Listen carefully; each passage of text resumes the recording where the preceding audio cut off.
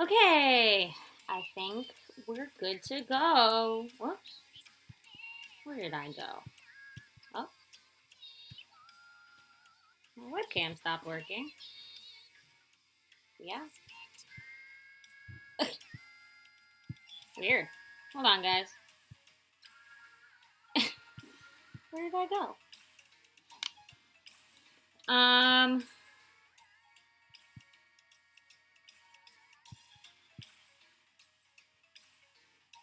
Done? Why did I disappear? Okay. I don't know what that was about. That's never happened before. Wait, I know why. I fixed it. I know how layers work. Hi, guys. Very small amount of people so far. Hopefully this picks up.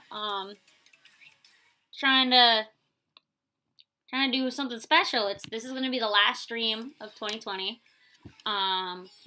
So I wanted to do a long one with you guys. And I figured doing it on a Sunday because Thursday is my usual stream day, but I am,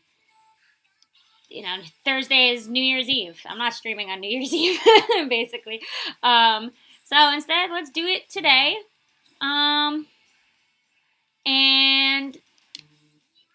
let's see how it goes. This is long, so I have a plan. So you guys know what's going on. I have a timeline planned out in advance. We're going to be doing a bunch of stuff. And it's mainly going to be the art critique stuff. That's going to be a major point of it. And I know a lot of people have submitted. So hopefully people who submitted are here. Because if you aren't here, I'm not going to talk about your art. As per usual. I don't want to do that to you. So... Also, by the way, guys, we may hit 6K subs on stream. We'll see. We'll see. I'm very close. So if that happens, that'd be nuts. Maybe I'll get a celebratory drink that isn't this tea. If that happens. So basically what's going to happen is we're going to split this up into, like, segments. So we're going to be doing crits first. And then I may take a break. A little quick break to just, like, refill water. And then I'll come back and we will then do a little timeline thing. So I recently put together a one of those, like, art timelines where you show your art from, like, the very beginning of your art journey all the way to now. And I updated it. The last time I updated it was 2014. So it was, like, a long time ago. So I updated it. And I thought I'd show you guys it. And we could, like, talk about it, because at least when I was teaching, I learned that, showing the kids I'm teaching in person, showing them how I drew when I was their age, definitely changed their minds about their skills. Because when you guys see my 15-year-old self's art, you're gonna laugh because it's terrible. It was very bad art. So you guys get to see this, like, journey I took to get to where I am today. So hopefully it'll make you feel a little better about your own art, because if you're young, you shouldn't be a master. If you're young and drawing Picasso, something's wrong. Yeah, I'm questioning your age. So that's gonna be another thing, and then we're gonna do more crits. And then I have a document I pulled together, which I thought would be fun because I've been critiquing your art in all these streams. So I thought, what if we critique my old art? So we'll look at some more specific art drawings I did when I was either, I have different years. I have like when I was in high school, some from early college. They're all digital pieces. And I pulled them up on a document. I'll open that document and I'll try to remake it with like, and I'll break down what I was doing wrong when I was a teenager. So I can now fix it. So maybe that'll also help you guys, seeing me break my own stuff down. And then we'll do more crits until the end of stream, basically. And then I'll just keep... So, and as usual, I'll take a break probably every now and then to get more water and maybe a snack. Yeah, that's the plan. So stick around, guys. It's going to be a long one. And I hope you guys enjoy this. So, I see people are coming in very slowly. So, as we get started, I want to start with some critiques, since some of you guys are here already. So I'm going to see, if you don't know how this works, people submitted art on my Discord server that they want me to critique on live stream. And what this means is, I'm going to ask you what exactly you want to focus on the critique. It's up to you. Or if you don't have a focus, I'll kind of just do a broad critique if there's nothing you can think of otherwise. And if you hear your name called, if I call your name, please tell me you're here. And if your name is different on YouTube than it is on Discord, you're going to have to tell me who you are, because I won't know.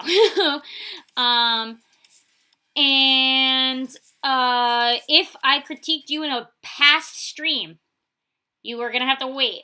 Because if I've already done your art, that means I'm going to be doing all the names I haven't touched yet. So all the people I haven't done before will go before you.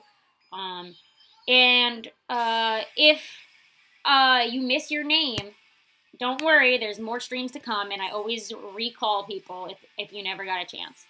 Alright, so as people slowly come in, let's just check. Alright, so what I did last time, so people aren't like reading a list and thinking, oh, I'm next, I'm going to do random. So basically what that means is I have my Discord open next to me, and I'm going to randomly call names from the server that posted. So if you posted, I'm just going to call 3 names, and if you're one of those 3 people, tell me you're here. So, and I'm doing it random because I know a lot of people come late and then they're like, oh no, I missed my turn.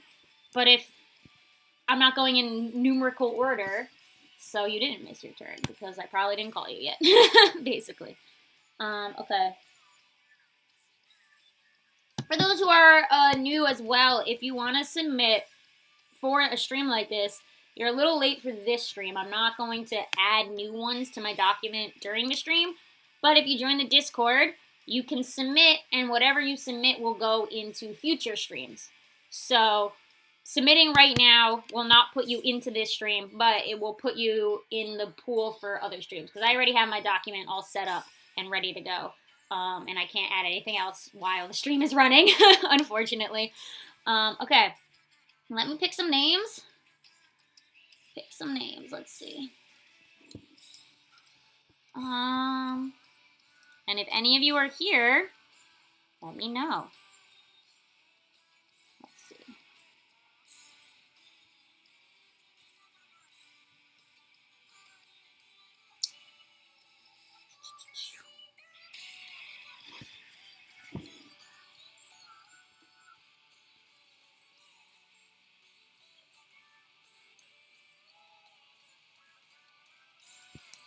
Gotta check the order. I want to make sure I'm looking at the right names.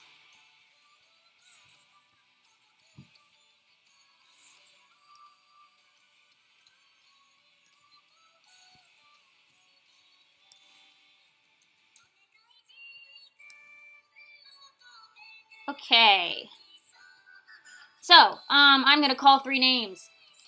If you're here, tell me who you are if your name is different on Discord, okay? Alright. These 3 names are, Lynn, the one and only Jax, and Sonia. If you are here, say so in chat.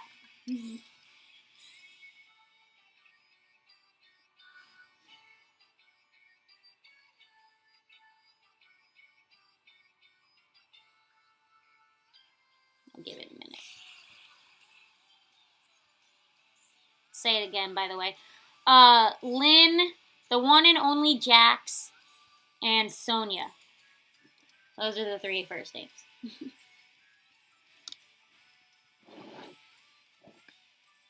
I'm almost out of tea.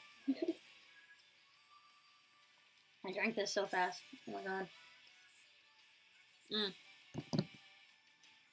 Lynn is here. Okay, perfect. We'll start with Lynn. Sounds good. And if the other 2 are here, let me know. The one and only Jax and Sonia. All right, Lynn.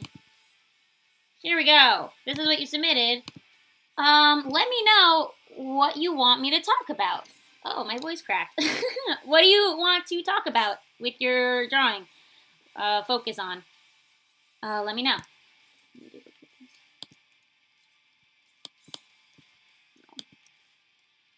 Oh, I don't want to do that. Okay.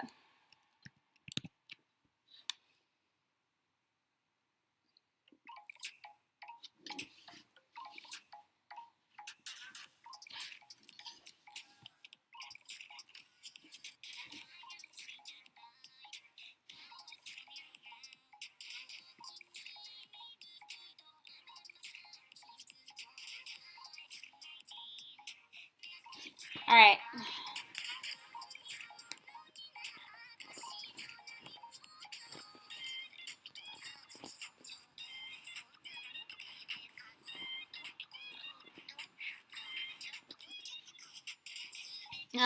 Okay. General crit and anatomy. Okay. All right. Yeah, anatomy. Let's do that first. Okay. So to start, I'm gonna do this. Let's just flip. Okay. Wait, sometimes if you flip your canvas, you can. Amber! My friend Amber is in chat. Everyone say hi to Amber. They're Tash in chat. Amber, you're the only one at work. I feel bad. Everyone help convince Amber to move in with me. It's my goal. My 2021 goal is to make Amber move in with me. Okay. So I'm just flipping it just to see. Sometimes flipping the canvas will make some things a little obvious as to things that are wrong. So always, if you're ever like, something looks wrong, but I don't know what it is, I suggest flipping your canvas. That's always a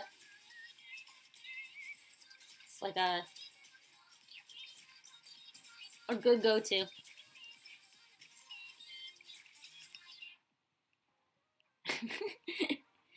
Amber's working alone on the holidays. Amber, be my roommate again. We were college roommates.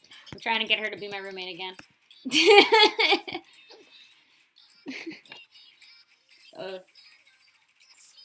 My incentives to move in with me are a city, so you don't have to live in the middle of nowhere.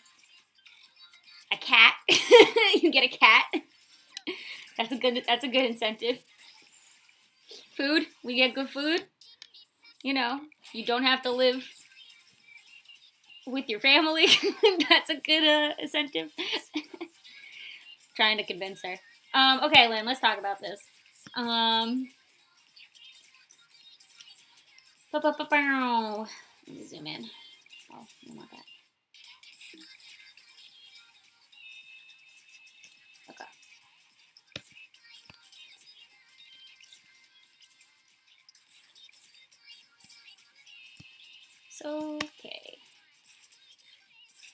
Sorry. There's a little lag for a second. Alright,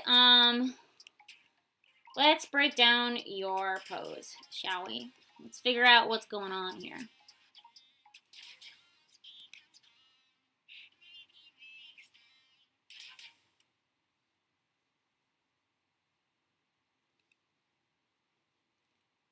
Alright.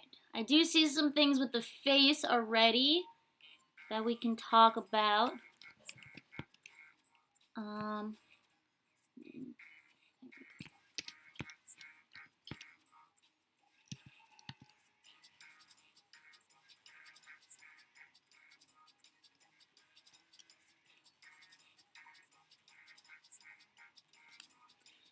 Okay. Oh, my bad.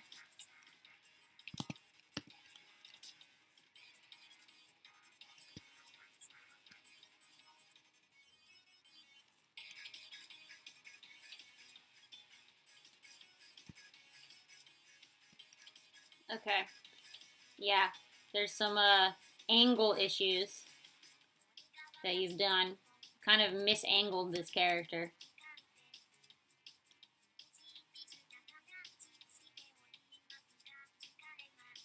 Also, muscles are hard, so don't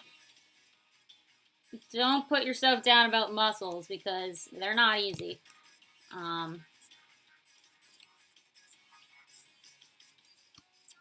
Okay. So, looking at just already the proportions of the body here, some things I'm noticing that his chest, so like this is his chest, right? And it's very wrinkly, which is something even muscles wouldn't, unless the shirt is skin tight, we wouldn't be seeing his muscles like this. And it doesn't look like his shirt's skin tight. It kind of looks like a robe. So a robe would like fall off the character. It wouldn't be squished up against him. And you also have like way too many angles. Like his face is like one direction, right? His face is like slanted to the side, but his chest is very like straight on. Like we're looking straight on at his chest. So you have like mixed angles. So what are we gonna do? Let's do some stuff, shall we? So like per usual, I'm just gonna do some photo editing and we're gonna see what we can get. So first off, let's start with the body. So looking at this body, it looks as though this shoulder here on the character's right, our left, it's more forward than it should be. It should actually be angled back more to show, actually I know what I'm going to do.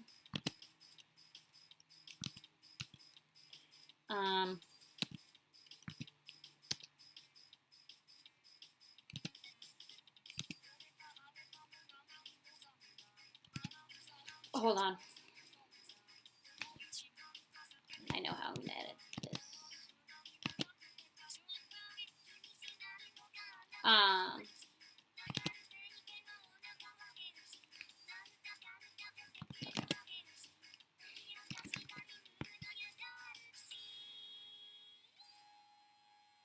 So it would be swapped.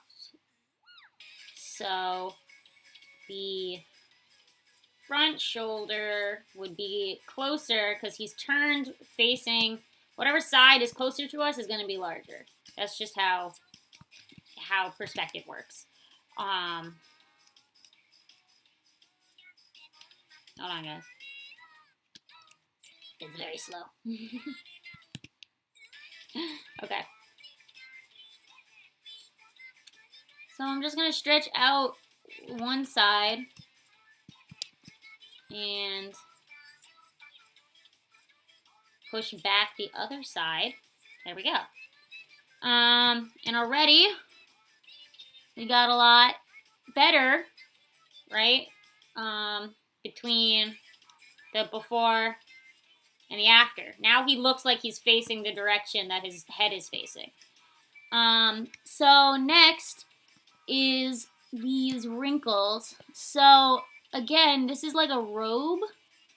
So we wouldn't see all of the, like, it would hang off his body. It wouldn't be skin tight. So we wouldn't see his muscles in the pad, like the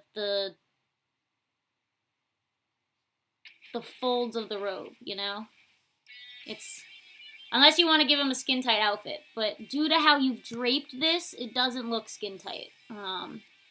As well as make sure you are following the same, like, make sure, because it looked like the thing was falling off his shoulder, but you didn't add any weight to show it falling, so it was kind of just like misplaced. I can speak.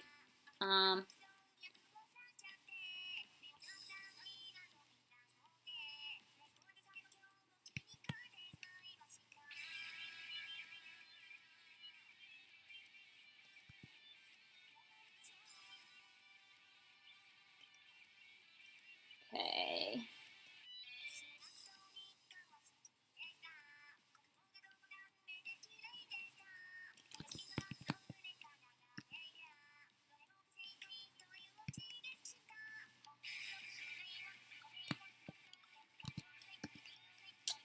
Okay.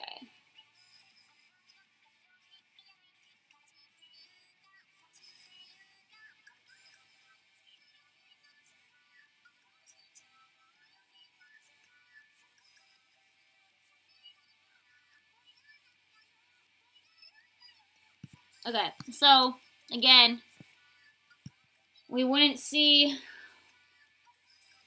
the wrinkles. I'm just making it empty right now, and then I'm gonna redraw it in. Okay. So, muscular people, highly suggest going broad with the shoulders. That way the muscles make sense. Honest. So, give him broad shoulders. Because it'll match the large chest as well.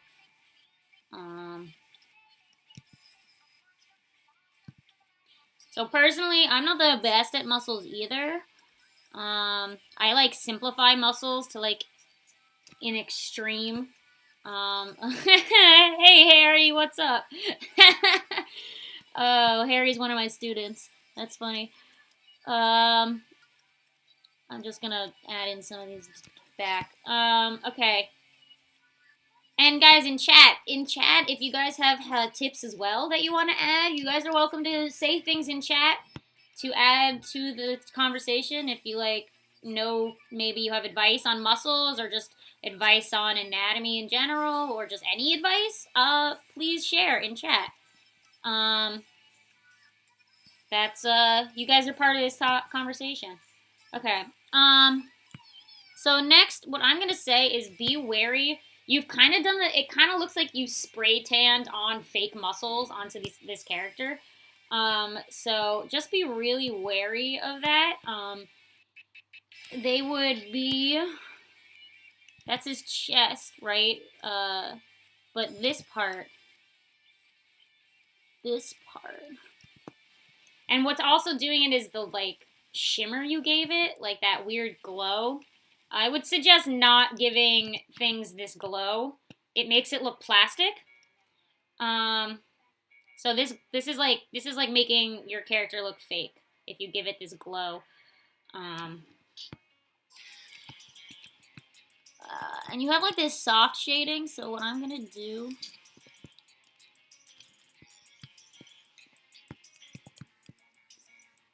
so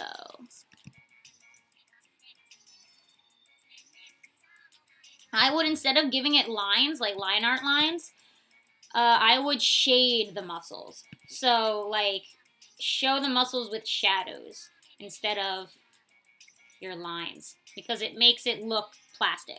Again, this, like, fake thing. Doing my best, but okay.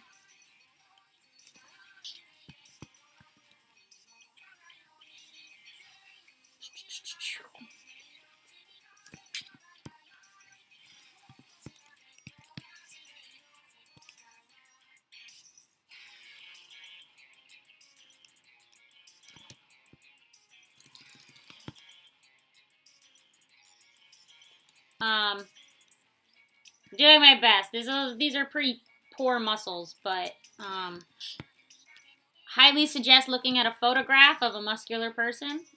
It'll help you a lot, for sure. Athletes. Look at pictures of athletes. You will find it. So be wary. So his chest. So I'll do a little like diagram real quick. So like your chest. So if your chest, like this is the body, right? Here is neck, arm, whatever. This is body.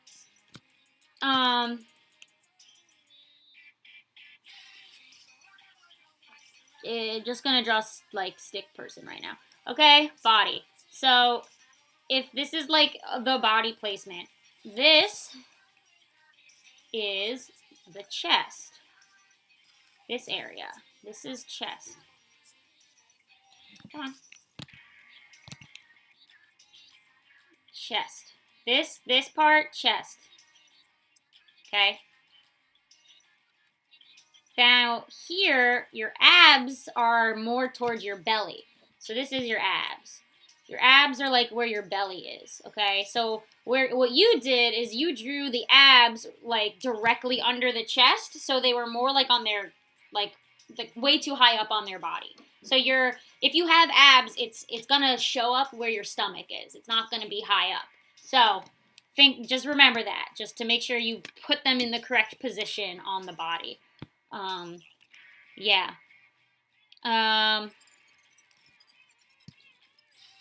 What else?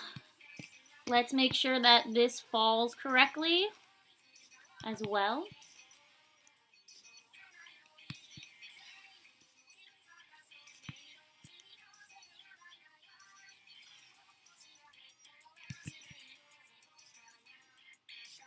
Okay. Okay, now let's talk about this face. I believe it's a little unangled.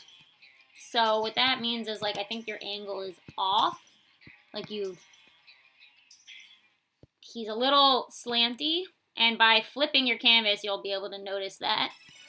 As well as his face has no direction. So his face should come out more, and we should see his chin in the direction that you've placed him in.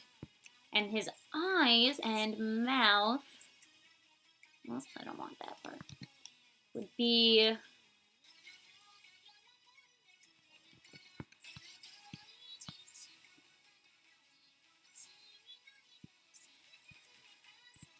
actually, I'm going to just do it one at a time. So his mouth would be more this way, right?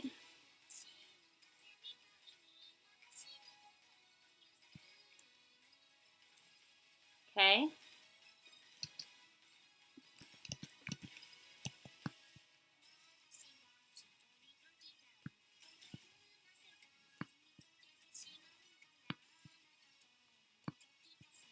Stamp in those freckles. Okay.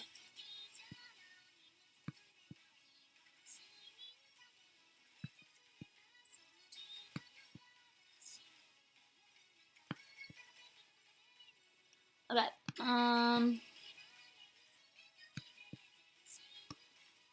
And then this part, his nose would be also a little more pushed to the side. And then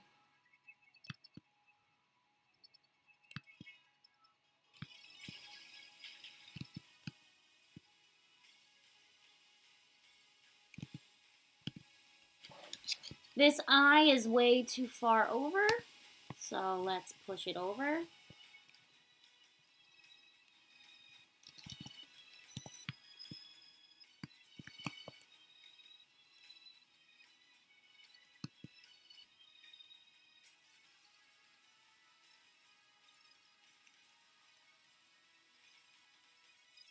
Be aware you can have tangents even in lineless art, so be wary of tangents.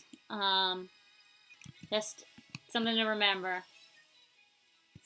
Okay. And then we can define his neck a little better. That Adam's apple. This would be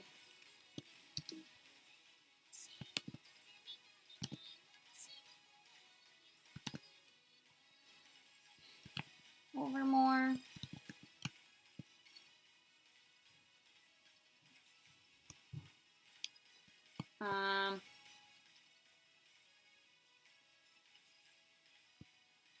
Okay. He's got a very strong brow, but I believe it would actually be. Hold on. So the indent of your eye that you're drawing actually lines up with your eye, like the edge of your eye. So his indent would be more down towards where his eyeball is. And then his top brow, I mean, he's like an orc. So I know orcs have like very big protruding heads. I hope he's an orc. So he would still have like his big head. Yes. But he would still have hair, you know, on the other side of his head. So make sure you include the hair from the other side too. Important. Okay. And then final suggestion, his hair could, I mean, this is a personal suggestion, but his hair could be like way fluffier. You've drawn it very stiff and it's very like big and bulky, right? So, and his hair here, watch how you're drawing it because you can like make it match and stuff.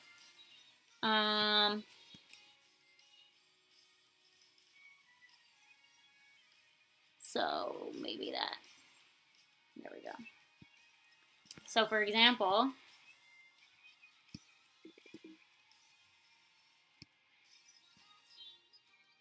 let's take this hair.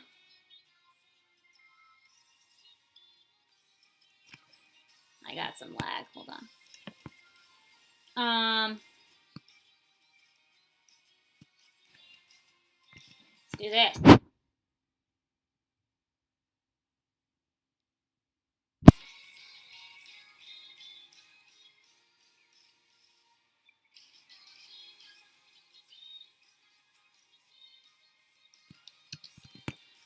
Make it larger. He's got a big ponytail. Give him a big ponytail, man.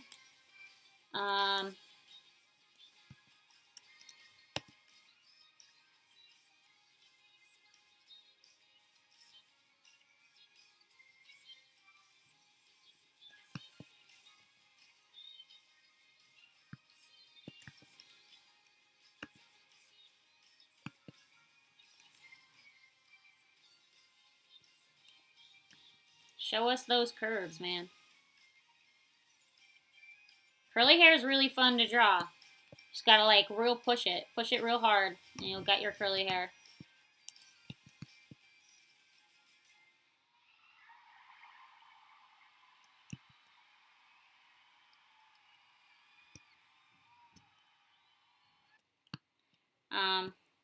So I would also say you may, I know you do lineless, but something I know a lot of lineless people do is they really show the difference like right here under the neck and the head. They like make it even darker in that one spot.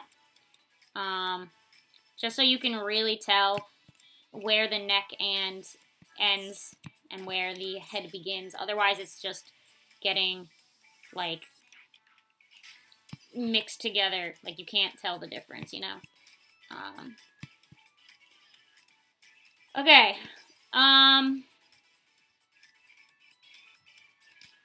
So I'm also gonna do one more thing, and that's unslant his whole body because he's a little slanted. Okay. Very rough. Like his chest area, I definitely rushed. But let's jump between the two and look at what we've got, all right? And then let me know if this helped you. Okay. You want him to have a beard? Okay. What I suggest, this is what I do for facial hair. Especially like if you're doing like not facial hair, because he looks more like he has a 5 o'clock shadow, less so a beard.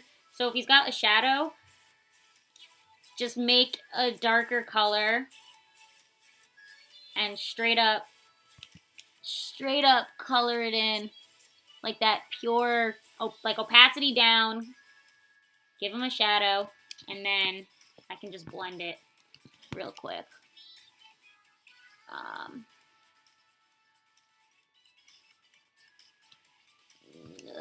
This is disgusting. I'm doing a poor job. But my suggestion is to just go dark for like a beard. Or 5 o'clock shadow. If you want a literal beard, then you should be doing this. You know? Give him the beard. Just do it. Just give him the beard.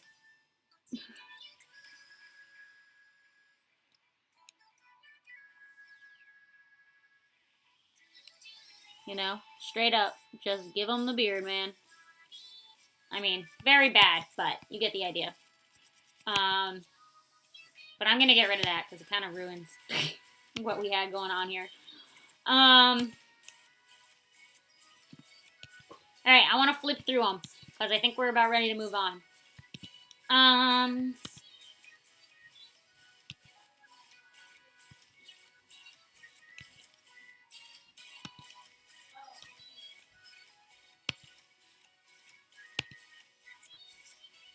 Hold on. Trying to go back. I don't want to go back too far. Okay. Alright, guys. Ready to flip? Here we go. Old. New. There he is. He's a beefy boy now. Make that boy beefy. Okay. Lynn, let me know how this was. Did this help you? Did we go over things that helped? Anybody else in chat find this helpful? So I'll tell you what we did. We re-angled his whole chest because his chest was angled wrong. We made his robe not such as a robe, so it's not skin tight. And we replaced his abs. We made his shoulders wider. And we fixed the angle of his eyes and his head, so his head is actually facing the same direction. And we poofed out his hair a little bit, so he's got more angle. Alright.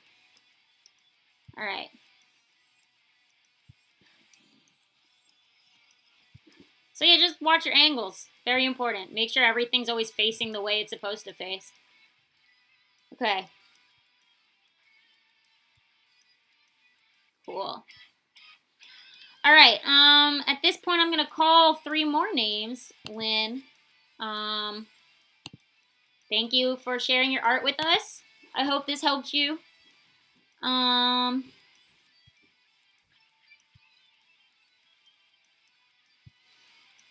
And good luck on muscles. Muscles are hard. Good luck.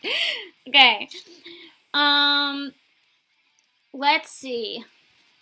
Well, who's our next 3? I'm just gonna say some random people, shall I?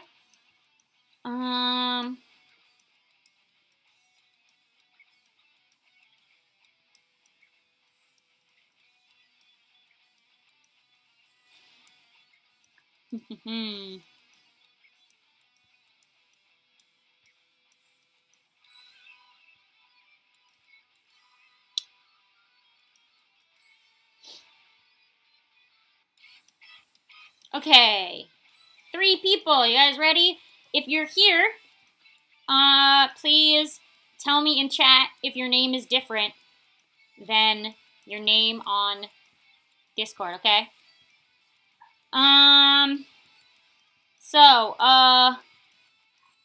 The next 3 names are Vlix, TJTV, and Rohan's wife, which I need to now change.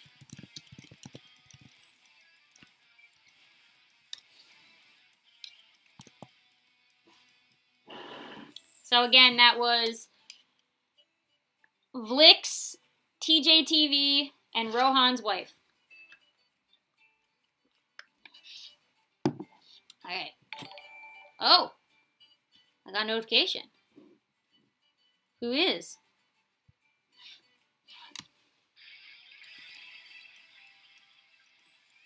It's a little delayed.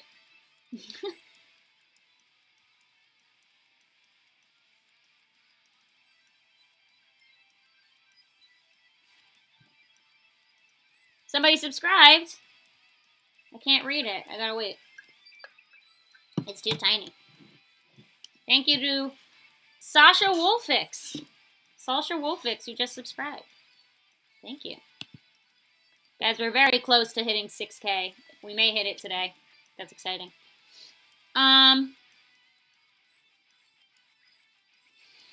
Okay, yeah. Vlix, TJTV, or Rohan's wife. Are any of you here? If not, I'm gonna say 3 more names.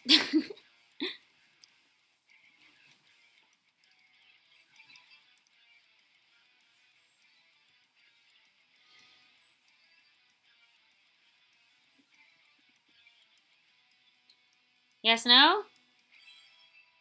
Is that a no? Okay. I'll say 3 more names. Okay,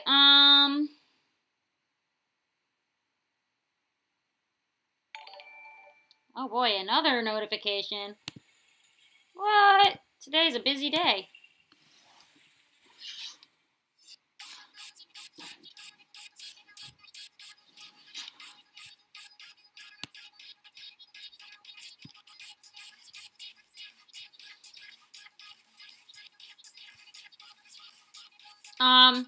While I wait to find out who that notification was. It's very delayed. I'm gonna say 3 more names. That would be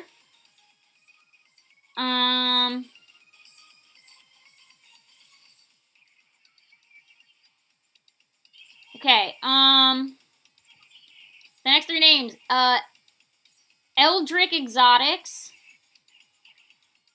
Milkbug, and Kibo. One of you are here.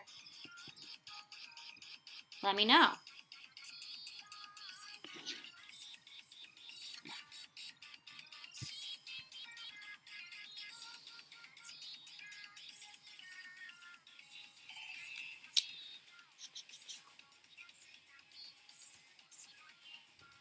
Nothing ever popped up, unless I missed it.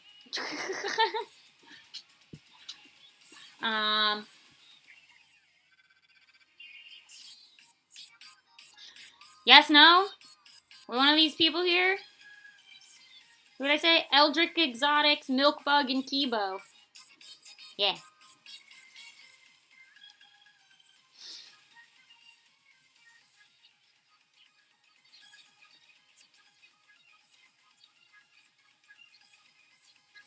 Nobody's coming! I may just go in order because I'm getting myself confused. Alright, I'm gonna slap up to the top and we'll see what happens, alright? Or should I start at the bottom? Man, these notifications keep coming in, but someone else subscribed. Thank you for the subs, guys. Like I said, we may hit 6K today. That'd be wild. Whoa. They just keep coming. Can't read them fast enough. It's very tiny on my screen, so it's kind of hard to read.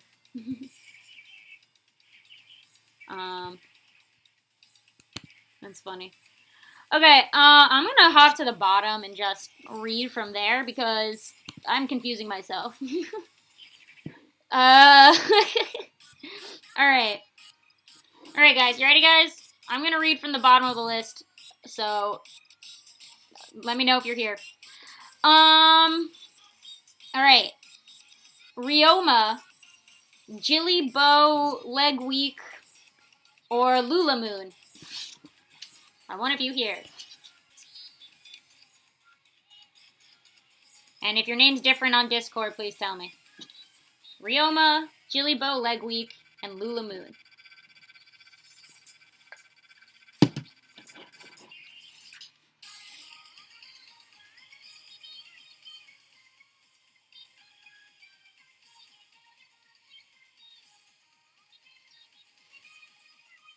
Okay.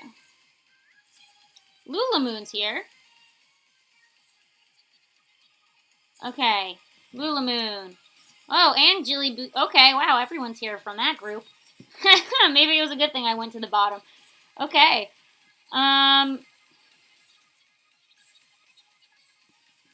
Alright, let's start with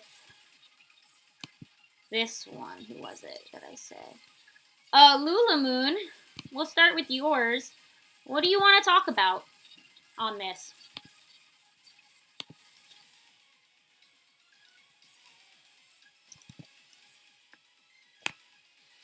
And after this, guys, I may run and take a break real quick.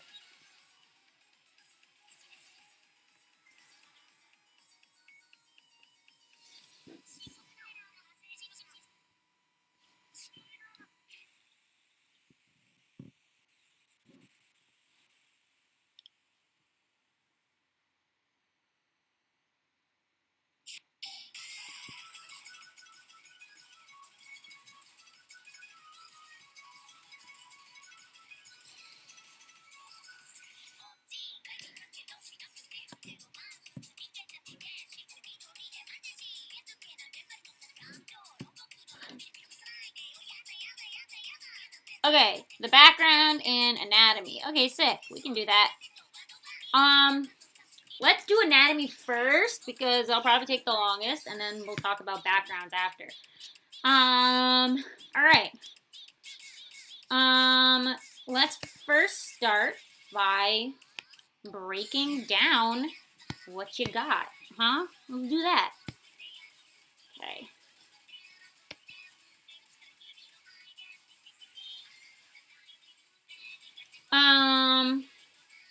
Someone want to know if I do Google Art forms. So if you want to submit for this, you have to be in my Discord for streams only. I will not be taking stream submissions anywhere else. However, you can also join my Discord, and other people can give you crits, not just me. We have a feedback channel where if you need advice on anything, you could just ask, and people will give you advice.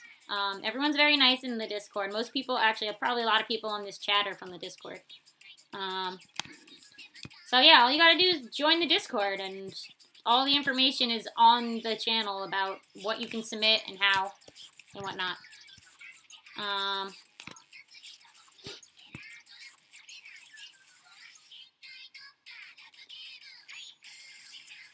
And the link to the Discord is in the description, by the way, if you don't know how to get there.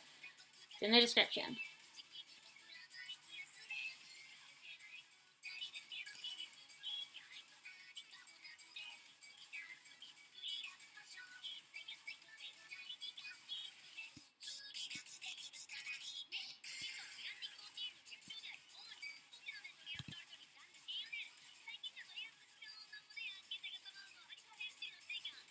Okay, this is the pose. I'm ignoring the bow, just so you know. We don't need it. Okay. So, what can we do to fix some things that I'm noticing? Well, let me cut them out first so you can get rid of the background.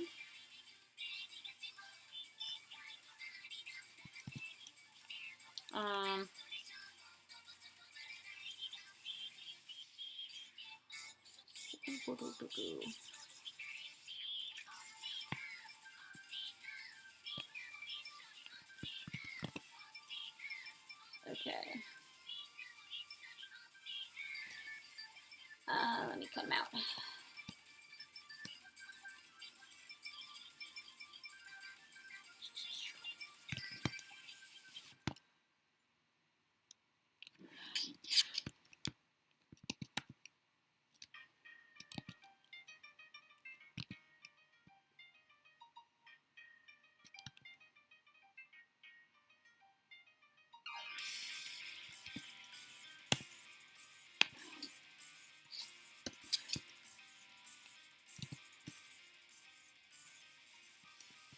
Okay.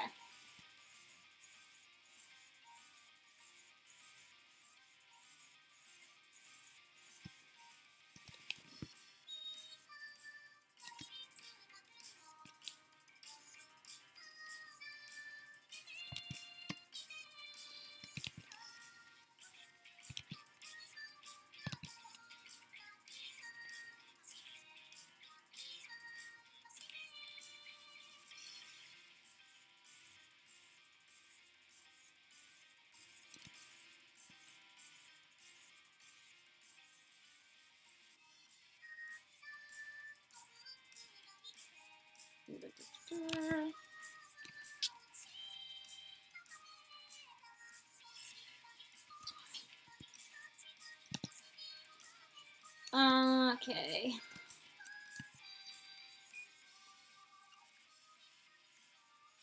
Cutting out characters is fun. Great.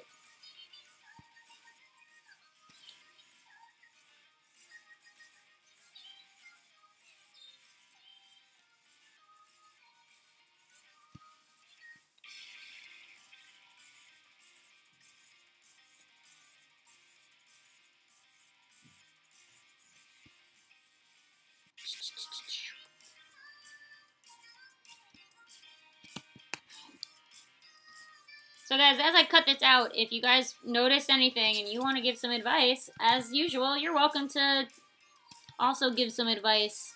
Nothing wrong with that. We're a community here. If you have ideas that maybe I don't have, please feel free to share.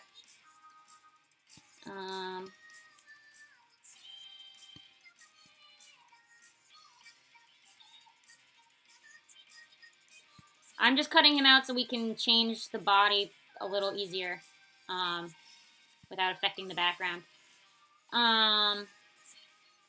It'll make it a lot easier when we start to edit if he has no background. Okay.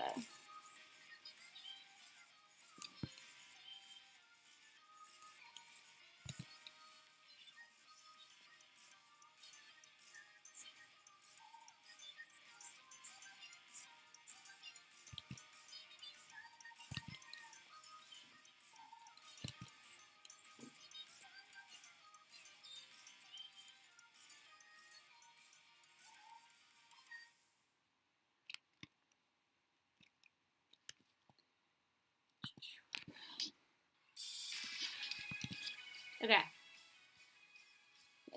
He's been cut out. Perfecto. Okay. Let's do the next part, which is anatomy. So, first thing I'm noticing is he has tiny head. Very, very tiny head compared to the size of his body. His head, tiny. So, let's make head big, or bigger head. So it actually matches his body.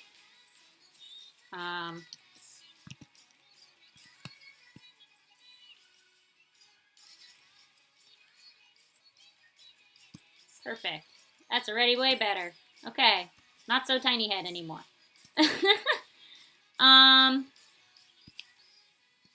Let's see. Next. I mean, most of this is pretty well done. Let's see. I just want to see.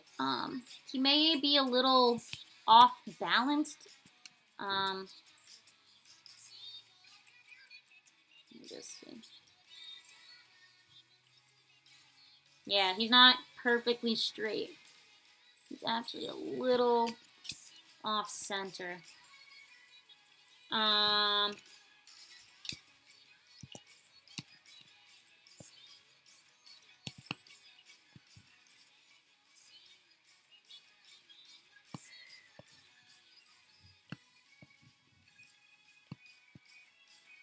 I'm just gonna delete the character out of this, so this is just background.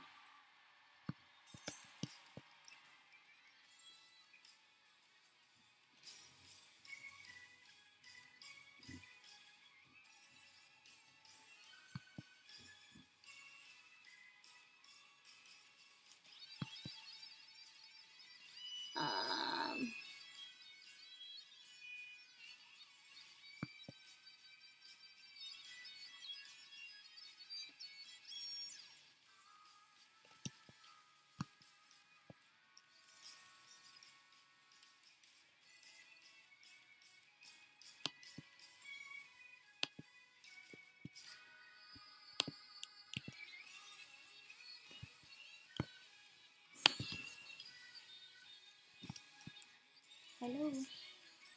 Whoa, that was a lot of lag.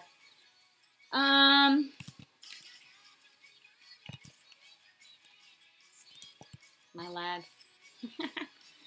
Sorry about the lag, guys. Large file, don't like.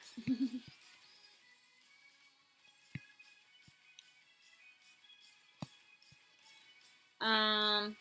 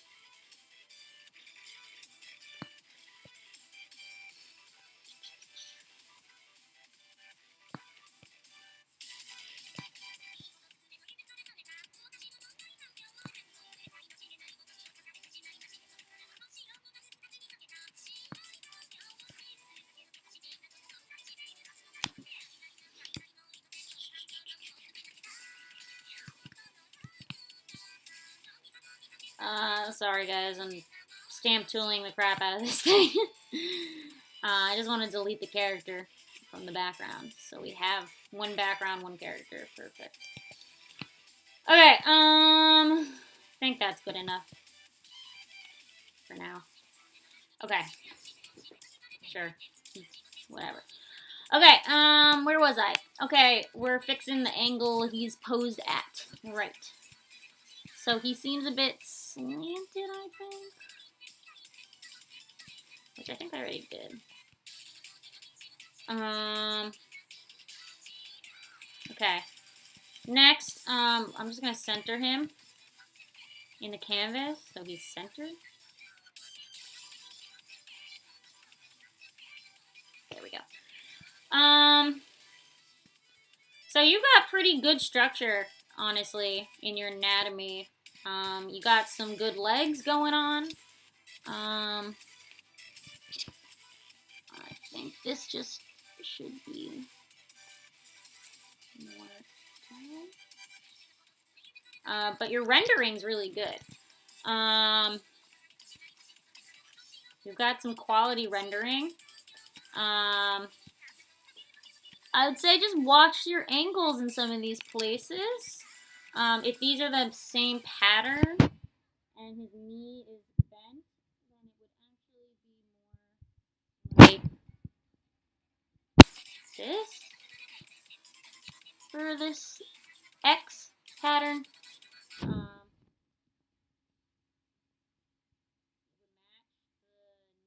Like the knee would be exactly where the turn is of the leg.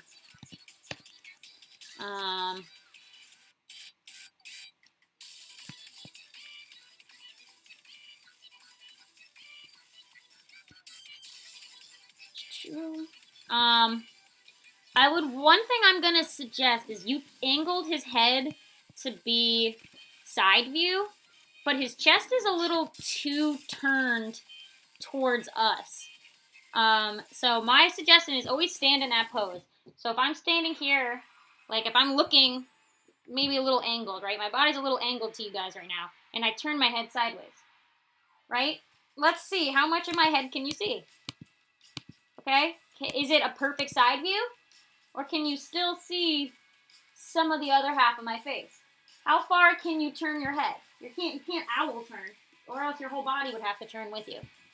Okay? So for that, what I would actually suggest is you show a little bit of the side of his head. So I'm going to do my best. I don't have your art style, so I'm going to try my best to implement that by copying what I'm looking at. Really, so glitchy. I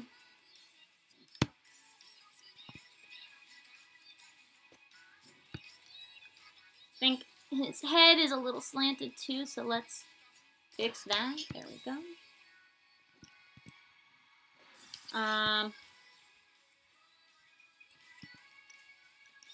So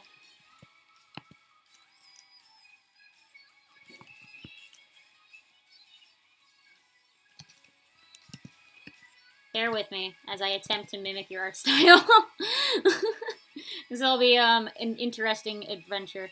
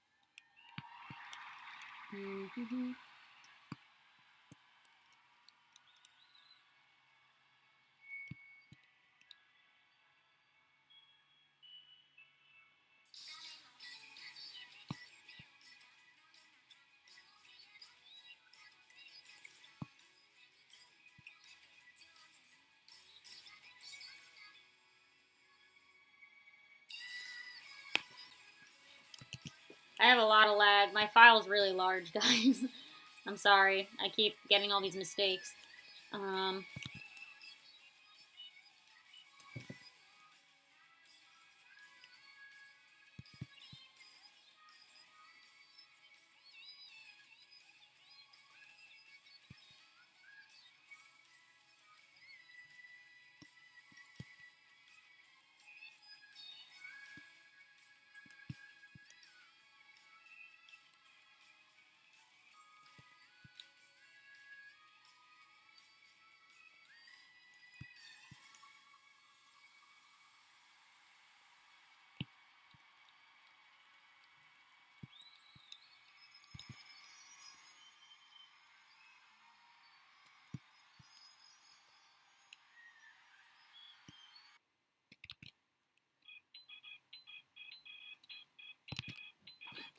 Ugh. Why? It keeps doing this thing where it's pressing when I'm not pressing that hard. Okay. Oh, this is a large. I may have to make a different file because this is laggy. Okay.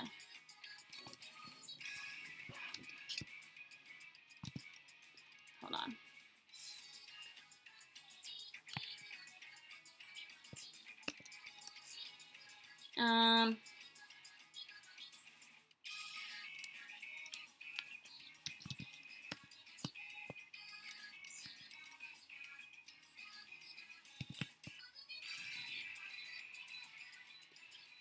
This is an attempt, guys. Doing my best. Trying to turn a head that was not turned before. Okay.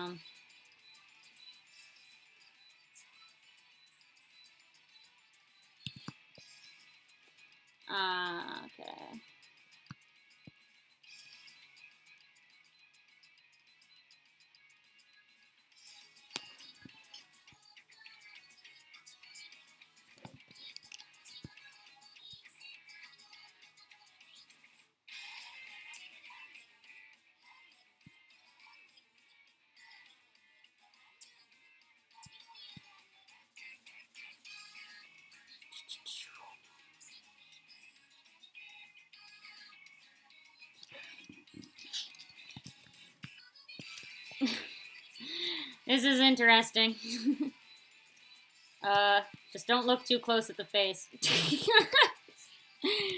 um,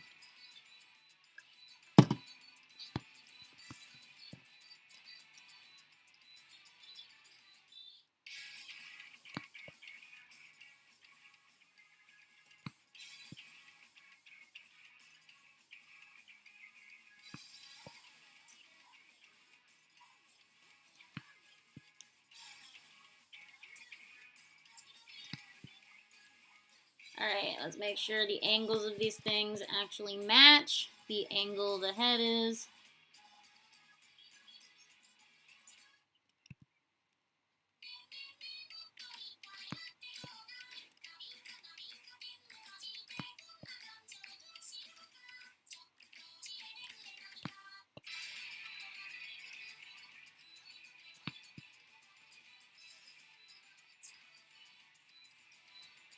Maybe if I zoom out, it'll actually look good. Oh, it does! Haha! Zooming out helps. Okay, I've turned his head a little bit, and that already matches his face to the angle his body's at. As for the rest of him, he's pretty good, honestly. I think you've done a good job. I would say you have like a good mix of wrinkles. This shirt, I think I'm just a little confused as to why it's like bunched a little bit. Like that's not really how a shirt works.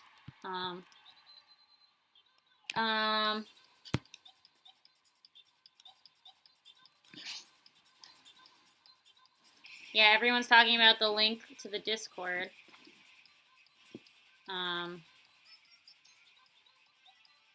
It works. Guys, that link works, by the way.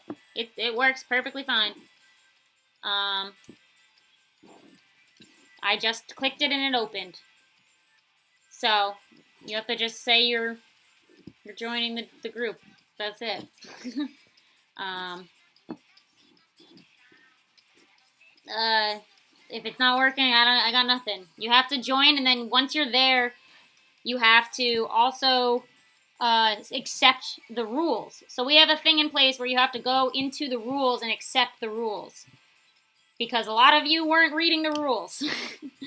So we added this to make sure you read the rules. So if you get in, you also then have to click a button that says that you read the rules. And you have to click the exact correct reaction button, alright? Yeah.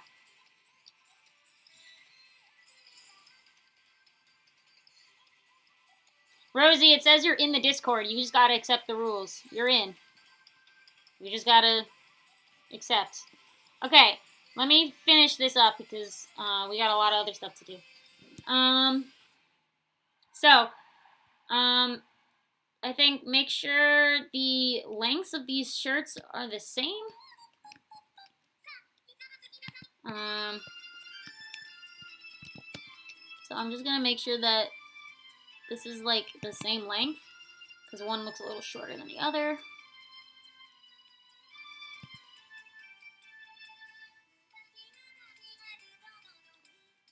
Okay.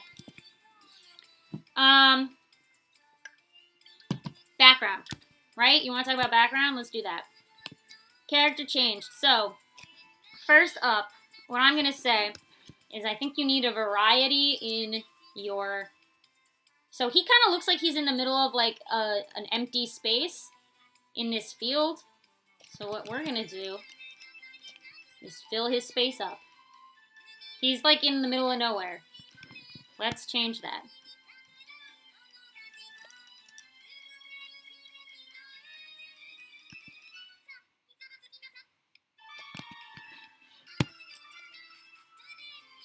How to do that? Vary the size of these trees. Okay, so put some real close to him and make them big.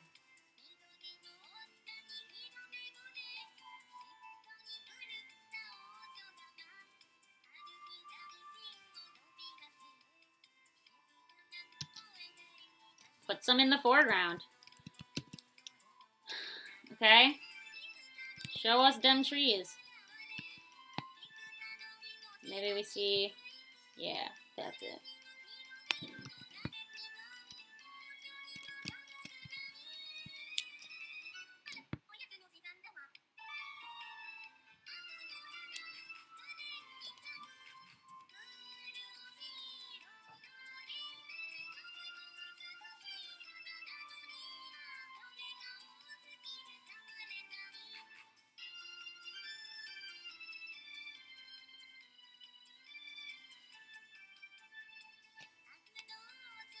Because right now, without something that's relative to his size, he looks like a giant, you know?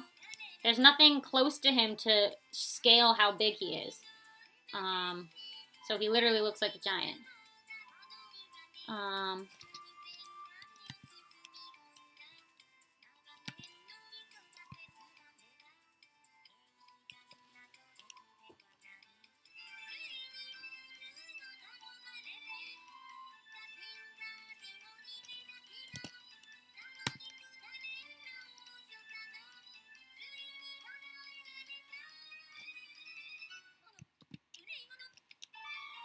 Okay. Lag.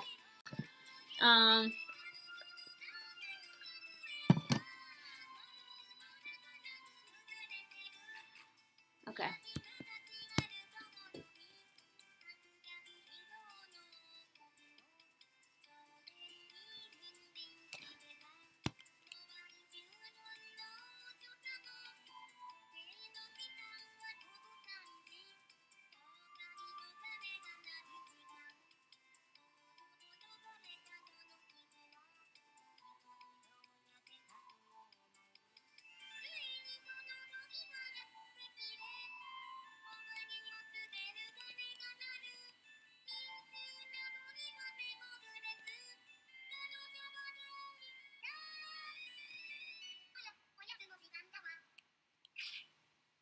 There's a lot of lag, guys. I may have to make 2 files with half crits on one and half the crits on the other. I will be taking a break right when this is done because I have to use the bathroom. So, we'll do that. And then when I come back from the break, I'll have 2 files. Hopefully. So it's not such a lag. Okay.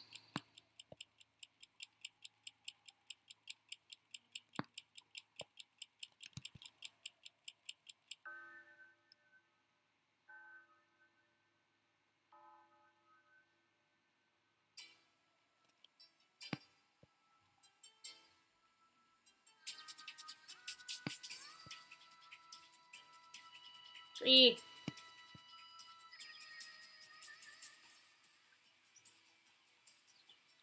Now we can see how tall this boy is.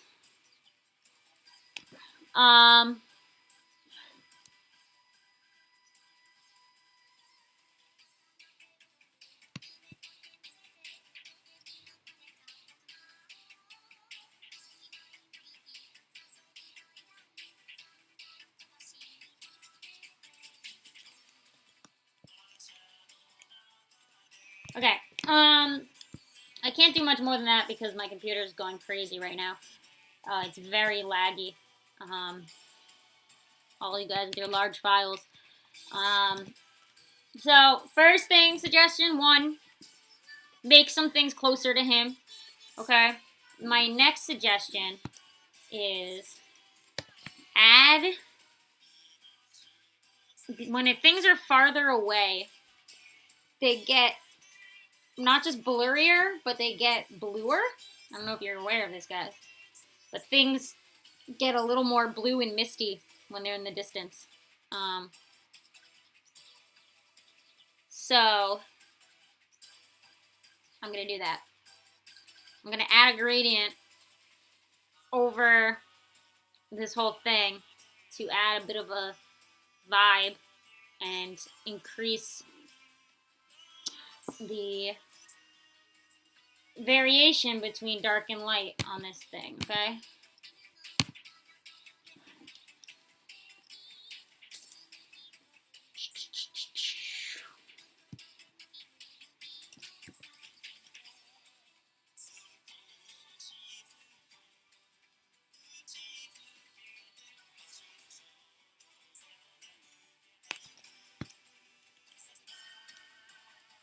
That's all.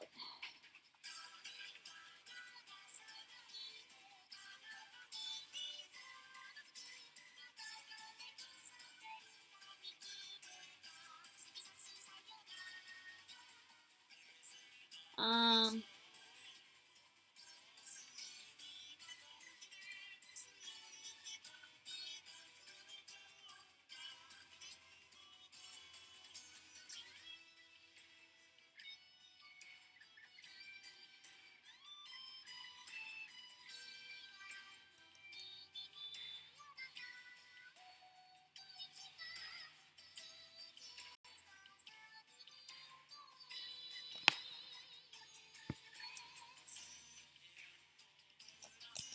okay.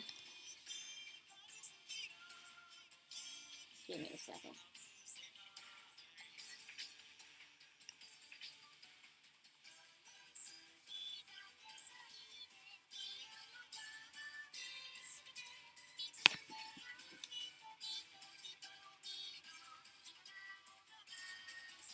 Oh, lag. How I don't like you.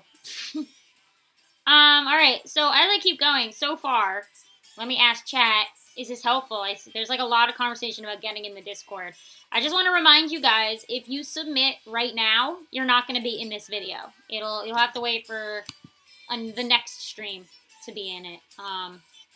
Because as you can tell, I'm very laggy already because this file's huge. So just be aware of that.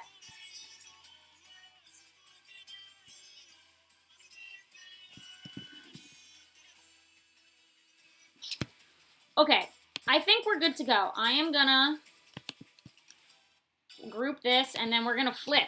Okay, so Lulamoon, I'm gonna flip and we'll see the differences that we've made, alright? Here we go.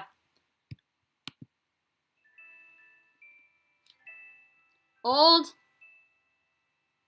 new. There we go.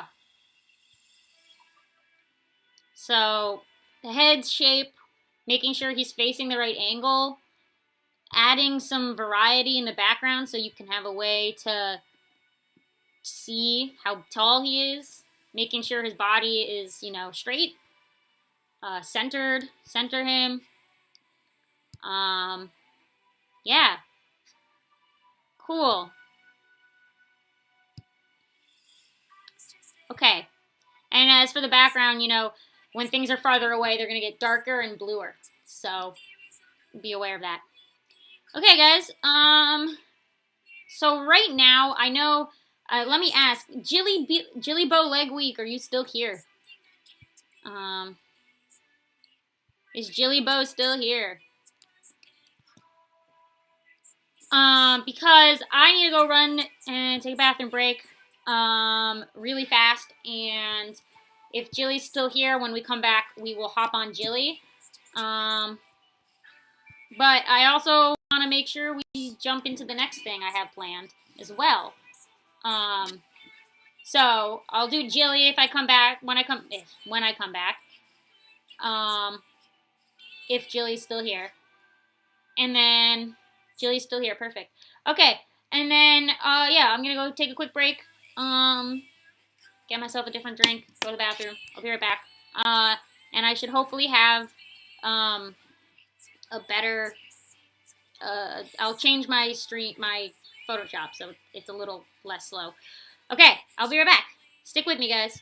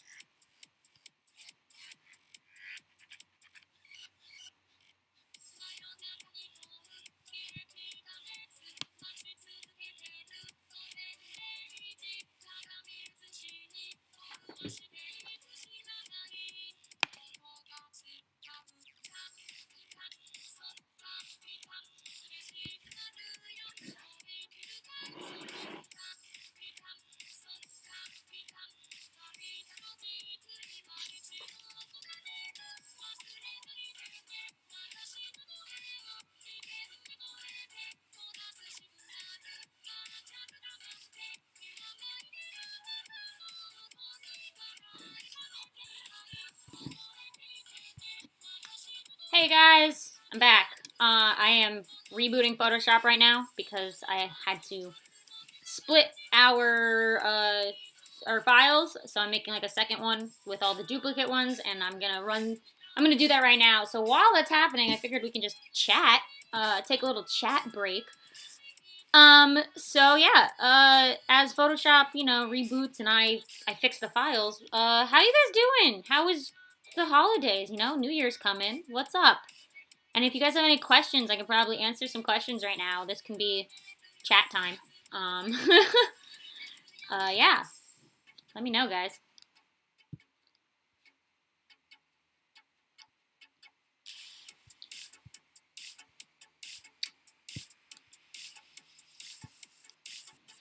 Um, did you guys get anything you wanted for the holidays?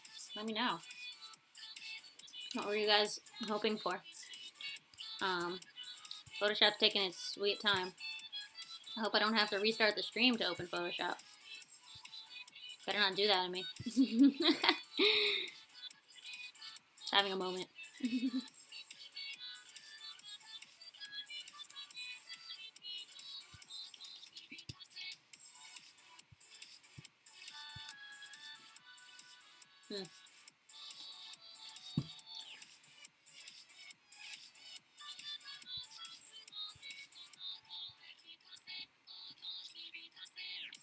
Dope. You guys got some cool stuff.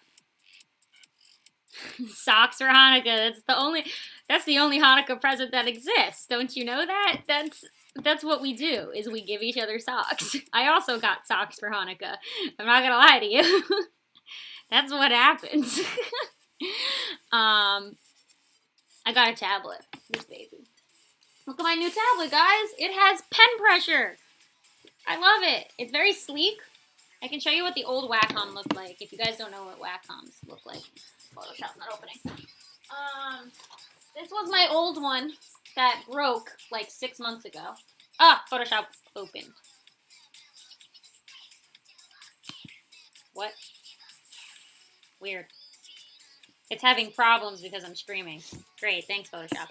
Anyway, this is the old tablet. It's actually the same, like this is just the newer version of this one. But it's actually smaller, weirdly enough. So my old one was actually longer. Look at the size difference.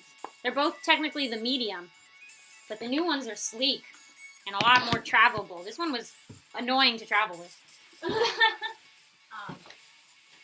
But it broke like 6 months ago, and I've been using my backup on screens that, doesn't have pen pressure. So now I have pen pressure back, guys. It's very exciting. I love pen pressure. Let me make sure I get this open. Yeah. Wacom. Wacom's the way to go. Uh-oh.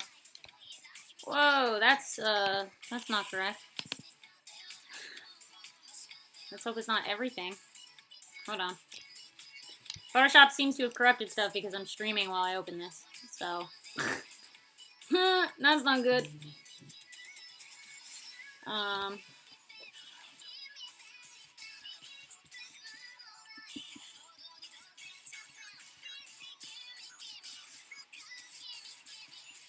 Sorry guys, it's opening this file.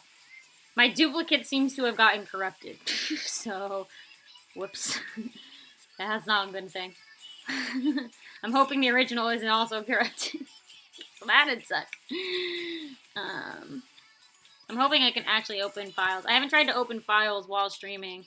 I think my computer's processing things, too many things. So it works.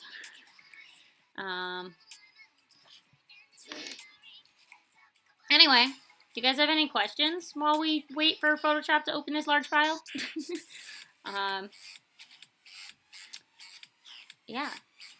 Someone said they have the same Wacom as me, but they don't know how to work it. You plug it in. You get a cord. It comes with a cord. You plug it in, you download the driver, then you draw. That's it. It's not that complicated. There's no screen to it, You don't need to look at the screen. How old is my computer? You don't want to know the answer to that question. Older than some of you. I'll say that. My computer is... Okay, sweet. My original is not dead. Dope. My duplicate is the thing that got corrupted. Sick. I can do it again. So we didn't lose anything, guys. I just lost my duplicate.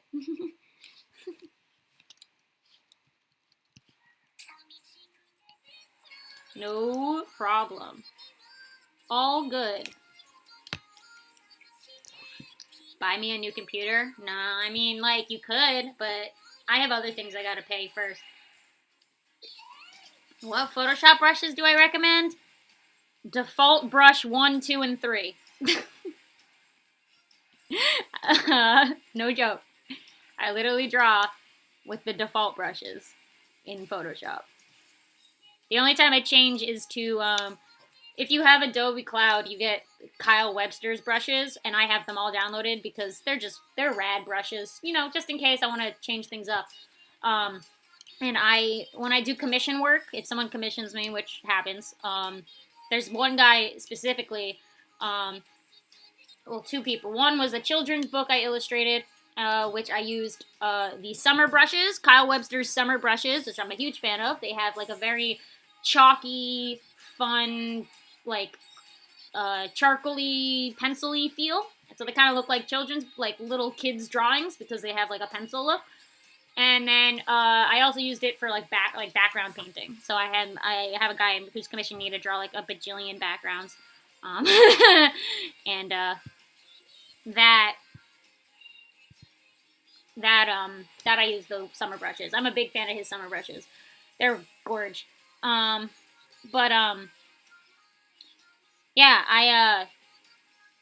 I use like the literally the general brush. That's it. I just general brush with pen pressure. I use it to sketch. I use it to line art. I use it to color. I use it to shade. That's it. Yeah. And this goes for all programs. If I use my iPad, I also use one brush for everything. It's all the same things. Yeah. What do I think of mustard? I like mustard. Yeah. Mustard's good. I'm a mustard fan. Top tier. You guys are gonna buy me a new computer? Thanks. I need a desktop. I have a laptop. I need a desktop computer. For sure. Yeah, I would keep this laptop, and then my desktop I would do like more heavy duty stuff on. But I do need a Windows. I use Mac. I use Mac computers because Adobe and Mac work well together. Adobe doesn't run as good on Windows computers, unfortunately. Have I watched South Park? Yeah, I love South Park. I've seen every episode more times than I would like to admit. I can quote a lot of South Park. What else? But yeah, I'm about to move. I just signed an apartment lease, so a lot of my funds are going to an apartment first before buying new things like a computer. Like, I don't need a computer more than I need to pay my rent, you know? I think rent comes first. So I'm excited to move. I'm gonna be moving right before my birthday, so it's really exciting for me. Okay.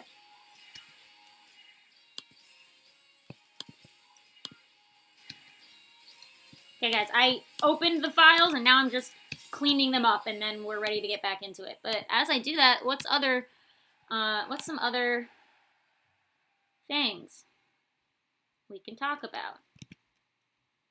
What are some of your other questions? Let's see.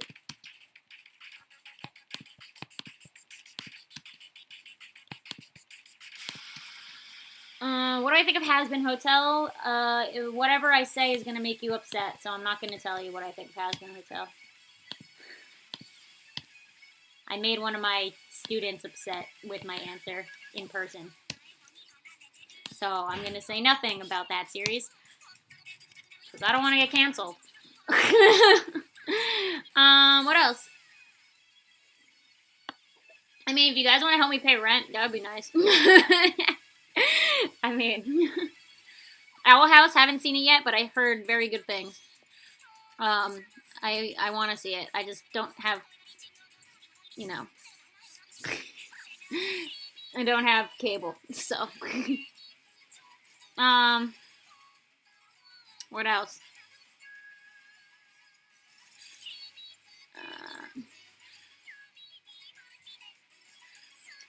Oh, Dana says if I use Clip Studio Paint, if someone wanted to go into the professional field of art, you recommend buying Photoshop and learning it early. Not necessarily. So it depends on what in the field you want to do. If you want to work independently, you want to make illustrations for commission work or children's book, like you're on your own dime, like no one's controlling you, you can still use Clip Studio. No one's going to stop you. I have a friend who works professionally as a illustrator, and she makes everything on Clip Studio. She adamantly hates Photoshop. She outright states that she hates Photoshop, and she refuses to touch Photoshop. She went through college only using Clip Studio. She refused to use Photoshop, even when her professors told her to. She would just do it in Clip Studio anyway. So you can do everything in Clip Studio. I will say, if you are trying to go into a studio, like you want to work in a office with other people in a studio, like you want to do animation work in a studio, you're gonna need Adobe sooner or later, because that's like the programs. So for me, I need Adobe because I use Animate, I use Premiere Pro, I use After Effects, I use Photoshop, I use Illustrator, all of the above. I use it all, the whole package. That is why Adobe is good. So, yes and no, that's my answer. You don't need Photoshop. You can use any program to draw. However, if you are doing more than just drawing, then you're gonna need Adobe, basically. But I have some friends who are slowly converting to Clip Studio because they're sick of paying for the Adobe subscription. So, let's see. For those who asked about South Park, I have an animation. I don't know if you saw it. It's in my reel. If you watch my animation reel, it's in there. But it hasn't come out yet, but I'm in a South Park reanimate where we all reanimate an entire South Park episode. And I had a part in that.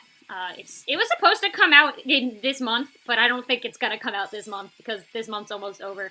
But it's been like 3 years, so one day it'll come out. What else?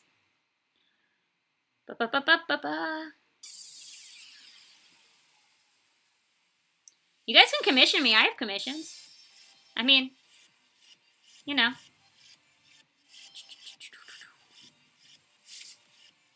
hold on. All right, I got the files, so hopefully it won't lag as much. So we're gonna do that one person who I said I would do. Are you still here? That was Jilliby. Ooh, Jilliby, are you still here? Because we're gonna do the rest of yours. Well, rest of yours. We're gonna start yours. I have made this file nice and neat. Okay. Let me just see if there's any last questions before I go back to the Photoshop view. You guys will help me pay rent, thanks. I needed that. Yeah, I have commissions. They're you can also support me on Ko-Fi. Like, it's like a cup, and I can do a little doodle for you. Those aren't like full commissions, they're like literal doodles. But I have like legit commissions. If you're in my Discord, they're all linked in my promo page, and they're pinned. Buy me Disney Plus. No, I don't need Disney Plus. Do I know what Blood of Zeus is? Yes, I started Blood of Zeus, but I didn't like it. Castlevania is way better. Way better show. Same company. Same animation company. I thought Castlevania was better paced. I got bored. Blood of Zeus bored me. I didn't finish it. Which is kind of sad, because it's like a cool action show. Like, why did it bore me? What else? Photoshop is scary. Yeah, but I'll tell you this. If you learn one program, you've learned them all. Like, I started with, like, baby Photoshop. Photoshop Elements was my first program when I was in high school. It was, like, the CD disc of Photoshop that you downloaded, and it had, like, 3 buttons. I started with that, and then in college I upgraded to real Photoshop. And then from there, I could learn Illustrator, which was a whole different thing. Illustrator was a mess. I learned that in my first job out of college. I worked at an advertising agency, and we did motion graphics work, so we had to do Illustrator stuff, and I learned Illustrator for the first time at that job, and I was like so confused. It was rough. It's a whole different way of thinking for sure. And then when I got an iPad, when I graduated college, I bought myself an iPad as my graduation gift to myself. And I started using Procreate, and then my friend introduced me to Art Studio Pro, and I loved Art Studio Pro, and now I never touch Procreate because I realized I don't like Procreate. It's for personal reasons. The way I draw, like the way my hand moves when I draw, I find that Procreate struggles to read my hand very well. Like, I guess I just move in a weird way when I draw. But Art Studio can track my hand so much better. I think my line art just looks nicer on Art Studio. And Art Studio has no limit on layers, and I know Procreate has a layer limit, which Art Studio doesn't have. So that makes me happy. So I love Art Studio Pro on my iPad. I use it to make like everything. What else? Don't ask more questions, guys, because we got to get back to this. We'll do another round of questions later, between stuff. I want to get back to the art, because I promised Jilly Bo we'd do it, and then I want to talk about something else, but we'll get there. Do I have a favorite fandom, or do I like them all equally? Currently, I'm obsessed with Genshin Impact, like, to a scary degree. You guys, I have spent money on Genshin Impact. I really wanted Zhongli. I got Zhongli on the, like, second to last day of his banner. And I don't care about Albedo, so I'm not spending any more money. I don't care about as many other I really don't. I really wanted Zhongli. Luckily for me, Child's my favorite character, and I got him. I got him on my first pull, like my very first pull on his banner. I got him. So I was set. So I didn't spend money on Child, but I did spend money on Zhongli. Now he's a baby. I gotta train him. He's weak. But I have no defense characters, and I really needed a defense character. He's really good at defense.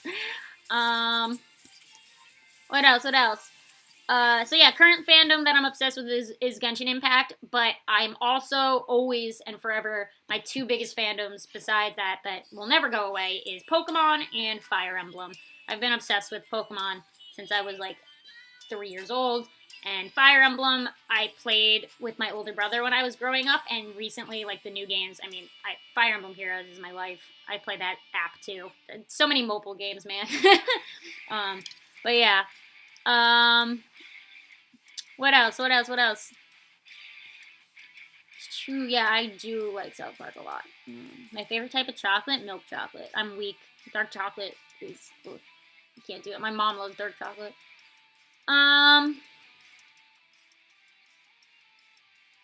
Oh, okay.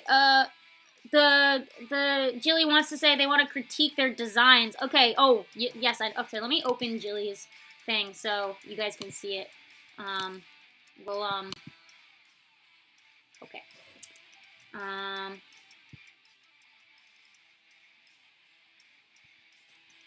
I gotta make sure it's capturing the right thing.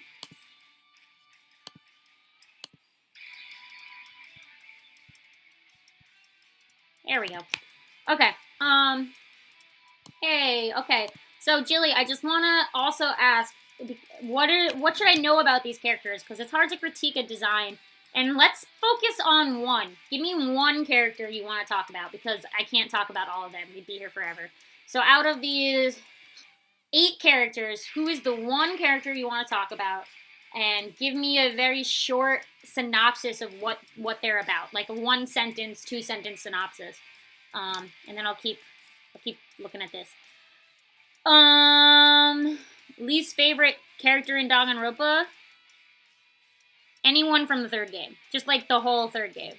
That I don't remember any of their names. That tells you how much I care about the 3rd game. I don't like the 3rd game. Tips for digital painting? I don't really paint.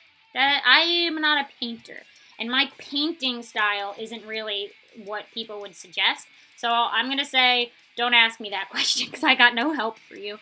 The way I digitally paint is like, not the correct way you're supposed to do it. So, yeah. um, um,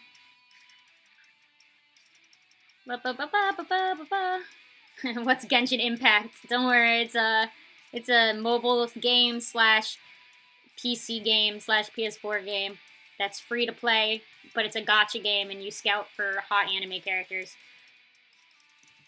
Tartaglia, man, he's my type. It's a problem. I call it the Oikawa syndrome. If a character looks or acts like Oikawa from Haikyuu, then I immediately like them. That's it. If you are Oikawa but in a different form, you're now my favorite character. That is it. The Oikawa syndrome. Yeah, I'm obsessed with Genshin. I haven't played today. I gotta get my dailies. I'll probably play tonight when the stream's over. You know. My friends are all obsessed with Zhongli. One of my friends downloaded the game just for him. Okay. Ba-ba-ba-bow. Okay, I think we're good with questions for now. So yeah, Jilly, what's your character that we're talking about? And, what's a little bit about them so I can talk about them a little more? Because I can't do all 8 characters. We'd be here forever. We'd never move on to someone else.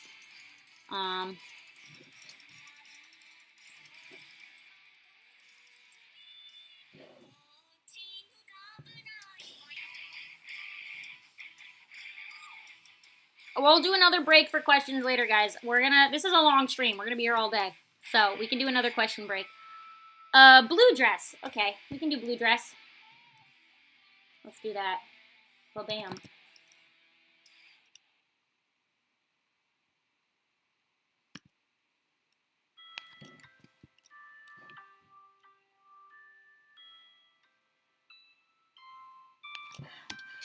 Blue dress, healer, mother-like character, caring, and they live in a fantasy world. Okay. So you only want to talk about design, or do you also want to talk about, like, anatomy and stuff? Because we can do a little of both if you want. Okay.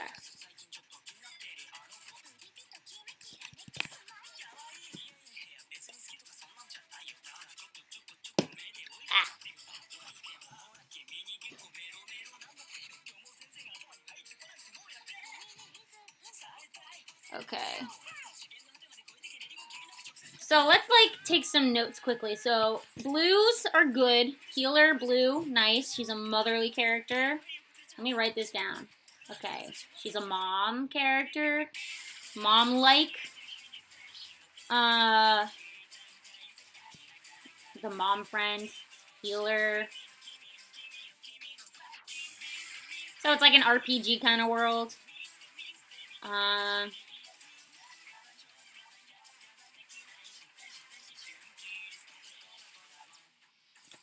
Okay. Gotcha. Okay, so, healer. So, blues work well for a healer. However, I'm gonna ask, does she have, like, a job? Because I'm thinking of, like, RPG kind of world things. So, I may not, like, straight up redesign her, but I'm gonna give you, like, a list of things maybe you can think about. So, what is her occupation?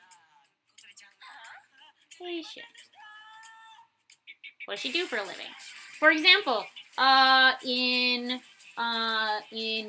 Octopath Traveler, the main healer girl, the white mage, she's a nun, or like a priestess.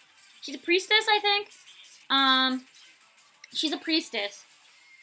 Olivia. Oh, I don't remember her name, but in Octopath, the priestess girl.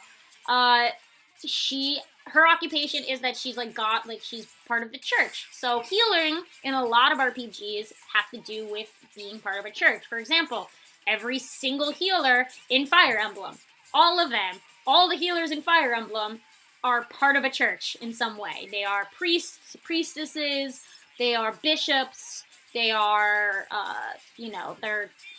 they're part of some sort of godly thing. Usually like they're in Fire Emblem, their gods are dragons, so it's like they work, you know, the dragons are the gods or whatever. So that can help you change the outfit. That being another version of healer is there's other types like medical healers. So does she do medicine? Is she like a doctor? That would be a different type of healer. That's another in Octopath. There's a second healer, and he is a what's it called? Medicine guy. He gets herbs and stuff. You know, he goes and finds herbs, and that's how you heal him. So he would be more of in a medical outfit. He's like more into nature and stuff. So he's got some greens in him because he's like a nature. He hunts for things in nature, and stuff like that. So that's something to think about for your outfit. What is her occupation? Is she straight up a mom? What's a mom gonna wear? You know, like maybe she's a mom because she's a mom. She's healery, right? So that's to think about, because that's gonna change the outfit. Another thing is like if you think about like I'm trying to think of other RPGs that aren't Octopath Traveler or Fire Emblem. I haven't played Final Fantasy, so I can't really say much about Final Fantasy, but I know like I don't remember her name. She's a healer kind of character. She wears like a very similar outfit to this, but it's a lot simpler, I would say. So yeah, for sure. What else? She's sweet, blah blah blah. Okay. What else can we say about her? Her hair is cool, but it's a lot. Hair is a lot. A lot. So, especially because she has so many braids, how long does it take her to put this hair together in the morning, you know? Like, she's going to be stuck there forever. So, you can simplify this. Highly suggest, if we're going for this look, what you can do is you can keep the braids. However, if we... Maybe she has straight up side braids. Like, you don't also have the swoop. Just have the braids, you know? Just braids. Braids is her thing. You can keep that, you know? Keep braids her thing. This, we don't need this thing. It's adding way too much. Unnecessary. Her design's really complex already with the hair. You don't need all the extra bits. Right? So, that's something to think about. It's only braid, right? Just braid. Just braid. Her braids are cool. Just braid.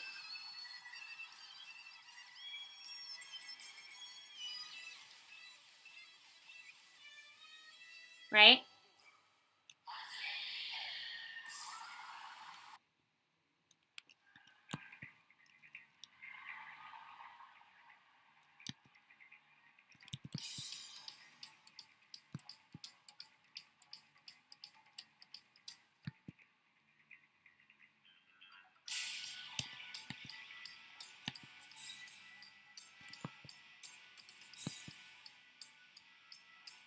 Okay. Just braid.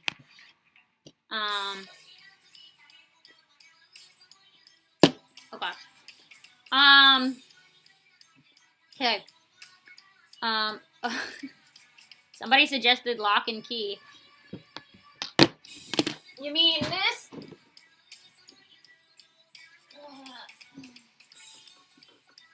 You mean this? This bad boy right here? This thing? Y'all talking about this bad boy? Except the Netflix version, which actually was pretty good. I read this when I was... How long have I had this? I read this when I was 16. I read the comics when I was 16 years old. But bam. Wonderful series. Definitely recommend the graphic novel goes into a lot more than the anime, the live action did on Netflix. The live action was good, but they missed a lot because they had to condense it into a show.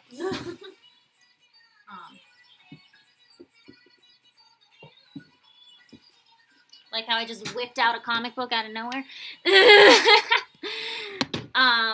Anyway. Where was I? Okay. Character stuff. Okay, next, I would suggest, she's got, like, a lot of blue, but it's like, maybe you should do less. So, simplify blues. So, for example, you got, like, this gradient, but they're also a little bright. So, what I would recommend is, like,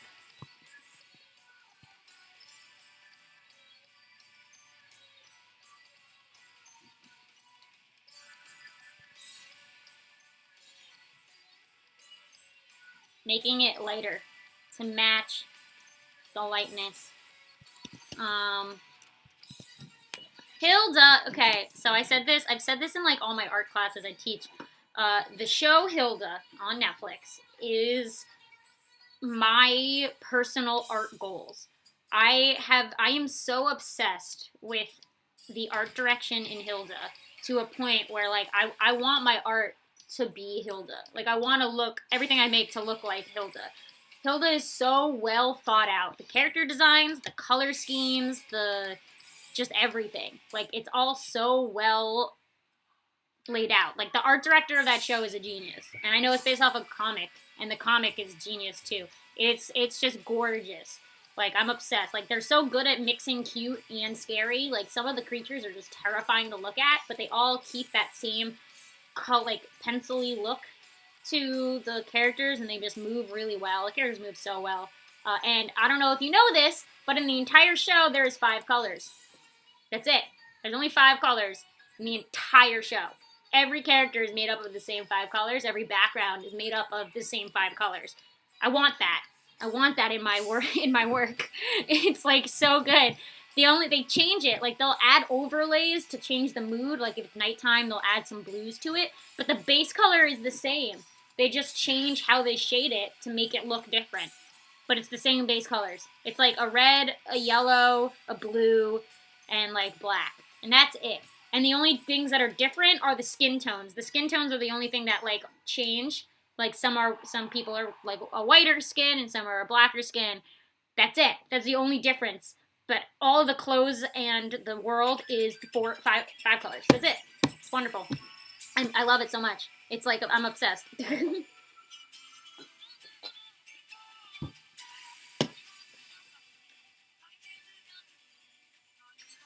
Yes, I have seen the second season. The cliffhanger is like I want to know what's going on. Anyway, back to this character design. Point is, I know nothing more about her, but I would highly suggest you think about what does she do for a living, or her personality more. Like what is she, you know? And then like what kind of healer is she? So like, for example, like is she heal with light? Like is it magic she heals with? Is it like plants? Does she heal with nature? Is she like more of a medical kind of healer? You can simplify her hair a lot, and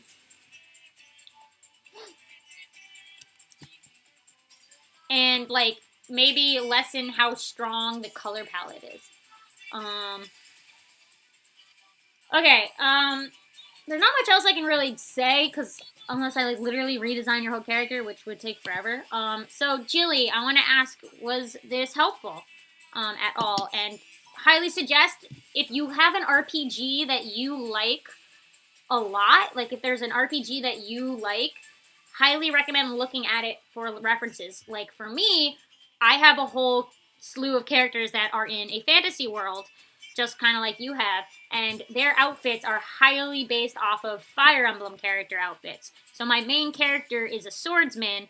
He's he's not a swordsman. His main weapon is a sword, and his kind of like personality when I came up with his clothing, I based it off of a Myrmidon or a swordsman from Fire Emblem. So it has like that flowy like tie thing and like the whatever Fire Emblem characters look like who use swords. So that's what I was referencing when I came up with his outfit. So that's something I suggest you look at, is what you like in RPGs and stuff like that, and see how it's going to work for your character. Okay. All right, Jilly. Thank you. I hope that helped. Okay. So guys, you know what we're gonna do now? Because I want to do this. I'm gonna open the next thing up. It's a different file. I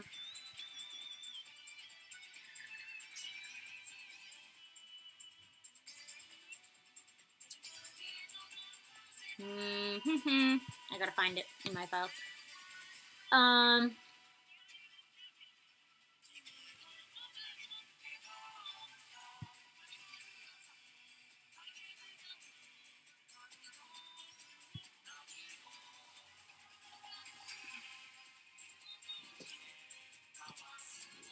Okay.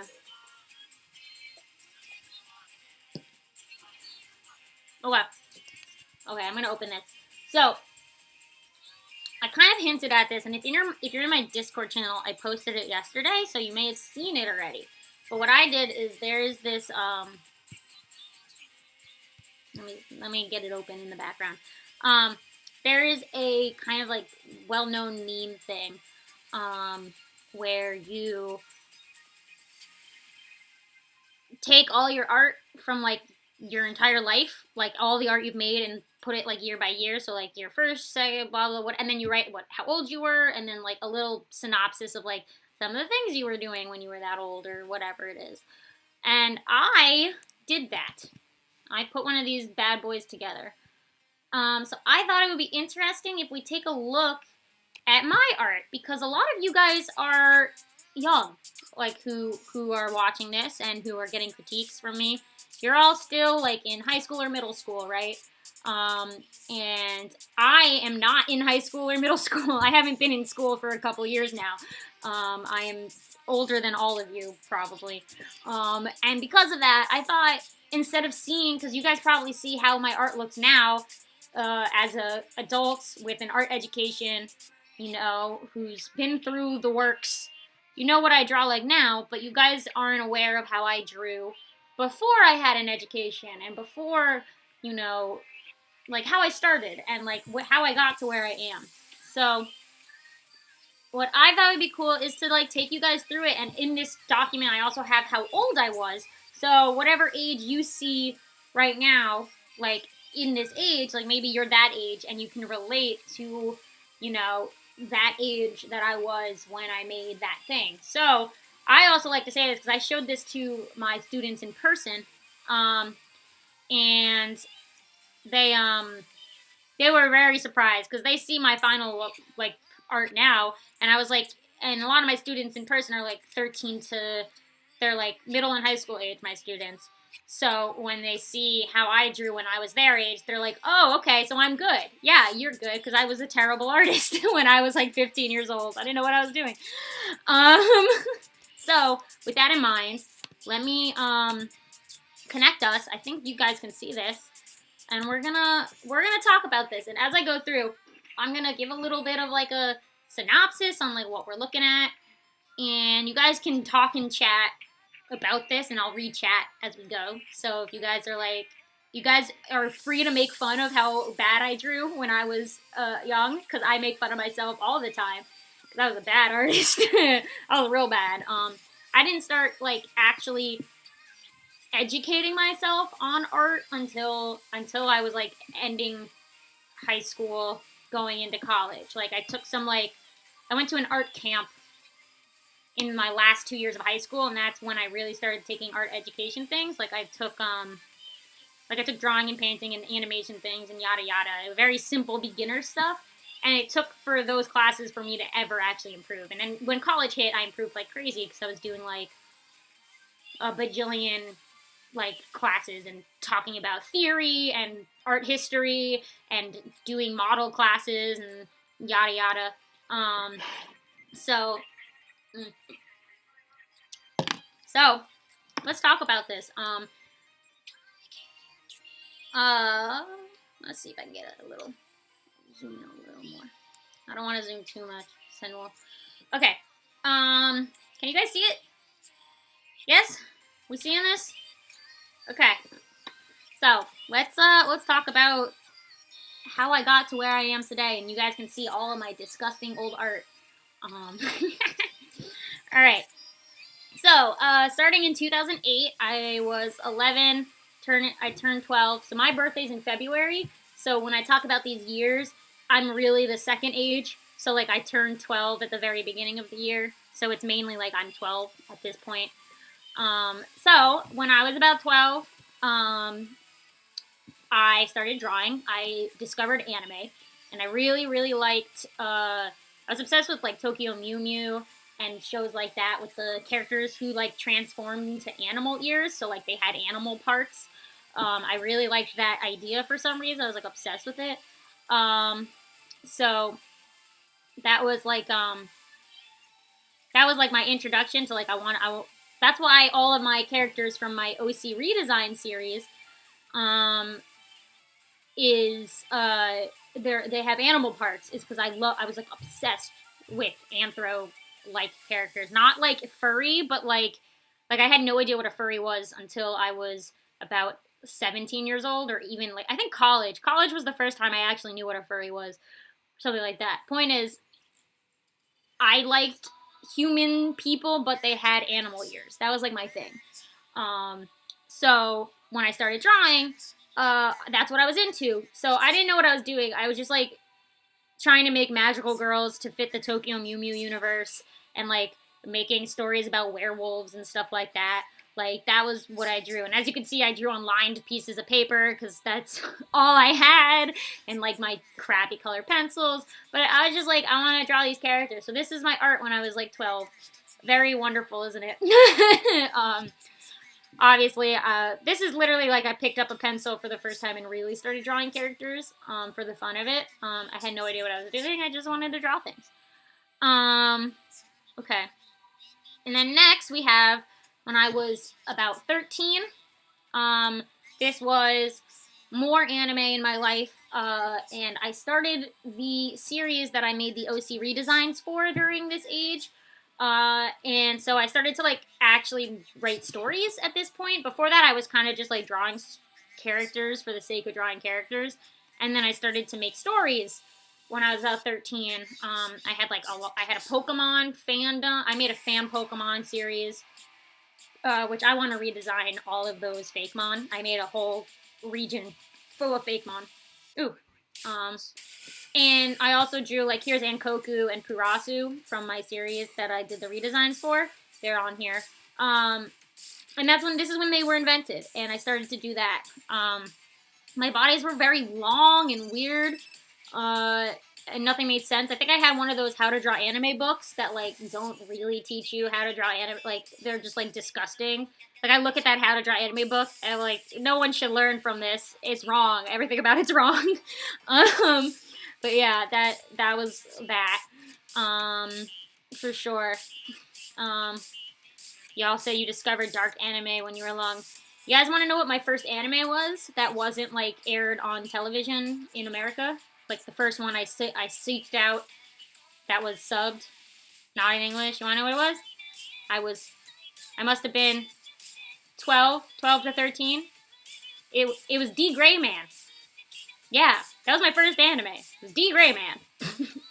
So if you've ever seen anime, you've seen D. Gray Man, you know why 12 to 13-year-olds should not be watching that show. But I sure did, and I loved it. I loved it so much, and I just kept watching anime from that point on. It was an obsession. It didn't go away. I highly suggest D. Gray Man, except the ending of the anime doesn't make sense. It's like the worst. The manga's better. But it's been a long time. Okay, let's move on. 2010. 2010 I was 14. And I kept making a comic. Yeah, here's some more of those characters, yada yada. I was drawing comics, so like I was diversifying poses at least because I was making comics.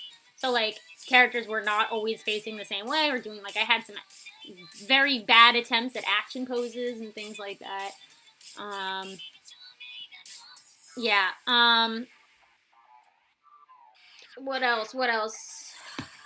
bad. My anatomy, as you can see, like my chests were like at their neck.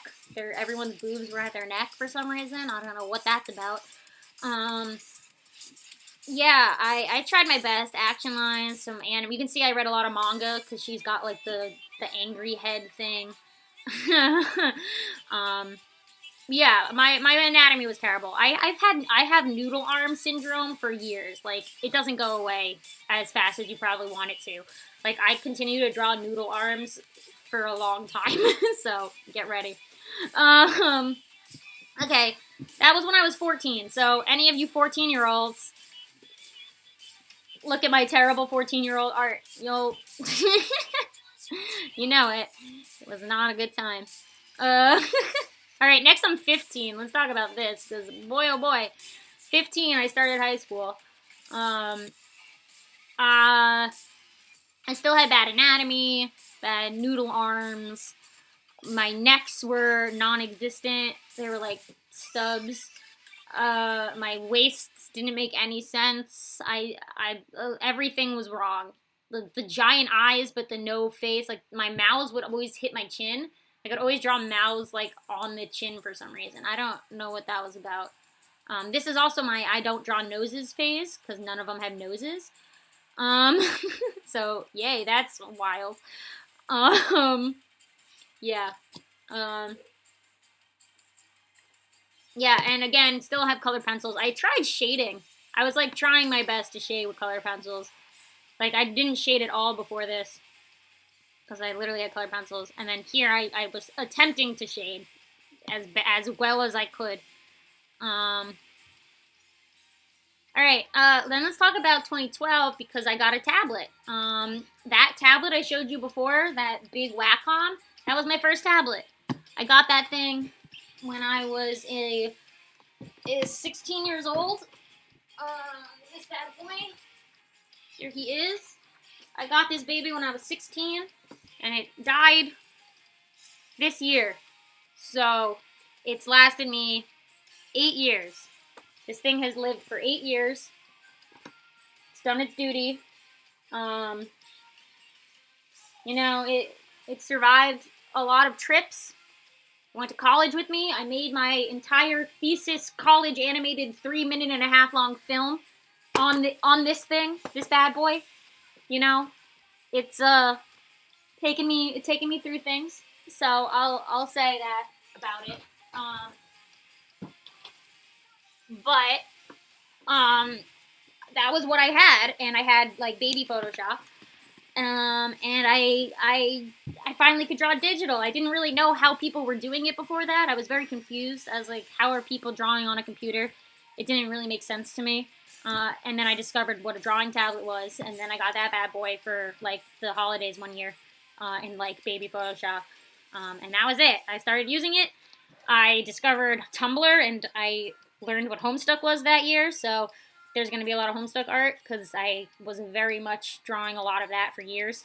And yeah, so I did my best. So the problem was, obviously, I didn't know how to use a digital program, so I was just guessing. I was making guesses. So there's a lot of, like, pixelization problems, and, like, I got the fluffy shading problem, where, like, your shading kind of sucks, because you're using, like, an airbrush or whatever. And my anatomy was still terrible. Like, her chest, I don't want to talk about that. That's, like, a mess. And even my, like, chibi stuff was, like, tiny arms, tiny hands. Nothing was right. So, that was when I was 16. So, if any of you are 16, look at my art. It was not good. Very bad. I'll say that, like, because I was reading Homestuck, I was trying new things, because I was, like, trying to mimic the art style a little bit. So, like, I started to get into things that weren't anime for the first time, which was interesting, because I was very much into anime. I didn't color the whole drawing with an airbrush, no, but I did do weird shading with, like, an airbrush.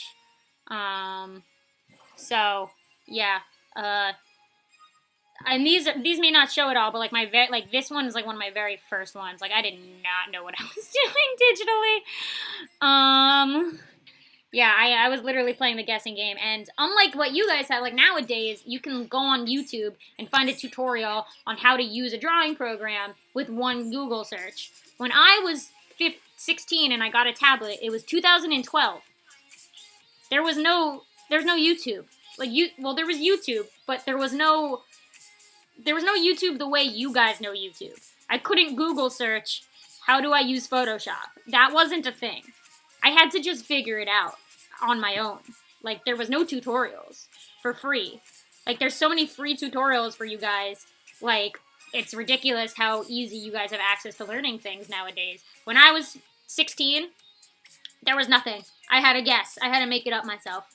So, use tutorials, guys. You have access to them so easily. Just use them. Use reference photos. I didn't have those either. Like, they weren't a thing. 2012 was a very different time than 2020. Let's say that. The internet was not what it is today in 2012. That's for sure. Okay. 2013. This is an interesting year. So 2013, I understood how a tablet worked by 2013. I was also kind of relearning when I got my drawing tablet. It has no screen. So like this one, there's no screen on this. My screen is my computer. So I had to relearn how to draw without looking at my hand. So I had to I draw on my lap, but the picture comes up here. So it's like a disconnect. So I had to relearn how to connect my brain from my hand to the screen because it's a whole new thing. So that's why when I first started drawing too, my lines were disgusting. I couldn't, it was a problem. I did do a thing where I would sketch on my sketch pads and take a picture of it. So that was my sketch, and then clean it up and line it and color it in the digital. And I did that for years until I got I did that in college too. I didn't stop doing it until I got an iPad. Now I sketch digitally, but I would always sketch my sketches on sketch pads and then take a picture. And then, yeah, so 2013, when I was 17 years old, I started to draw things that weren't so anime for the first time, which was cool, because, I was reading a lot of Homestuck, and I was, into more cartoons that year. So I was trying new things, which was fun, but, I still had, her arms very noodly. If you guys know my characters, if you know my OCs, and you guys know my space characters, like my aliens, this is Aaron from my OCs, my space OCs, the purple one over here. He looks weird, and that's Chip the Rock. If you guys know the Rock character, that's Chip, and that's Cat. She's the cat, and then Kayla's hiding, but she's back here. But she used to look like a human with pointed ears. She just looked like a human. Very different characters, for sure. And then, I redrew this one I think, or something like this. Yeah, this was lineless. I tried lineless, which was interesting for me. I'm much better at lineless now, but, yeah, 17 years old. So if you're 17, my art was still terrible. My facial proportions were way off. My bodies were way off. My arms were still noodle arms. I don't know. My hands were tiny. My faces didn't fit. This Aradia is probably one of the best drawings from this age. I don't know. I think, it's so simple that it works, but, this Vriska looks terrible. I don't know what I was doing with this Vriska. And then this drawing. So this drawing was in my portfolio to get into college. This one. The one on the far left with the space characters. That was part of my college portfolio. Yeah. Yeah, it was in my college portfolio. It's got me into college. I don't know how or why someone let me in with this art, but they sure did. But yeah, they, when colleges, look at your portfolios, a lot of the times they're not looking to see that you're good. They're looking to see that you can improve. And I learned this, during college. I learned about, why they accept people. And it's because, if they see potential in you, then they know they can teach you something. If you go to art school and you're already, drawing, if you're already creating masterpieces with, no issues whatsoever, and you're 18 and you're about to go to college, they're gonna be what can we teach you? They can't, they'll take your money, but it's what's the point of going in to get an education if you already know everything you're gonna get educated on, right? So when you go to college for art, it's more about your potential to grow, less so where you're at that point. So if they see that you are doing, like, you have a progression and you have some fundamentals down and that you can draw decently enough, they're like, all right, then we can teach you. We got you. We can teach you. You know? Okay. So 2013. Hi everyone. Before we go on to let's finish. I'm gonna finish high school and then I'll take another trip through so you guys can see how we got to here. So 2014 was my senior year of high school, and so even more so, this is how I was drawing when I entered college. If that helps you guys. So I was trying to paint. Like, instead of cell shading, I tried to, like, paint shade, which is this Fire Emblem piece, which didn't work as well as I think I wanted it to. I tried new poses, but, like, my anatomy was terrible. Like, this Madoka, she is a mess. There's a lot of, like, her neck is very broken in this. This Chiaki has a ginormous forehead for some reason. I had a problem with, like, drawing huge heads. I don't know why that was a thing, but I did. And I have tiny hand syndrome where all my characters have, like, the smallest baby hands. I didn't know what I was doing. So when I entered college, which was the end of 2014, was my start of my first semester, this is how I was drawing when I entered college. So if any of you are like, I'm not going to be good in college, how can I get to art school? Look at my art, and then you're fine. Just look at my art and you're fine. I don't know how I did it, but somebody accepted me, I guess. Okay, I'm gonna scroll to the top. So we're gonna hit college. So let me quickly show you again. So 2008, I was 12. Here's my 2008 stuff when I was 12. Very first year drawing, you know. At least taking it seriously, you know. Not like scribbling or whatever. This is like, I want to draw. 2009 is I was 13. Again, more anime stuff, more animal character things. Disgusting messes, still a mess. All my color pencils. And then 2010, I was 14, making comics, but you know, still so many issues. And then 2011, I was 15. Still doing those noodle arms, you know, doing my best. And then 2012, I got a tablet for the first time. And I was trying my best because I didn't know what I was doing, digitally. I didn't know how digital worked yet. Coloring, well, shading with black. I'm shading with black, guys. Don't do that. Don't shade with black. You know, that mess. Here we go, 2013. I was 17. I was trying new things at least. Like my style. I was changing up my style and stuff like that, which was kind of cool to see. And then 2014, I was a senior in college, and in high school, and about to go to college, and I was still trying, but everything was still off. Like that broken heads, broken hands, big skulls, you know. Yeah. I'm almost done with this. Okay. Let's move on to college. So 2015. Now we're gonna really see big jumps in improvement. For sure. So turned 19 in 2015.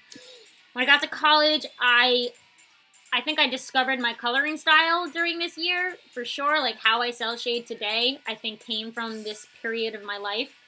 And my line art coloring, like, I started to color my line art during this year, which is what I do now. I color my line art. I kept changing. So because of college, I was taking, so freshman year, you do, like your foundation year, so you're not in your major yet. So I was taking foundation courses like drawing courses and conceptual courses and all this art history stuff. So there wasn't like anything I was learning about my major in this time period. I was just kind of making stuff, you know, to the sake of making stuff for funsies. But yeah, I still have those animal characters. But there's still a lot of issues. I mean, the head shapes were weird a lot of the times. Tiny baby hands, like Kinu here has like the babyest hand when she's doing her peace sign.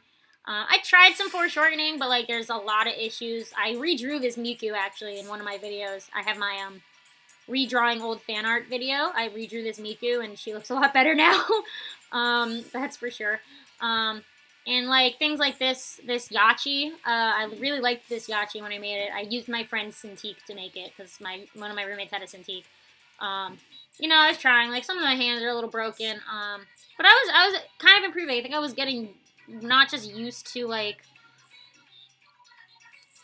not just like used to the tablet way more, but like more comfortable in my style. Like I was kind of just like accepting that this is the track my art was on. And I just kind of let my art change as I went through college. And it comes soon. We're gonna really see how I got a lot better at like all of this stuff. So 2016 came around. I was 20, turned 20 this year. And I started studying animation. So I was in the animation department. And because of that, I saw a really big change in how I posed my characters. So you'll notice, like, before that, even if I had a jumping pose, they were very simple. They were standing there. They were just, like, chilling out, hands, nothing crazy. You know, very simple poses, nothing crazy. However, when I got into animation, I really was, like, going hard on my posing. This witch girl, who I love her a lot, with her, like, it's an underneath shot of her flying on her broom. Like, this one of Allura, like, sitting with her legs crossed and like posing for you, like things like I was trying stuff, like I was going hard on posing, and I was really comfortable with the digital at this point. I kind of figured out line list too, very very much so. I like to color line art a lot, and I was really into Voltron at this point, so like a lot of that was in my art too. So a little more anime came back this year. There's a lot of anime this year. Yeah. But even so, there were still like some very small issues. I think I was still having some very subtle, and like at this point, the anatomy problems weren't as bad as they used to be. Like the difference between like that baby hand and this hand, like look at these two hands next to each other. This one. If we look at this hand versus this hand, like just 1 year's difference, like this hand's a lot better. It's still a bit weird on the bottom, but like in general, it's like way better already. And at this point, I'm 20 years old, guys. This is when I'm 20 that I hit this point, right? So 20, okay? That's much older than probably some of you are. So let's talk about 2017 because we're getting closer to graduation. 2017, 21 years old. Big year, 21. I was a junior in college, so I really changed things this year. I was like, not only was I like deep in animation classes, like my style changed so much this year because of the animation classes, because I was drawing in ways that would make animation faster. So before this, I was just drawing for still images. I wasn't drawing animation. Like, I wasn't making things move. Now that I had to think about making things move, I changed completely my art style so that it was faster to draw and that it could look better from the first point, right? So if you guys seen my, like, OC redesign videos, a lot of the designing I do in those videos when I change the characters up is changing things to make drawing them faster easier, so you can draw them in a quick pace and not be bogged down by details. That's because of animation. So my animation background has changed how I think about character designs because of that. And nowadays, like currently, because of storyboarding, we'll get there, but currently I can bang out a drawing of my OCs in 2 seconds and the anatomy looks fine. 2 seconds and nothing is wrong with the anatomy. Like, straight up. And that's just because I've been drawing them a lot. Like, a whole lot. So, that what comes with, not only does it come with time, like, if you just keep drawing the same thing over and over again, you're going to figure out how to draw it faster. Like, that just is normal. But because of storyboarding, I stopped an animation as well. I stopped caring about it looking perfect. Because, especially when I was in college in the animation classes, a lot of your projects are unfinished. It's just sketches, like sketched animations. So you don't have to care about, the things looking good because they're moving. So they'll look good later. Like, let them move first, and then you'll figure out how to make them look good. So my whole, like, perfectionist thing went away. Like, there was no more perfectionist. I just didn't care anymore. I was like, I'm just gonna go crazy. Let's do weird things. And let's see what happens. And it helps, like, a lot. You'll see as we go on, like, I'm posing and, like, all of my character designs and whatever, I just was like, let's do it. I'm just gonna do things. This example here, we can kind of see a progression. The very final drawing here of this mermaid is my senior thesis character. So I designed her this year, because end of 2017 was the start of my senior year, going into 2018. So I was making my thesis film. So, it was a bit nuts. So, anyway, yeah, this year was fun, because I just went weird. I was still doing colored line art, which I liked. My hands got a bit better this year. I still had some, like, sizing issues, but they weren't as bad as usual. My OCs, I made my main OCs, so if you've ever seen my characters, like my current OCs, Zahir right here, he's my main boy. He's very important to me. So yeah, I was trying things out, doing my best, doing some color changes. Okay, we're almost done. Let's talk about 2018. So 2018, I turned 22. Was my senior year of college, and then I graduated in 2018. So that was it. End of college. And I really found the start of my style this year, because I did some concepts of my space characters for a project for a design-based class. And from there, I also just, like, changed up how I did my anime style, and, like, I was pushing poses, like this character here, where he's jumping. It's actually the bottom of his foot, you can see in the full piece.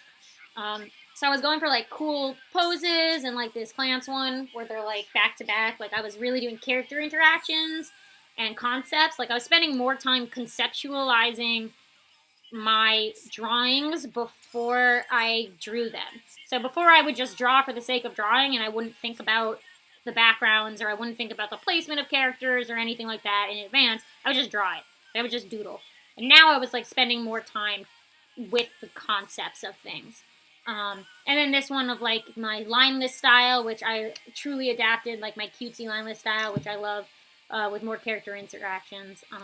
And I was, like, also starting, I got my iPad as well, because I graduated, and, like, these last two are made on an iPad. But I, what did I say? I tried my coloring style came together this year, because I started to use, like, colors as my shades instead of, like, self-picking the shadows. I would, like, use a single color, and it changed my art completely now. Yeah. So that was when I was 22 years old, guys. 22. We're getting close to now, because we're at 2018. So when this is all over, I'll scroll through, and then I'll open up questions if anybody wants to ask anything. We'll do another question bit, and then we'll do more critiques of your art after this. Okay, 2019. I think this is when I think 2019 is the year I really started to just get it. Like, this is how I draw now. I think most of my art style currently comes from the year of 2019. Like, there's some stuff in 2018 I kind of like, but it's not really me. Like, it doesn't show me in 2018. 2019 really shows me. Like, this is what my art looks like, and this is what my art's gonna look like. So 2019, I got an iPad. I had an iPad now, so I was doing a lot of art on my iPad. I had to commute to New York City on a train every day, so I drew a lot just sitting on the train all the time. And I started to get tables at anime conventions. So I started to table at anime conventions for the first time, and because of that, I wanted to make a lot of fan art. So I did that. I made a lot of fan art this year so I could print prints and sell them at anime conventions. Obviously, that didn't happen in 2020, even though I was scheduled to be at 2 conventions in 2020, and both got canceled, so I love 2020 so far. But I still have all these printed, and, like, if you guys like my art, I have a store. It's in my description. I have an online store. I have prints, I have charms, I have art books, I have stickers. They're fandom based. I don't have like original art there because, like I said, I sell art at anime conventions. So all my art's probably video games or anime or TV shows, things like that. It's gonna be fan art. But hey, if you're interested, totally check my store out because I have a lot of merch I need to get rid of if you want any of it. And maybe you'll see something you're a fan of. I can show you what the charms look like. By the way, the ones I have out here are a little busted, but like, here's a Bakugo. He's very large. He's the size of my hand. It's like, he fits in my hand. He's very big. But, this one's cracked, so that's why he's not in the bag. But, you know, you want a Bakugo? Get a Bakugo. I have other things, too.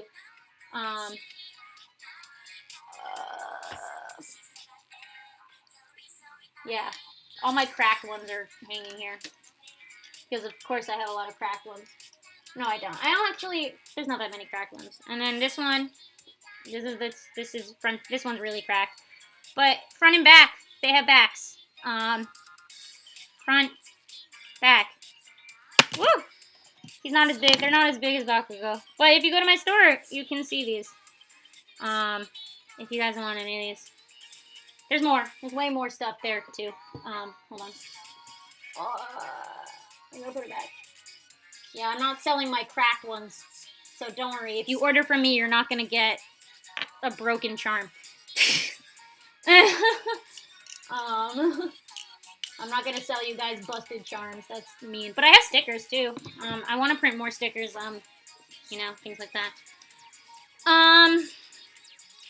Where was I? Almost done. So, let's get through this, because then we can talk a little bit, and then go back to critiquing. So, 2019, like I said, I really found myself, but I was making a lot of fan art, and I started drawing backgrounds for the first time. I started taking photographs of places I go, like I just go places, and take photographs, and those would become backgrounds. Like I would make backgrounds. So like this art of this lady, I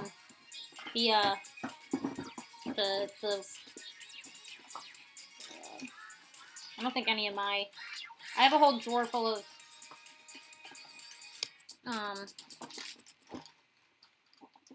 business cards. But yeah, that lady, she's been my business card for like a while now. Very big fan of her. Well, these are my professional business cards. Those are different. Yeah. Yeah, my business cards are deep somewhere else. I don't know where they are. Hey, if you order something from me, you'll see my business card. There you go. Anyway, so, now my drawer won't close. Oh no. Drawer closed. Okay. Yeah, so 2019 was a good year for me because I, like, really understood myself. And I think my anatomy was getting way better this year. I was, you know, I was working in the industry. Like, I was in the field now. So I felt, like, kind of professional. Like, I had a job at an office doing animation. And it was like, whoa, I'm an adult now. Stuff like that. So it felt good. I don't know. It felt... But also, at the same time, it wasn't the type of animation I want to do. So I was, like, I was in weird limbo. you know, your first job out of college is going to be some crap you don't actually want to do when you graduate, when you're done. So, you know. Okay, finally, let's talk about this year. Most of you have probably seen a lot of my art, you know, not just on here, but my Instagram. I post everything on Instagram. Twitter, too, I post everything, but Twitter, I also retweet stuff and, like, just talk. So, like, my art kind of gets bogged down by just everything else. So if you want to see, like, my pure art that isn't on my YouTube, definitely check out my Instagram, which I have it on screen. I don't know which direction it is. I think it's that way. Yeah, that way. So right there is my Instagram and Twitter handles. It's the same as here. But all my art's up there if you want to see these things closer. And yeah, so more drawing. My anatomy was like way better. And my cartooning, I started to like really cartoon everything. Like anime now is a little less so. I don't draw in the anime art style as much as I used to unless it's for fan art. Like a lot of my fan art I'll draw anime because I know it'll sell at cons and stuff like that, but like my charms, like you saw, they're in my like cartoony style because they're cute and they're tiny and I can print those as tiny things, you know, easier than, you know, the anime art. Anime art's not easy to print small. But yeah, I've done a lot of backgrounds this year, like conceptual, like everything I draw I try to put in a scene. Like very little things I draw just existing in space. And that's a big change for me because I always have just been drawing things existing in space. And yeah, so this year was a good year for me, I think. Art. So you know, this week's video, which comes out on Friday, as every Friday, though I may be changing to every other week, guys. I talk about it in Friday's video, so you'll hear about it then. But I do a year of art. So in it, I go month by month, and I'm going to show you guys everything I made during 2020. And you guys can see everything I made that wasn't on YouTube. So you can see really what I did in 2020. It's going to be fun. I had fun making it. Fun looking at my art from this year. Because some of the things I made, I totally forgot about. Okay. But that's it. That's 24. I'm currently 24. I'm going to be 25 in 2 months. So halfway to 30. That's wonderful. I hate that feeling, but I'm halfway to 30.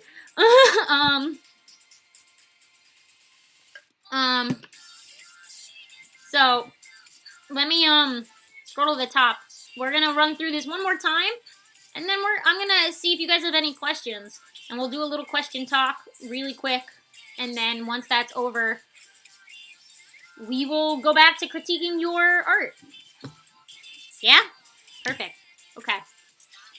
So, 2008, I was 12 years old, and I started to draw for the first time with my, you know, lined paper, colored pencils. Good job, me. 2009, 13 years old, kept at it, was starting to write stories, still with the animal characters, doing my best.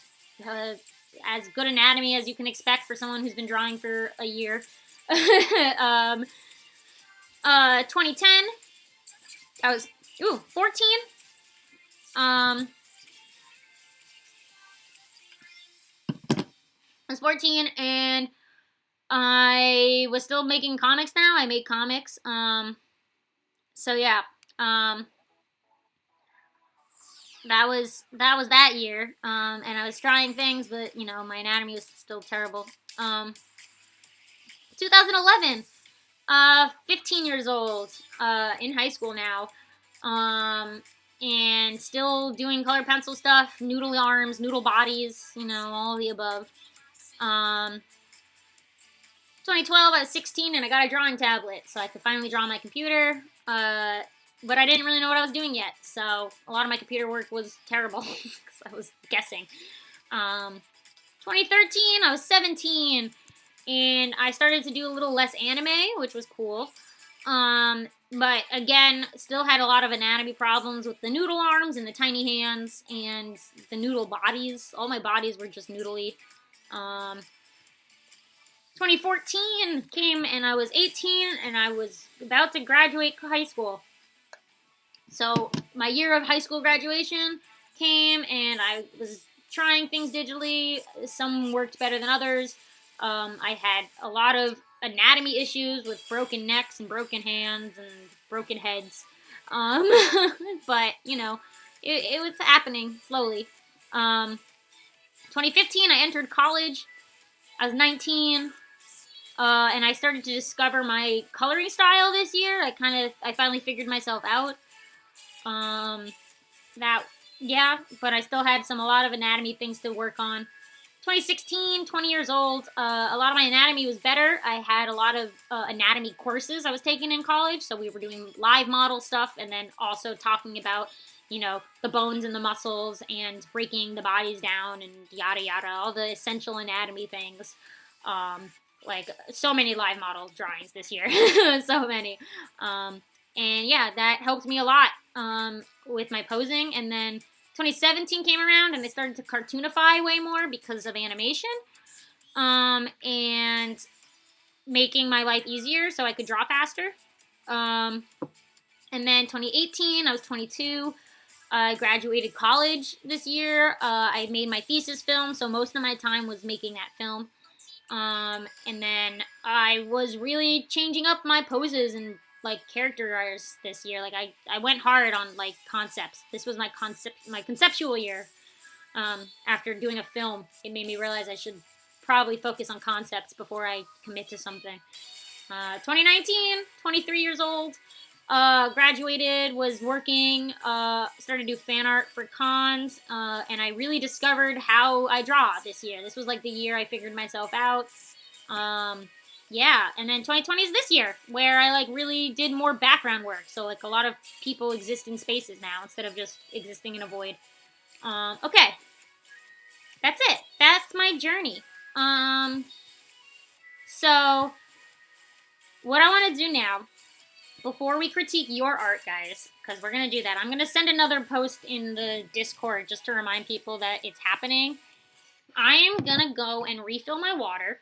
So what I'm going to do is let you guys ask questions right now. And when I come back, I will answer the questions that you've asked between the time of me leaving and me coming back. So ask questions as I get water. And then I'll answer them when I return. So maybe you have questions about what I showed you, or just anything. I don't know. We'll have a little chat. And when I come back, because I'm going to make another announcement in Discord reminding people this is happening. But when I come back, I'll talk with you guys, and we'll answer questions. And then we'll do more critiques, because I know that's what you guys want, is the critiques. Okay. Sweet. Be right back, guys.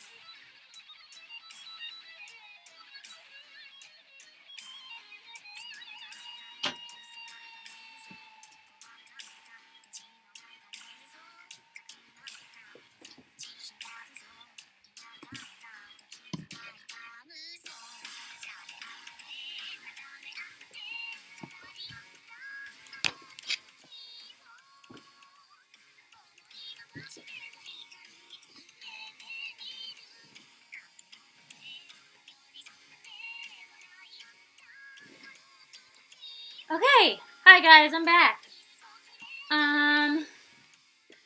Okay. Sorry. My dad is watching The Mandalorian without me. So, I'm a bit sad. It's okay. I have to watch it on my own. I haven't seen any of it. Okay. I asked you guys to ask some questions. So we can talk a little questions and then we're gonna do the critiques. After I answer some of these questions, let me move my tablet. It's kind of So I posted an announcement in Discord, so people are probably showing up right now. I'm gonna scroll back. I have to go backwards and read what you guys are talking about. What I can answer right now. Ooh. So let's see. Is there anything I missed before? Okay. Okay.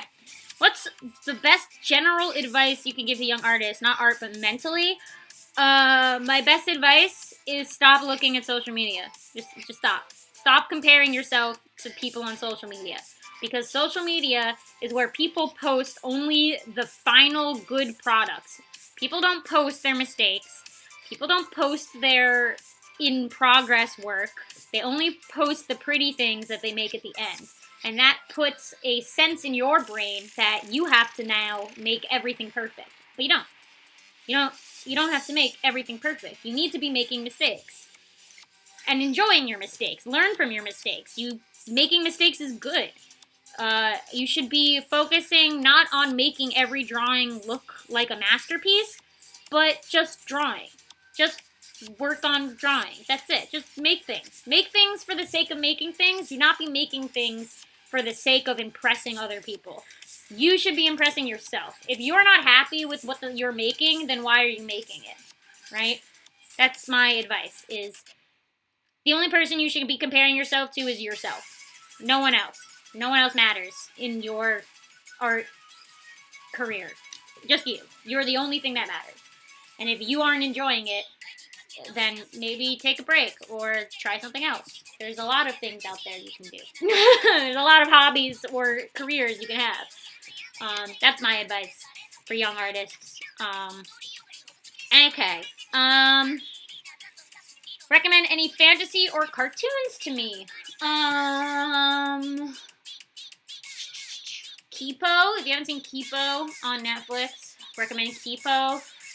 Carmen Sandiego on Netflix is really good. Hilda, which we talked about. I'm obsessed with Hilda, and that's fantasy. What else do I enjoy? If you like anime, I'm like, if you haven't seen ReZero yet, it's very good. New season's supposed to come out soon. It shouldn't be as good as it is because it's like a stupid concept. It's an isekai. But it's a good isekai, which is rare, because most isekais are exactly the same. But ReZero is, like, top tier, if you like anime, that is. And that's fantasy. Castlevania on Netflix, if you haven't seen Castlevania, that's a good one. Yeah. Infinity Train. Somebody said Infinity Train. Good recommendation. I haven't seen all of it. It's a short miniseries, but I've seen episode 1 and it was fun, but I gotta finish it. Adventure Time has its special out on HBO Max. If you have HBO Max, you can watch the Adventure Time specials. If you like Adventure Time, which I do, I'm a big Adventure Time fan. I very much enjoyed the Bubbleen episode. Very good. I very much enjoyed them together. Good stuff. And if anyone else has recommendations, you can say in chat. Yeah. Tips for selling at conventions. Okay. 1, don't do it until you're an adult.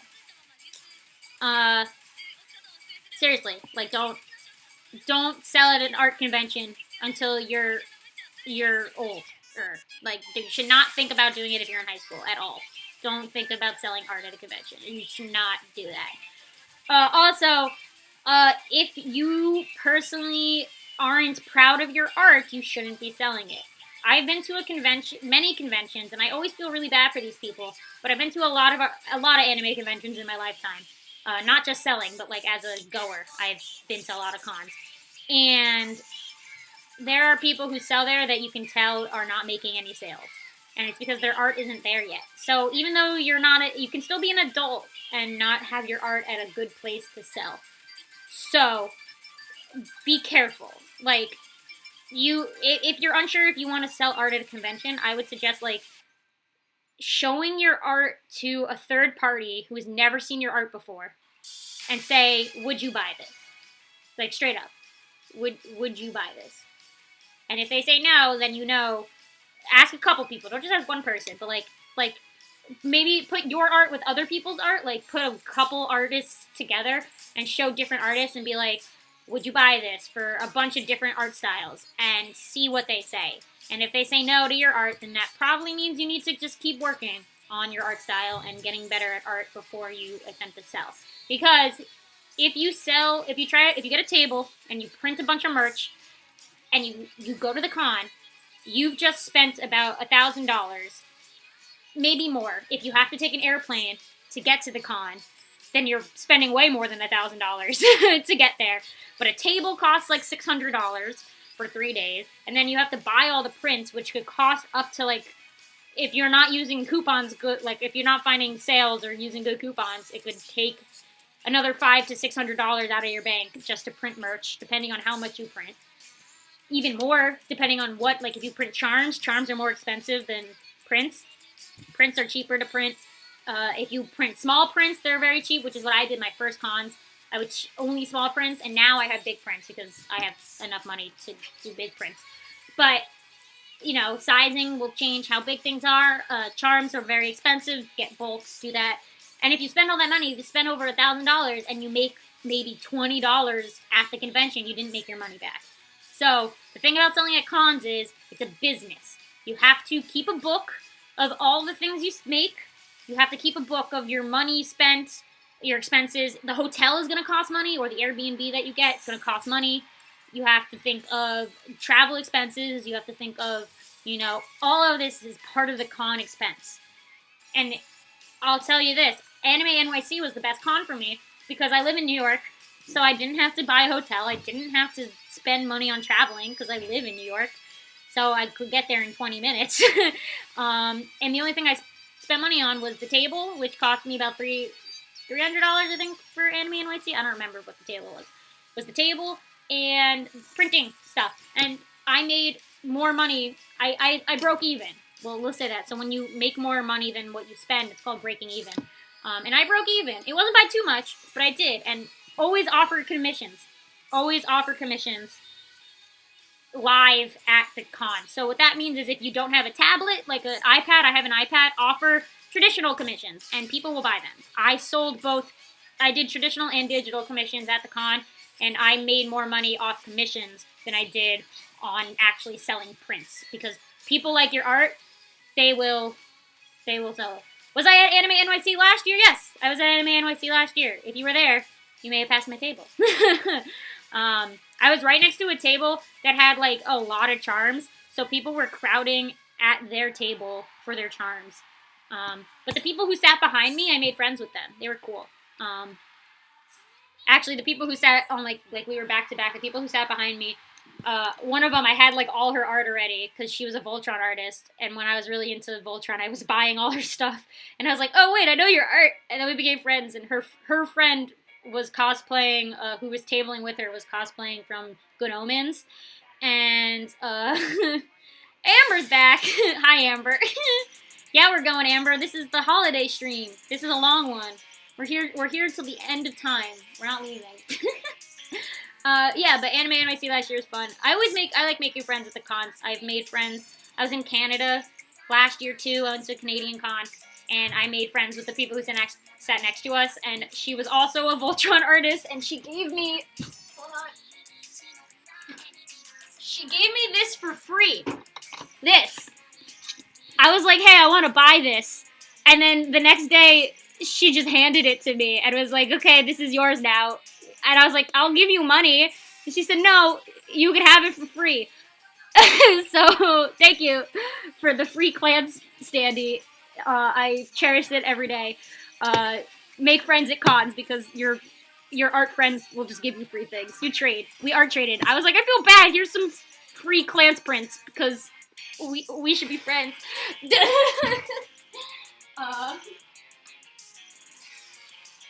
Yeah.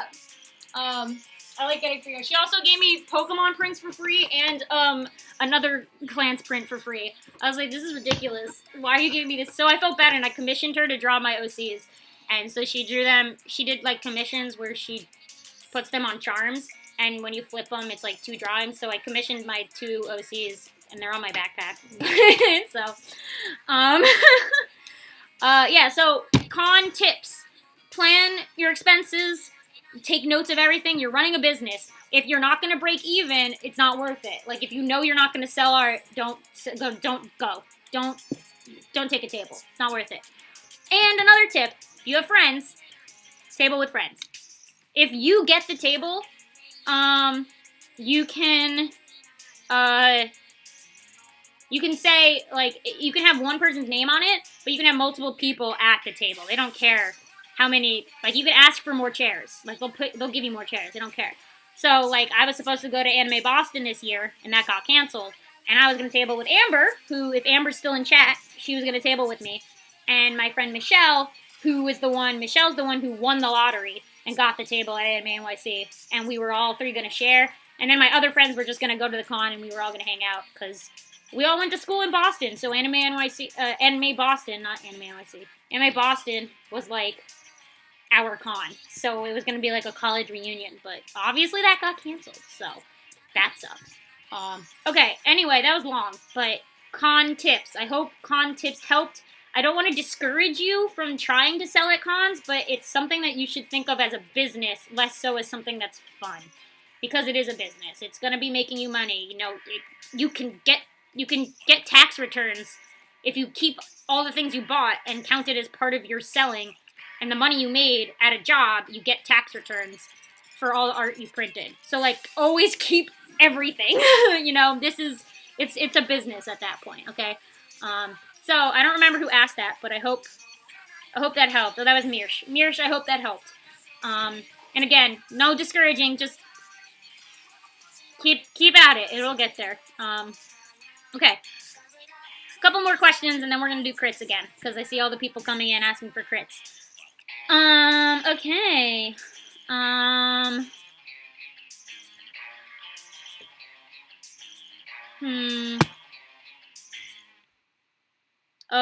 bunch. Okay. No name artist asks, what's my favorite color? My favorite color is orange. So that's that. Do I have any pets? I don't have any pets currently, but I'm about to move, and my roommate has a cat who I'm moving in with. So I will have a cat soon. I'm a cat person. Do I like doing what I'm good at? I'm not sure what that means. If you mean I like drawing, then yes. I like drawing.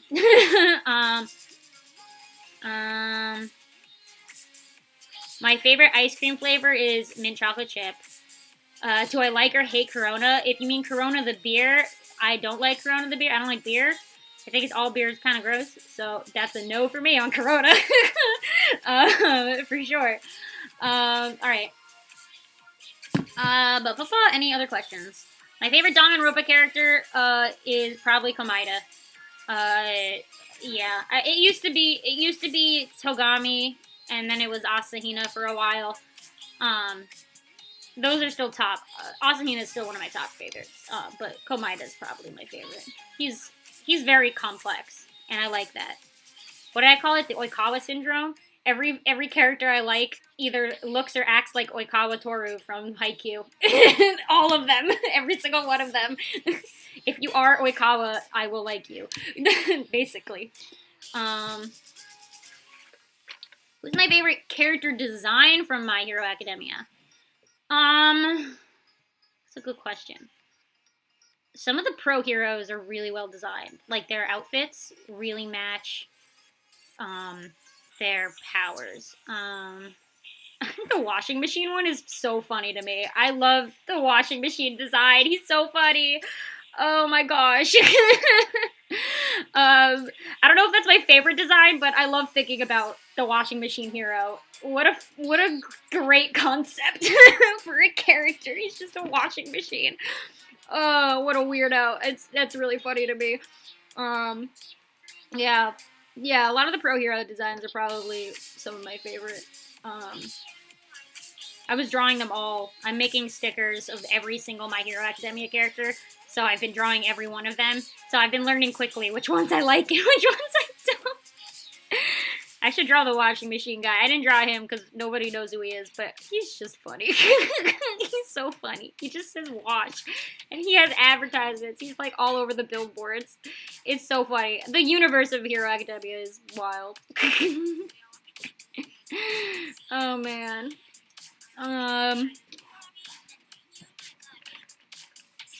What else? What else? Which house do I join most in Fire Emblem Fire Emblem Three Houses? Golden Deer was my favorite route. For sure. Yeah, Golden Deer. I despise the church with every fiber of my being.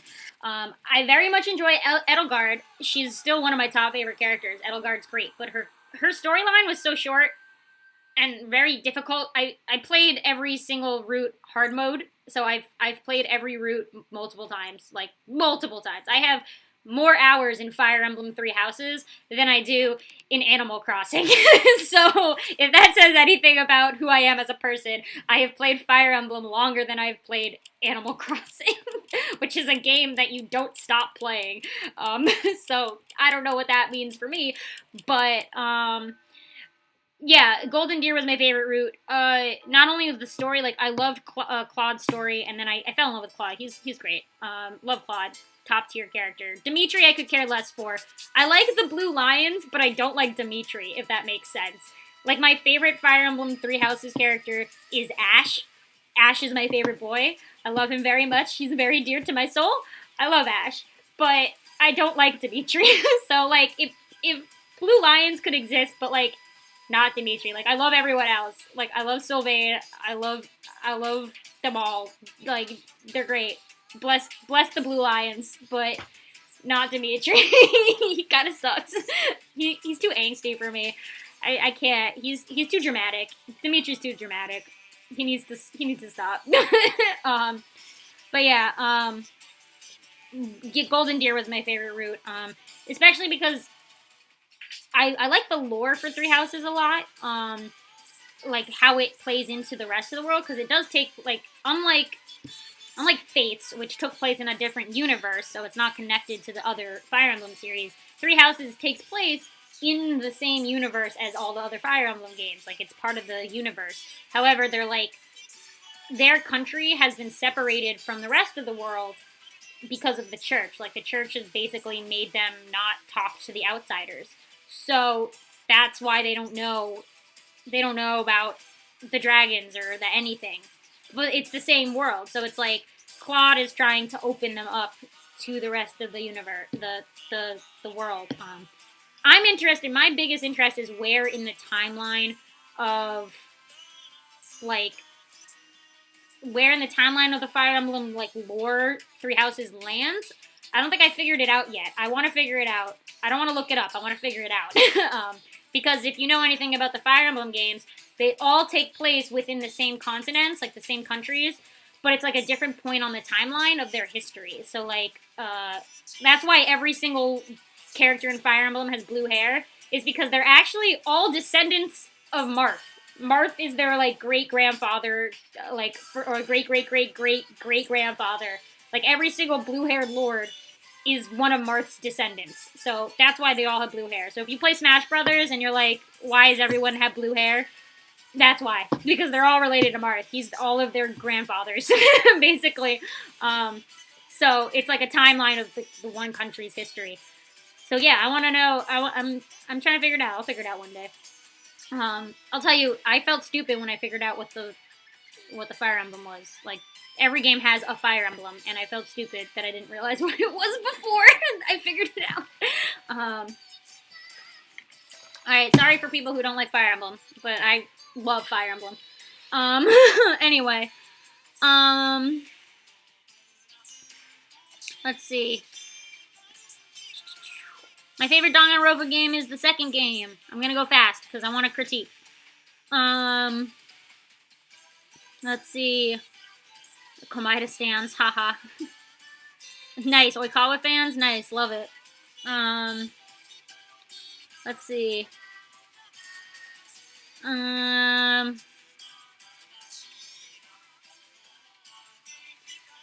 Okay, alright. I think we're good. Yes? Okay. Where can you play Fire Emblem? It's on the Switch. It's a Switch game. The newest one. All the old games are... There's a multiple on the... There's like 3 on the 3DS. Fire Emblem Echoes. I'm a big fan of Echoes. I love Celica. She's awesome. You can emulate all the games. Switch, also, you can play Marth's game. They just dropped a $6. It's only $6. You can play the very first Fire Emblem game ever made, emulated onto the Switch for $6. But be prepared, because there's permadeath in all the old games. So if your character dies in battle, they die forever. So have fun restarting your game 50 times, because when I played Ike's game, I sure was frustrated. I'll tell you that. I restarted that Wii so many times. Oh my god. It was a bad time. Okay. Let me open Photoshop again, guys. Let's get back into it. But the Fire Emblem games are Nintendo. They've been out for many years. Okay. You guys ready for some more crits? We can do another question break later.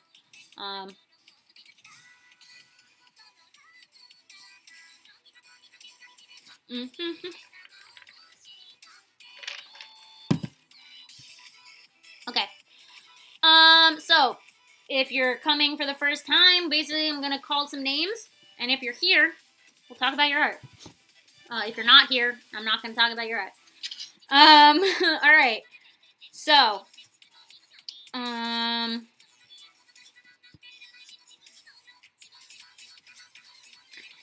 working backwards, so here we go.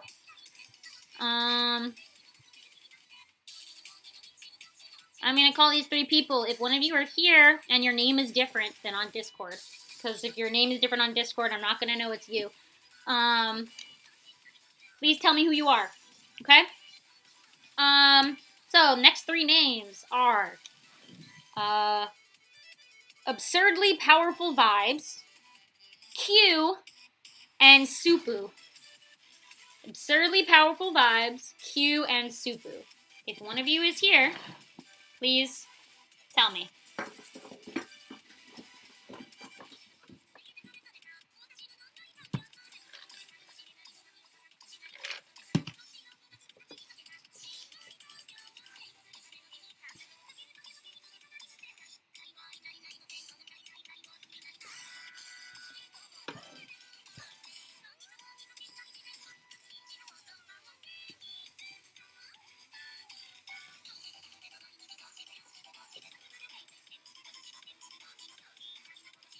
Okay.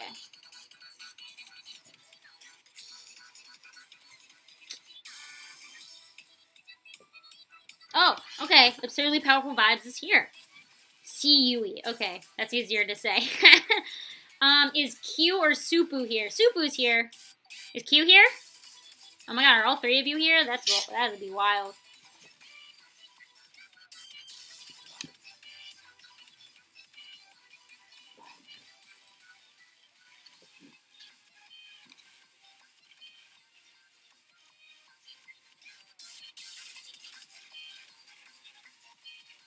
Okay.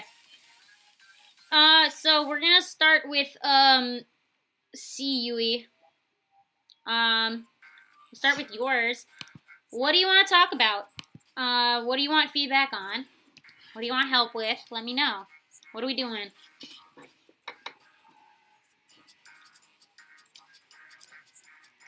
What is the game plan?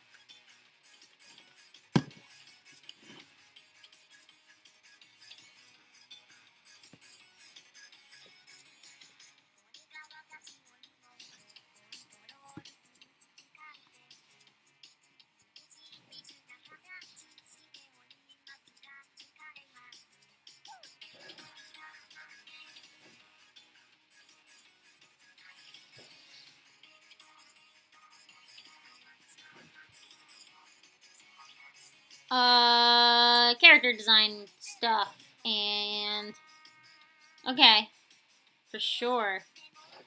Gotcha. Okay, colors, proportion, character design. So I'll start with the proportions.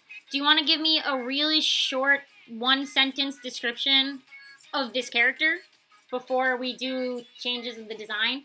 We'll talk about like proportions and stuff, but if you can give me a little description of who I'm looking at, so we can base your character clothes on that. Yeah, let me know. Okay. Proportions, let's see. He seems pretty good, actually. I mean, like, there's nothing standing out that's, like, shocking me. If anything, I think his head might be a little off. Let's see. Oh, hold on. I don't like that he's touching it. Yeah. Okay.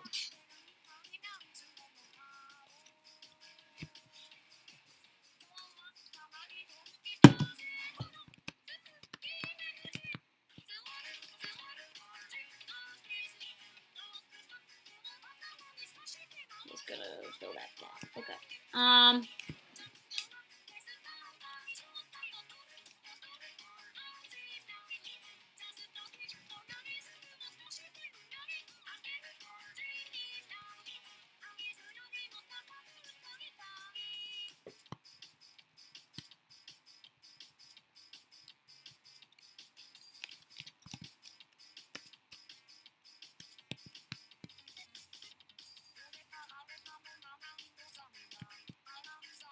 Yeah. Yeah, his neck and his face were a little clashing. Okay. Yeah. Honestly, I think your proportions are pretty good. Like your body's pretty well thought out. Like your hand makes sense, whatnot. I honestly think that's pretty good to go. I don't think the shape of the body has much to work on. I think you've pretty much got it good. He's Gorgon, sick. He's a pirate. He's a pirate Gorgon. Okay, sick, cool. All right. Okay. So outfit design. I'm gonna say this: the design of the outfit is very good for pirate. I get he's a pirate. Very very well done. Using a pencil brush. Okay, I'll use a pencil brush too.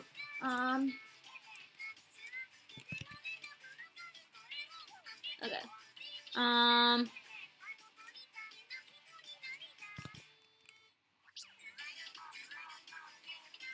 So one thing is just make sure the shirt is open evenly, because right now I think it's like it's a little off.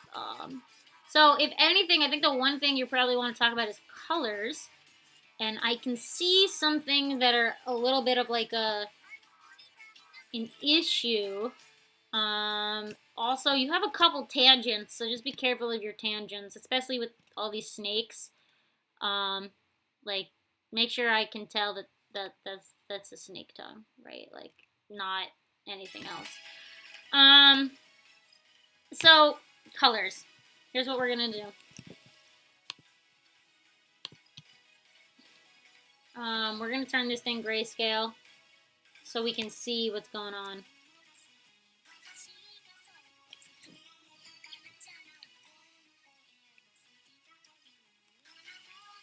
Okay. So, because his skin is so dark, he's clashing with the dark of his robe. Like a lot. So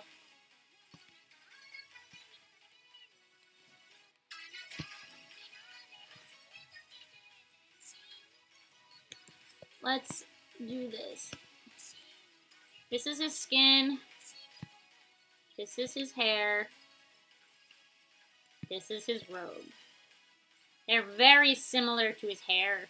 And then you got all your yellows, which work. The yellow works as a good, like, what you call it? A good, highlight color. So,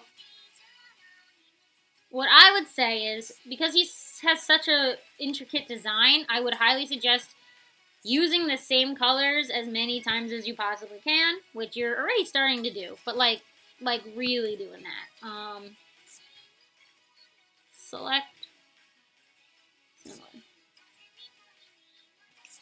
So I selected similar, and it's giving me other parts of his body, which means it thinks that they're all the same color. There we go. I had to lower my, like, selector. I had to say select less things to get it to not select the body colors. So it was selecting your gauntlet colors too. So let's do this.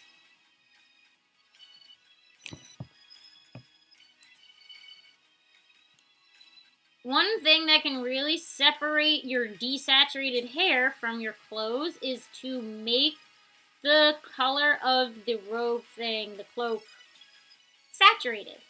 So I'm upping your saturation like a lot. Before it was not saturated, it was very gray. So if we just increase the saturation, now it's like pure blue. And already that pure blue stands out a lot more from the dark color of the hair. Another suggestion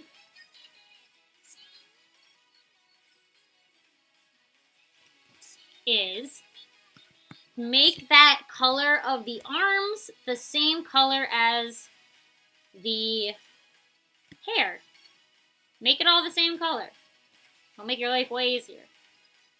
So what that means is either make the hair lighter or the skin darker. Not the skin, the hair lighter or the arms darker.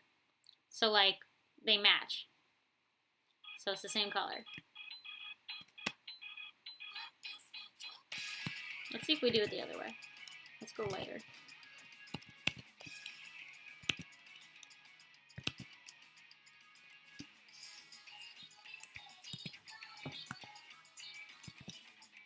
What if I made the hair?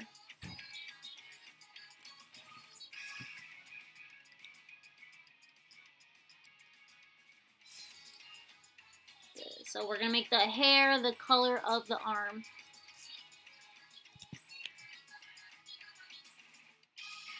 There we go. So, okay, he's already got a lot less colors.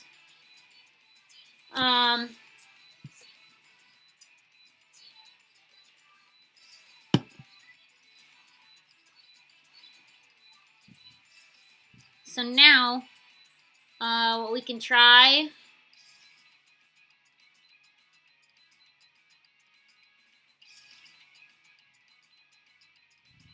let's see, I don't want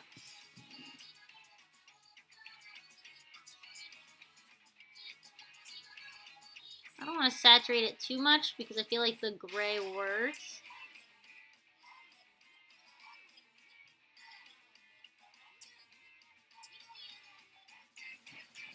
I want to make sure it separates him from his cloak a bit more.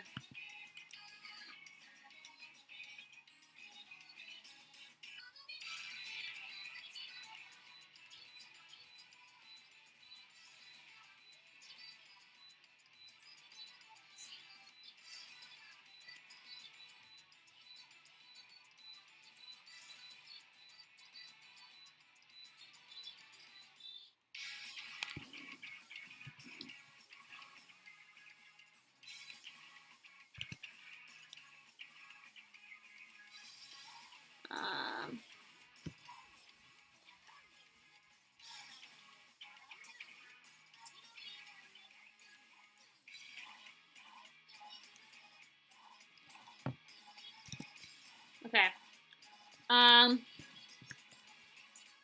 Okay, now he definitely is different from his cloak. And And one last thing. I'm just going to do this to see what it looks like.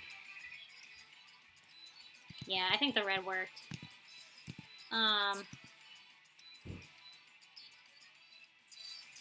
However, what if we also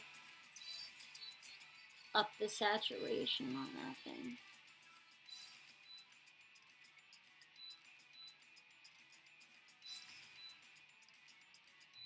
Make it stand out a little bit. Okay. Okay. Okay. Cool. So, very simple. See what he looks like. There we go. So, yeah, boost those colors. He was very gray, so it was kind of hard to tell the difference between one thing and the other. But if we just boost his colors and make sure, like, keep him uniform, like, keep the colors very same throughout, you're good to go. The places where the grayish kind of tones work is in the pants and the boots, because those are more earthly tones. But, like, you know, give him some style, you know? Okay. I think that's as much as we can do with this. Was that helpful? To see Yui? Was that helpful?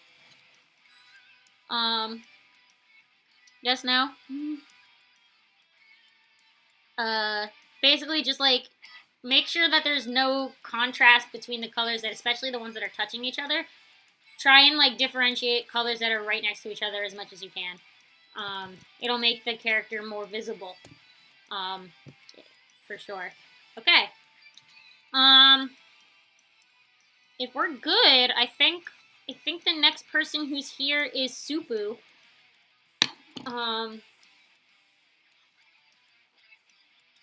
Supu, are you still here? Make sure you didn't go away.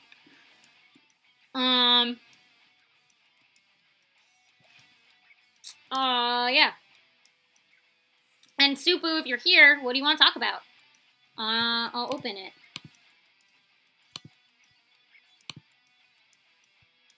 Supu, what are we talking?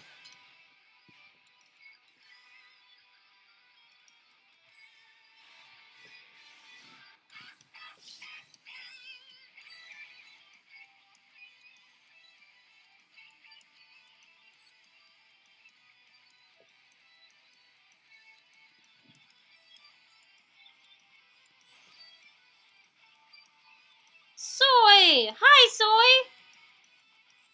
Everyone say hi to my friend Soy. She just joined the chat.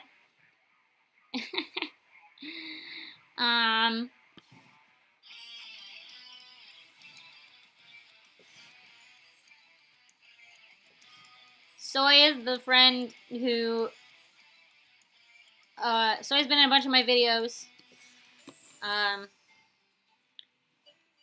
You've probably seen her around the channel. Colors. Okay, so what I'm gonna say is your piece is very grayscale. So I'm not sure what color. There's not really colors. There's no colors in your piece. So I don't know exactly what you want to talk about color-wise, because there isn't really colors.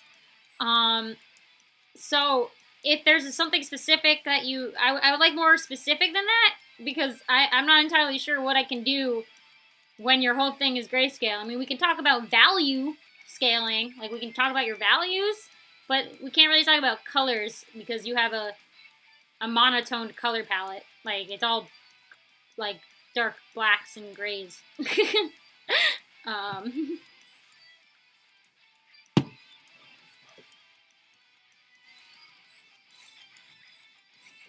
So if you have any other things more specific that you want to talk about, please tell me. Otherwise, I'm not. I guess I can do a value scale check.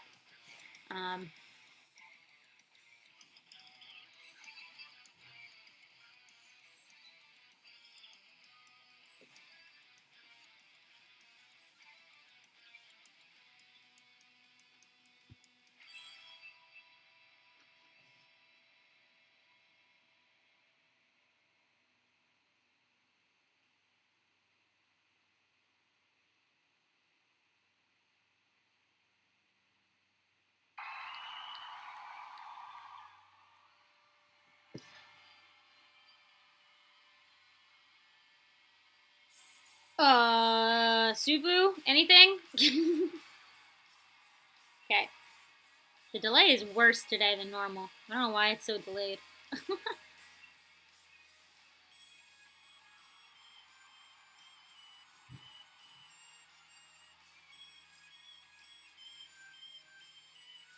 Pose. Okay, we can do that. Is that it? Okay. Very one word kind of answers, so I hope I do this justice because I'm not getting a lot from you. So I'll do my best. Um,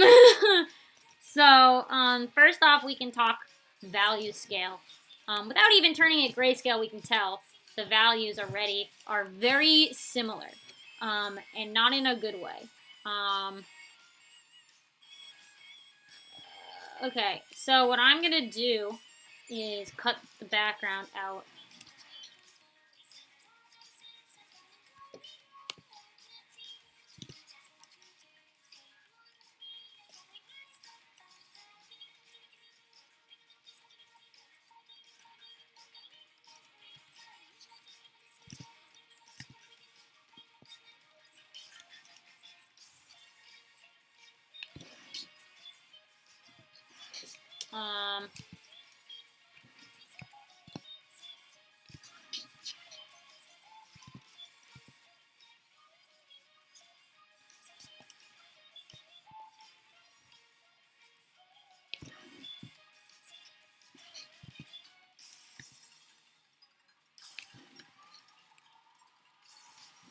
Okay.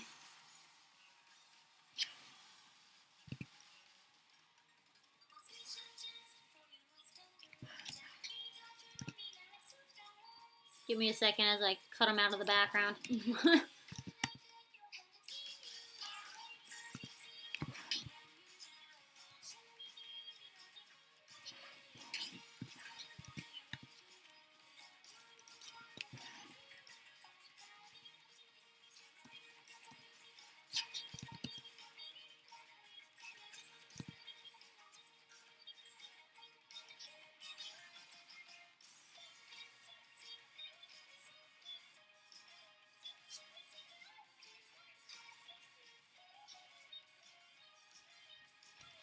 Okay. Okay. So colors. First off, this background. He's way too similar to the background color. So what we can do is make it. What we're gonna do is we can bump up the contrast. Might help, yeah. So we go even darker on the background than he is. Bump up that contrast. Oh yeah. He can see him way better already. I think it works better dark. I feel like it fits his mood, the dark of his mood. As well as what I'm gonna do is we're gonna take this one little thing, this one. I'm actually gonna squish it because it's really close to that, which is making it almost a tan. It's like too close on your composition. Okay, cool. And then for him, we can bump him up a little.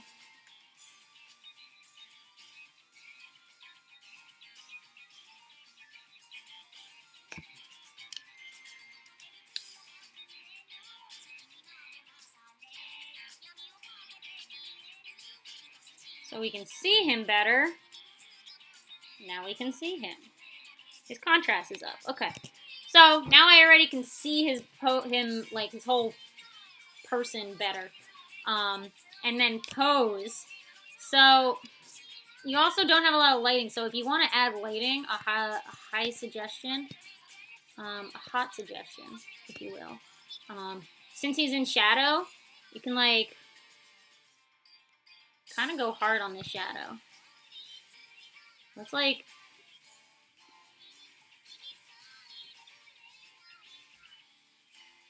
Let's just do it. Let's just give him a shadow. Huh? Why not?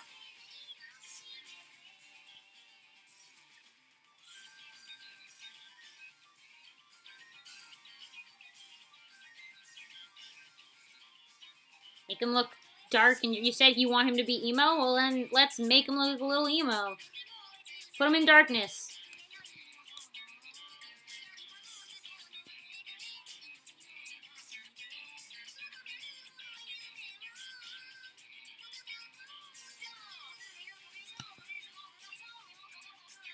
So...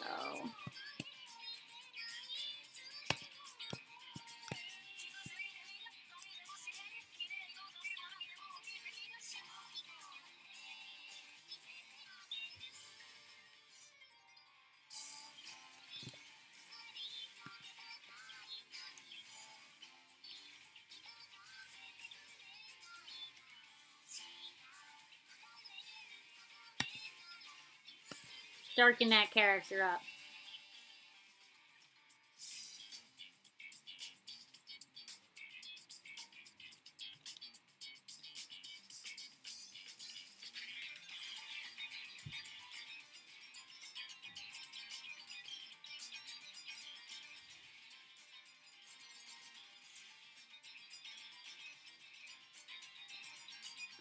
Okay.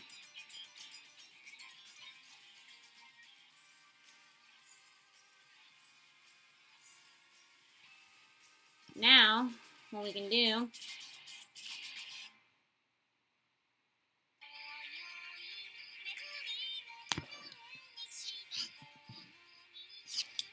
Sick. Look how sick he looks. He's so dark now. Awesome. Use them shadows.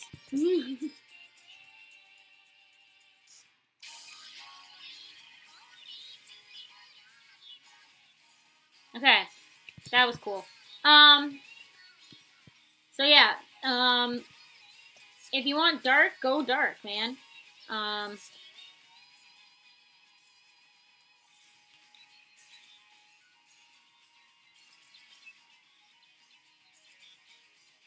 Ba-ba.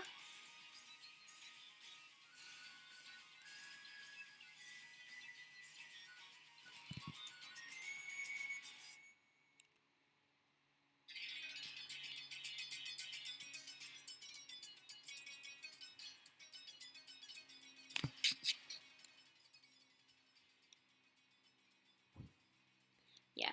Okay.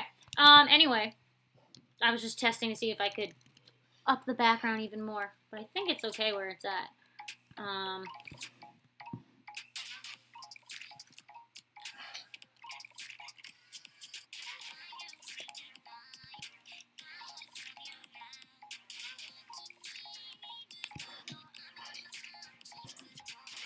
Okay.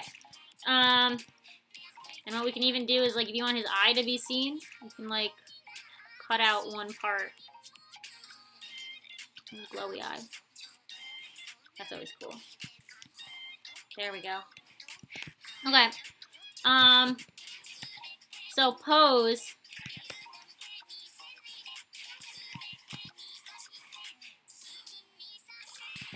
Pose. Okay. Pose, pose, pose. Quickly, what you can see is he was very misty and kind of hard to look like. Now he's like real dark. Now he's got a mood. Before, all your colors were very samesies, so there was no mood, you know? It was just, kind of looks like he's in mist. And now we've got like this shadow on him, and we've got like this dark, dark colors. And now he's all spooky. Now he's really emo. He's real spooky.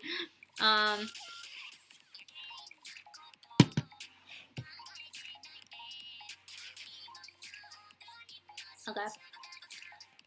So that was that part, the color part. I hope that helped a little bit. Let's talk about posing real fast.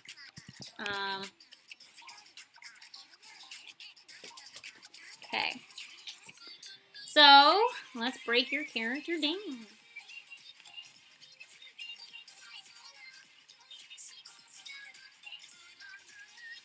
Okay.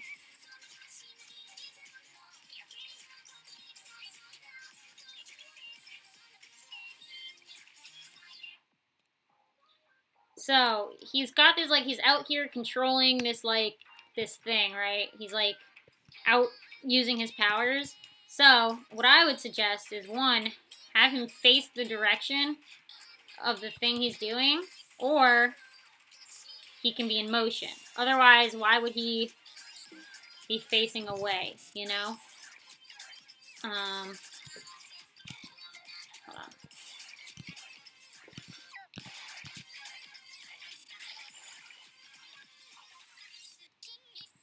So what we can do is, let's see if we do this.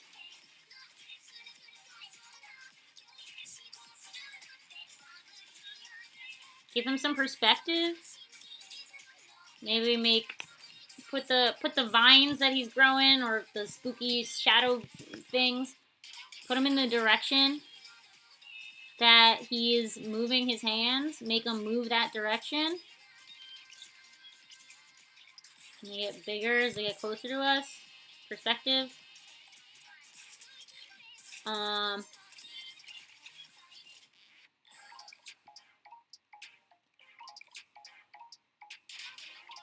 Give him more of a push his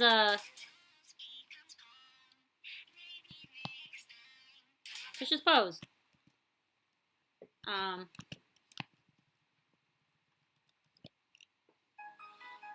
So with that in mind,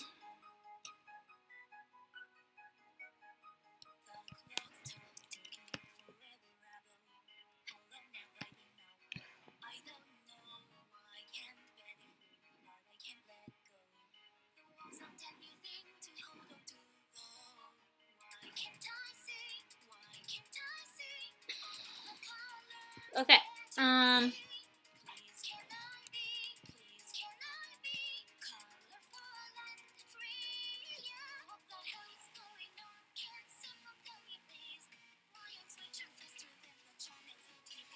if we push him,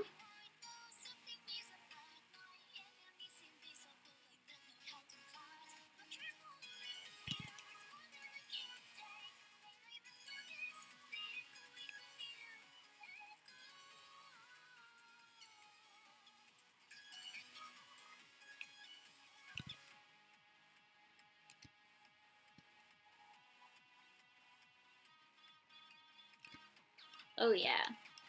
Now we gotta pose. We gotta pose all right.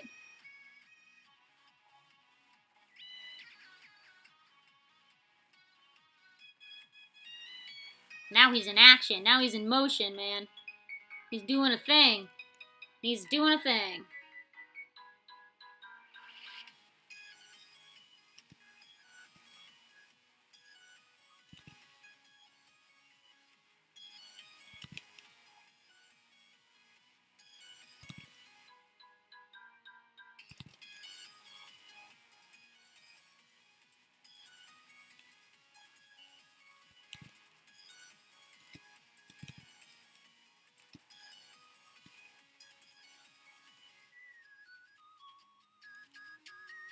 I don't know what his feet look like, so I'm gonna guess.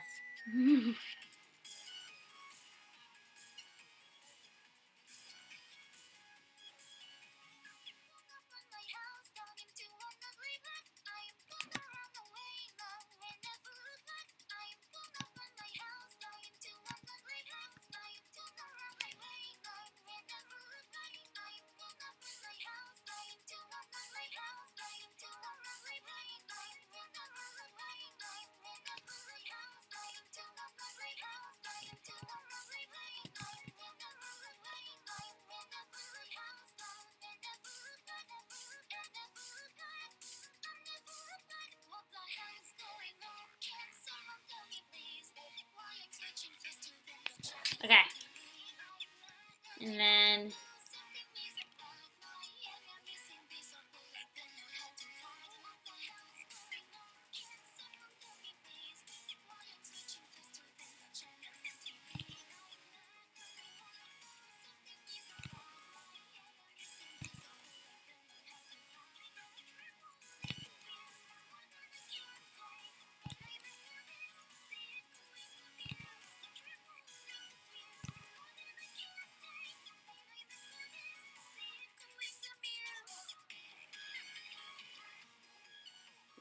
we go. Okay.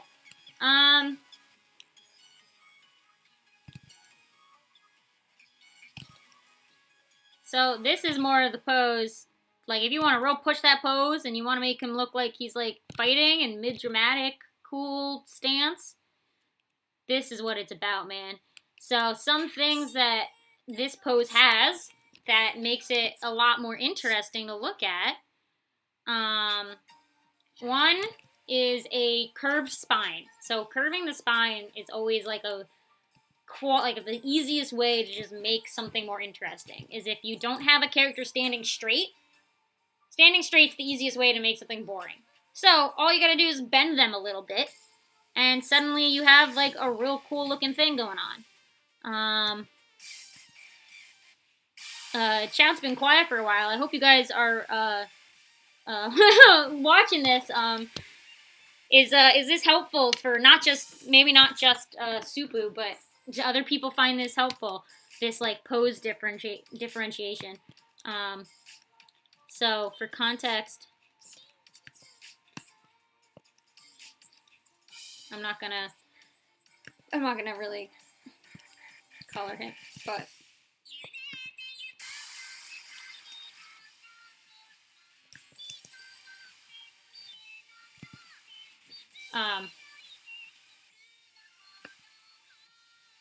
Yes? Yes, no, chat? How are we feeling about this?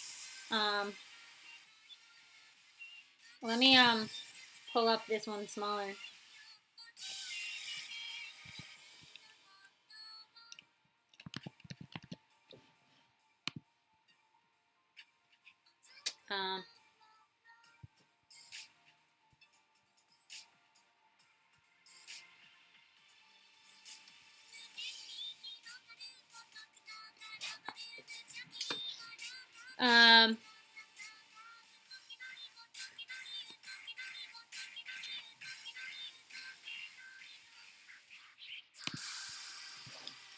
Hold on.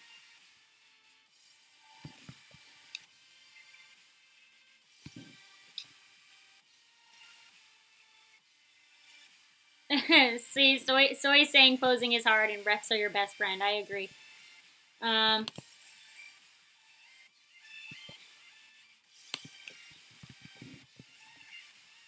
Let me just, I just want to put them side by side so you can see some of the differentiation.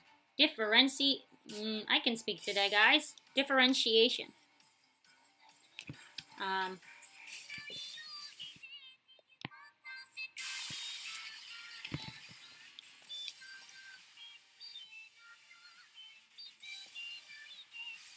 So yeah, here, side by side. Hope this helps that you can see it this way. So yeah, so same like base like vibe of the pose. However, the biggest things that I changed to like make him cooler and like the pose more interesting is that the addition of a curve. So we call this the line of action. So the line of action is the big motion that the body is taking. So right now, your character is just like this. Your character is just up and down. That's your line of action. The new line of action is this curve. So when we look at them, you can see that this one is a lot more interesting of a motion than this one, right? The curve is way cooler of a motion. So something to think about is if you're like, what's the motion of the body? Think of the line of action. And that'll get you your motion.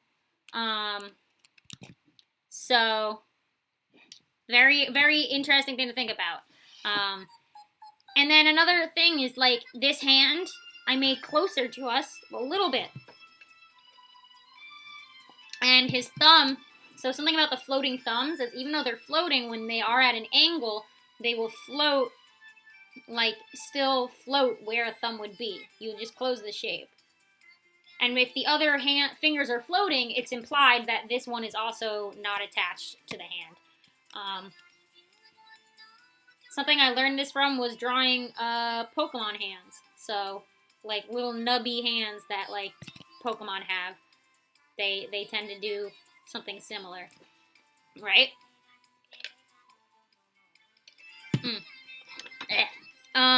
Drinking a lot of water.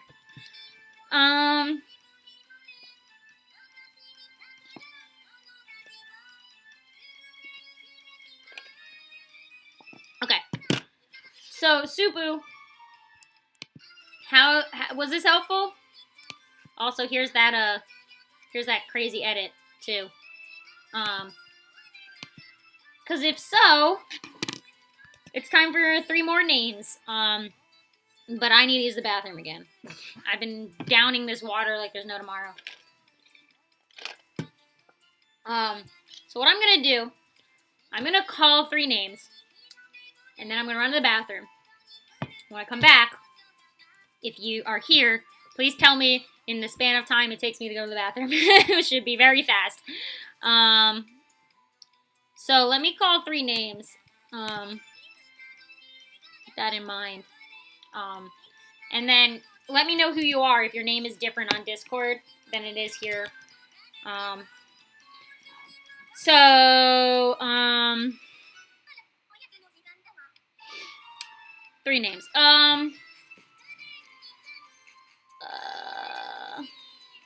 Okay, we can do this. All right, the next 3 people are a Hope Obsessed NB, Mears H or Mearsh, and Maru Kun. So a Hope Obsessed NB, Mears H or Mearsh, and Maru Kun. I'm gonna run to the bathroom. If one of you is here, please tell me in the chat, and by the time I come back, I hope you're here. Tell me who you are. Okay, be right back.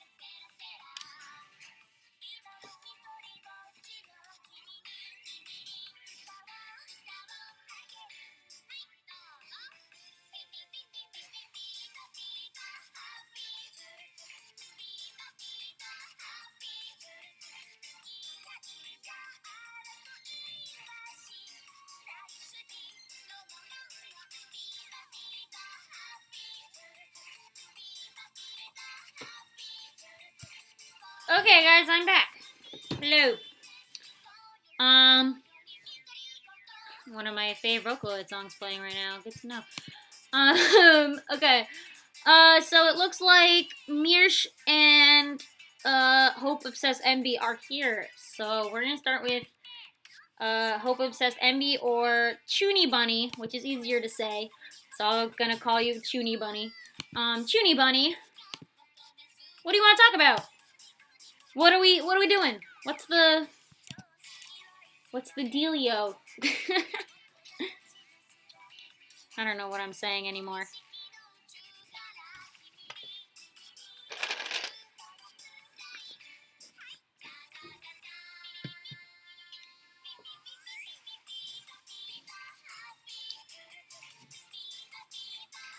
This is a banger.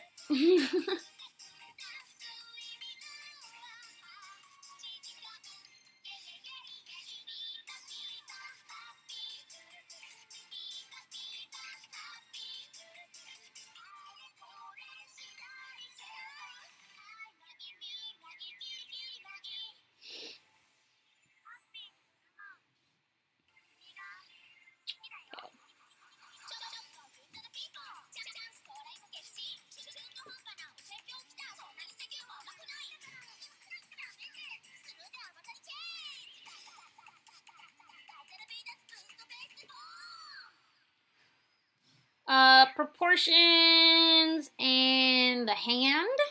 Okay. Okay. Yeah.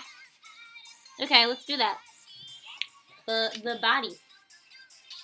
Okay. Let's first break down your pose. See what we're dealing with. Okay.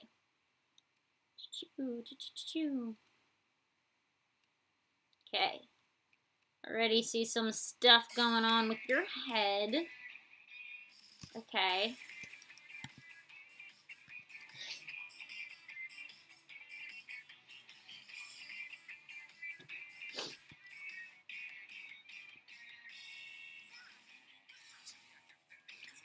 So, by the way, guys, how this also works is if people in the chat have advice, you're welcome to give it as we go. So, like, if you think of something that maybe I forget to say or that I just don't say at all, you guys are welcome to say things in chat, and help each other out.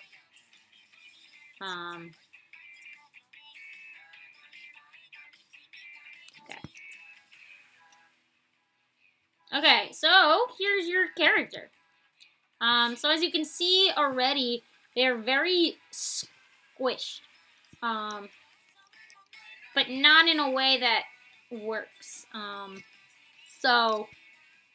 You've kind of like squished their body, and like I can see the kind of chibi art influence you got. Like you got a little bit of a chibi kind of style going on. However, I think we got to work on,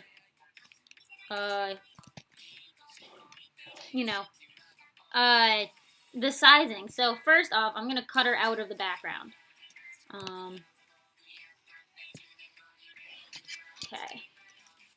Let's do that first. Let's cut her out of the background. Okay.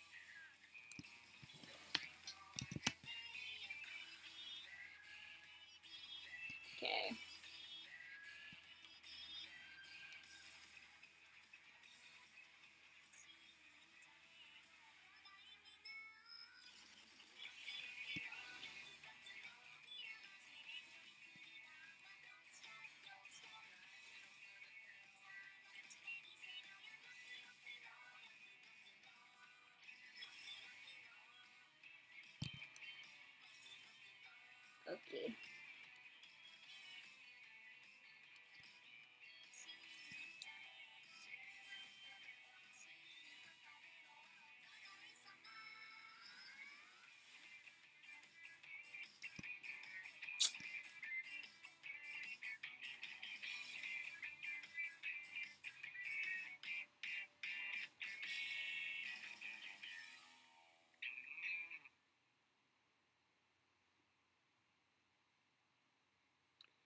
Okay.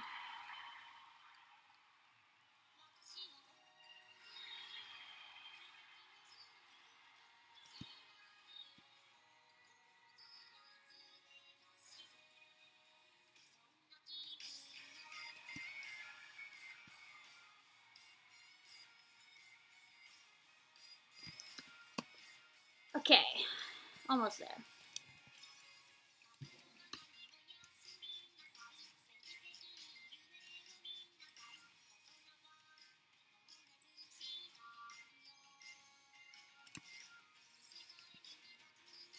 Oh, cutting things out is so fun, isn't it, guys?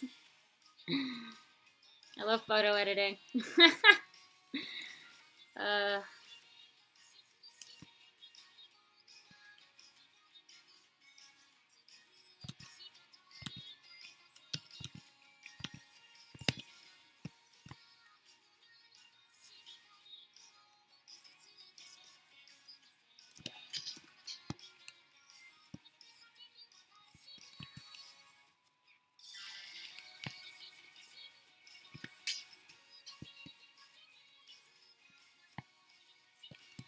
I goofed. Hold on.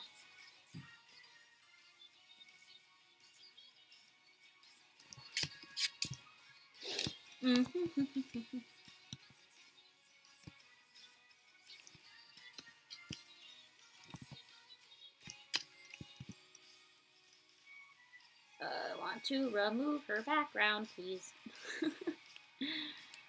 So we can edit her without worry.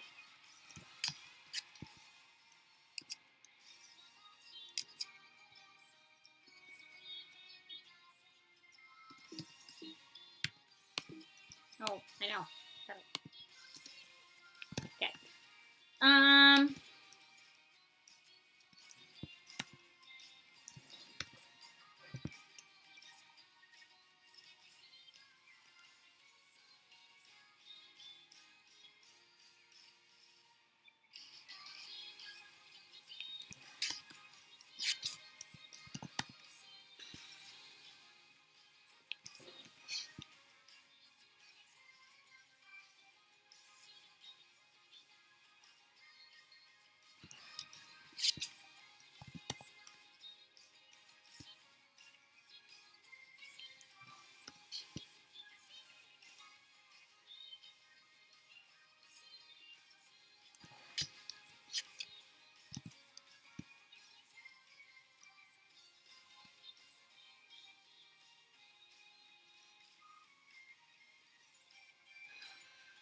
We're so close. I just want this done. Okay, there we go. Finally. Okay, we can move on. Okay, the background's gone. Yikes. Um,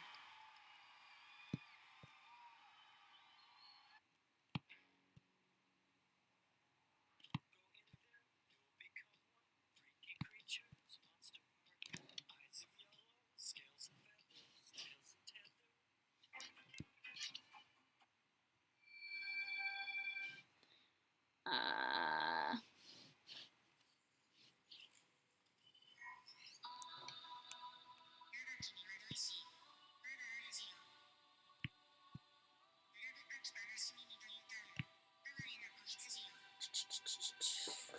get rid of her. Delete her. Delete her. um,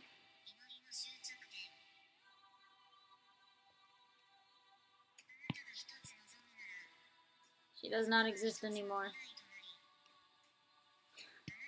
She is but a ghost. Okay.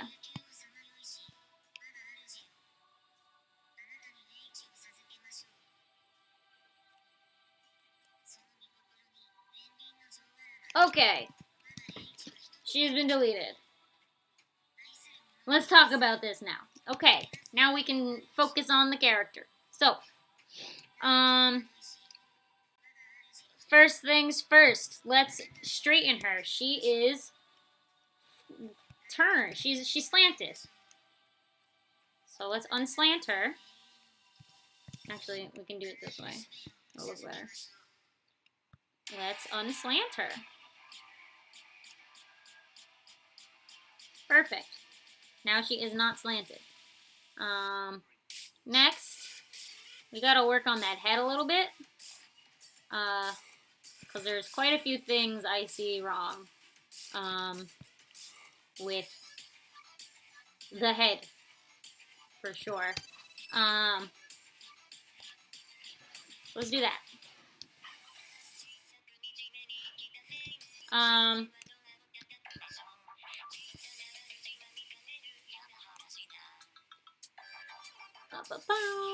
Let's take her head. Alright. So.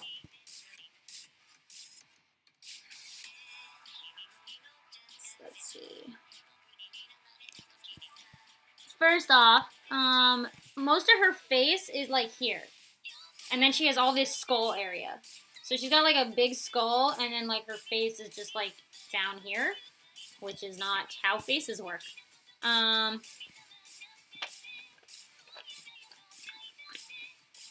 So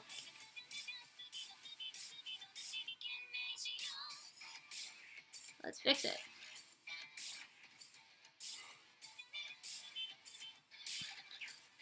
And her head is weirdly tilted. First we fix the tilt, and then we fix the proportions.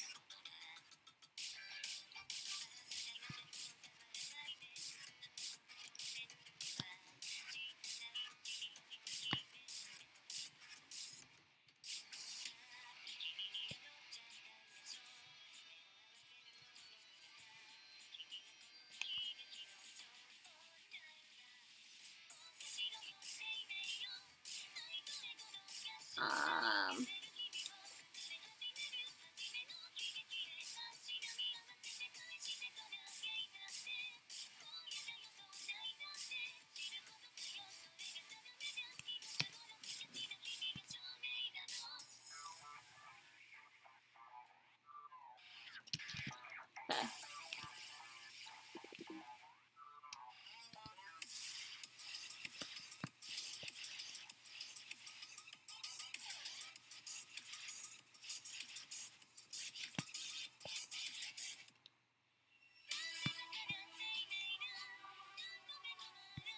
This would actually be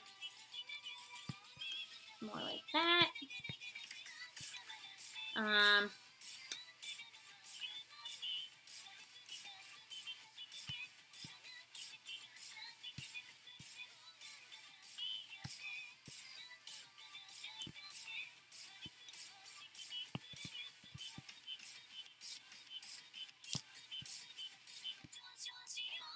Next, let's fix this whole thing here.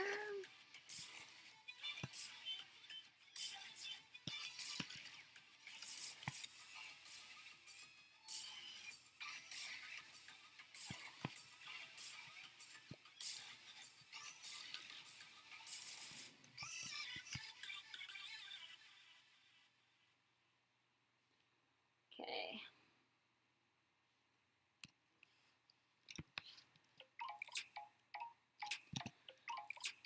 Alright, for those who are talking in chat right now, let me just go through what's going on. I'm starting at the bottom today, at the very bottom. So if you submitted a long time ago, and you're at the top, what I'm probably going to do is after I do the next two people, because there's two more people who I called who I have to do, we're actually going to swap and do something different. And then when we come back after the different thing, I'm going to go to the top and start calling from the top. So if somebody submitted very early and has been missing their name every time, this is your chance. If you stick around, we'll get to you, because I'll go back to the top and I'll call people out. So keep that in mind, guys. I have another thing I want to do after this, because there is both, I think both Maru, Kun, and Mirsh are here. So I called their names, so I'm going to do Maru, Kun, and Mirsh after I finish this one. And then we're going to do something different, because there's another thing I want to do with you guys. And then we'll do, and then when that's over, we'll just keep doing, we'll do some crits until the end of the stream. When's the end of the stream? I don't know. This is, right now is actually when I start streams normally, which is 4 o'clock. So, this would be normal stream time.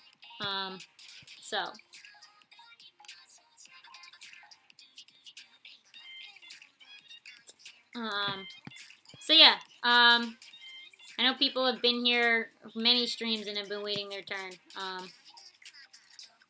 So, again, I've been doing calls in random orders. I don't follow the same order every stream. That way people have a chance to get their name called.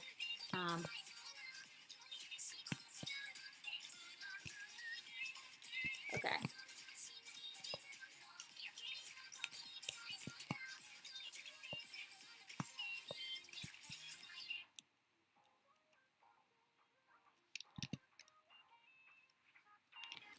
Alright, so I pushed her face up. And fixed the proportions that side of it. So now she has not infinite chin. Or infinite, not chin, forehead. So, just lift that up. And that makes a difference. I'm going to push your nose down a little. There we go. Something I noticed is she doesn't have eyebrows. I don't know if that's intentional or you just forgot the eyebrows. But she has no eyebrows. So, something to think about. For sure.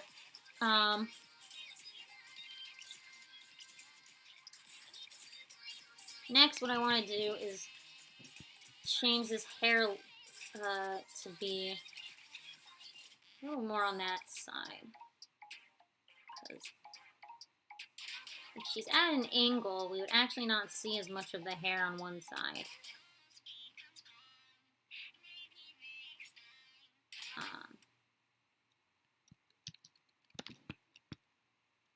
Dope.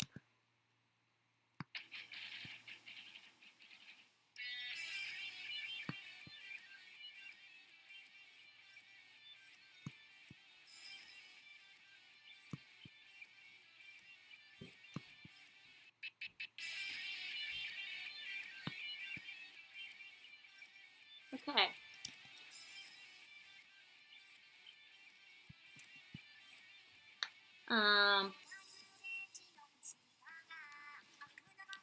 She has eyebrows. Oh, I do not see the eyebrows at all. I am so sorry.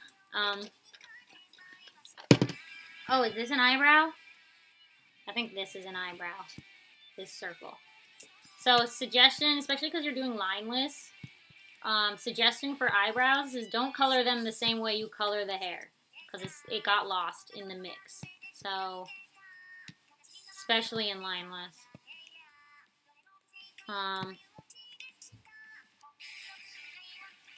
And for such a cute, like, look, you can go over the hair with it. There we go. Now she's got her circle eyebrows. Cool. I'm a big fan of circle eyebrows. Okay, that's the face. Let's, clean this up a little. Yeah. This is a tangent right here. This whole thing is like a bad tangent. So what I'm going to do is change it. Like all of this. Her eyes should not. So now that I've pushed her eyeballs up, you can now make those curves on her cheeks so they don't cover her eye. Now that her head has space to breathe. So let's do that. Let's let her eyeballs breathe, because I don't want her hair to be that much in her eyes. That kind of sucks, honestly. And so now the hair bits can be down here.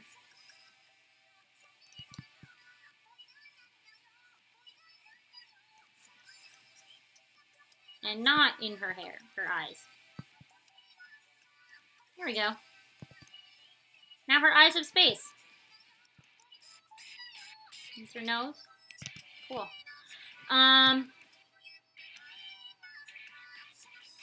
Darken the line for the nose a little bit so we can see it. Okay. Perfecto. That's the start of that. Now let's talk about the rest of it.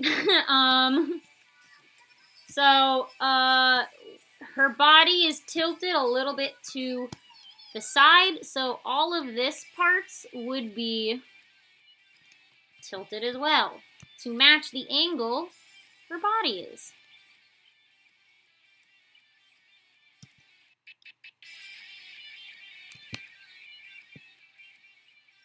Warp it. So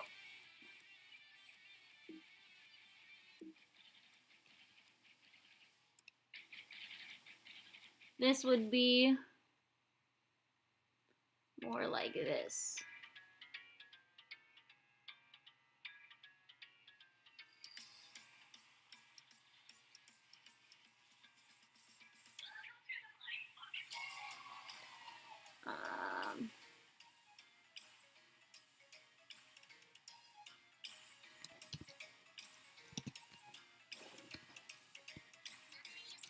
Ba-ba.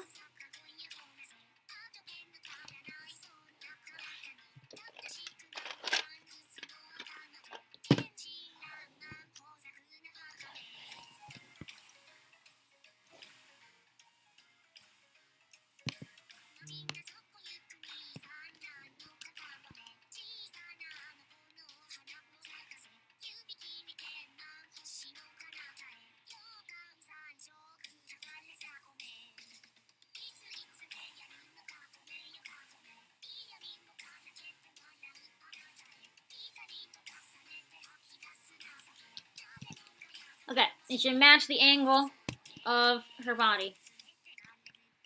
Okay.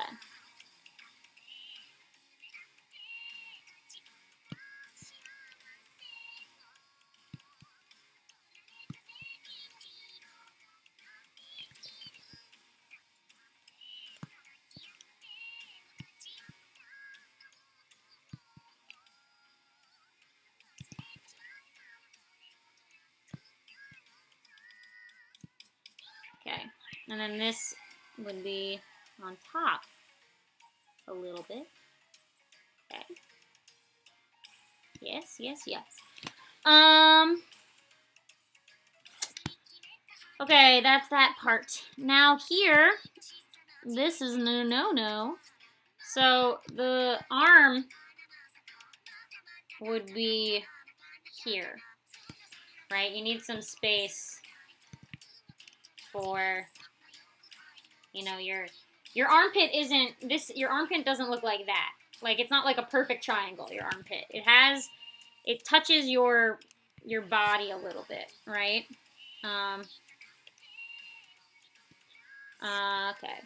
And then this side, the issue with lineless, I'd be careful. Don't complete it like this.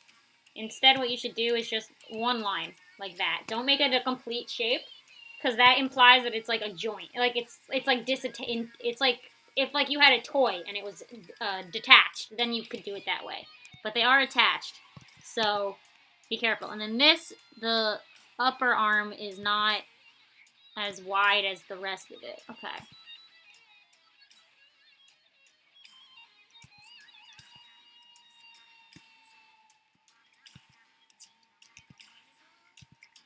So yeah, you can just do it like a little bit. I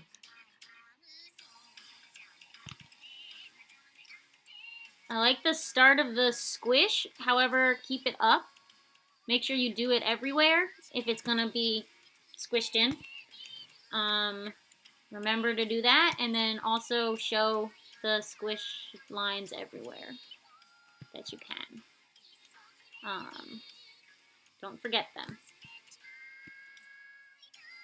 And then for this, it should flail outwards more. It should not be perfect to the hand. We'll talk about the hand in a second. I know that's what you really want to talk about.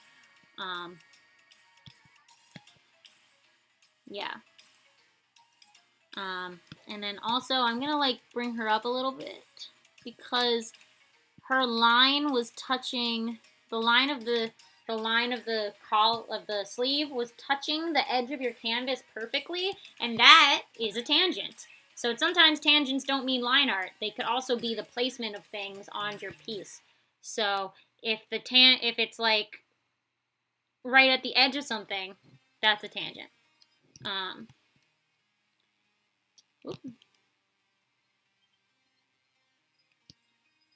Okay.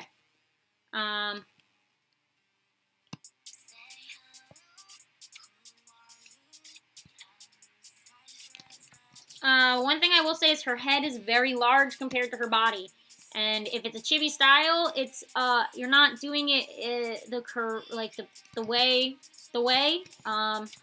So yes, heads on chibis are big, but usually their bodies are proportionate to how big their heads are. So even though it's a chibi, you know, you still need to proportion the body correctly. If it's chibi. I don't even know if it's chibi. It's just the art looks very much like a chibi art style. Like anime, but small. Small anime means chibi to me.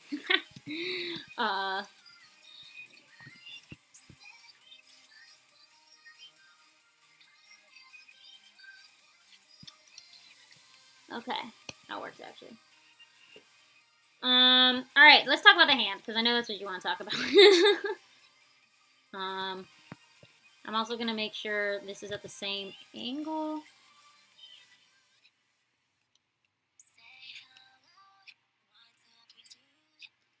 Let's see.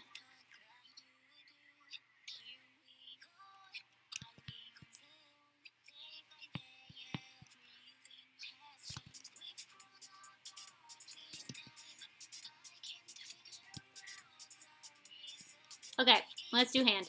So, first thing, let me break your hand down. Like, let me draw over your hand to show you what the structure of your hand is looking like and how we can get better at this. So, this is your palm, and then this is your thumb, and then here are your fingers. Okay. So, this is the hand you've created, basically.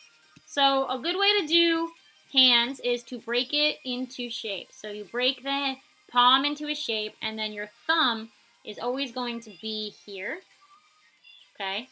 And then your other fingers are always going to be up top, right? So 1, 2, 3, 4, okay? Thumb side, and then, you know, whatever. So it can help you if you break the palm into a square. It can help you very easily plan out your fingers, okay? For yours, you've kind of squished them down a little bit. So let's do this. I'm going to select it, and let's let it live by bringing it up. Also, it's a very small hand, so your hand, if you hold your hand to your face, your hand fits the size of your face. Most people's hands, your palm and your fingers, if you spread them out, it's the exact same size as your face. So, with that in mind, her hand is tiny compared to her face. Because she's got big head with tiny hands. So let's do that. And then let's also bring her thumb down to give it room. And then another thing is just don't make them pointy. You know, make them round. You already got a very round art style. Just make them round, man.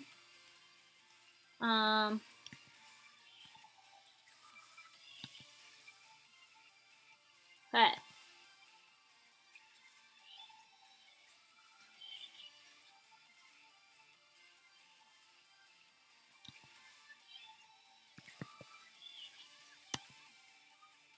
So you know the place, that like line you draw on the palm, that's actually your thumb. So that line in your palm is part of your thumb. So if you look at your thumb, you'll see how there's like a bit of a bump. That bump is that line that you're drawing in the middle. So it should match up to the thumb. So wherever your thumb is should match to the bump.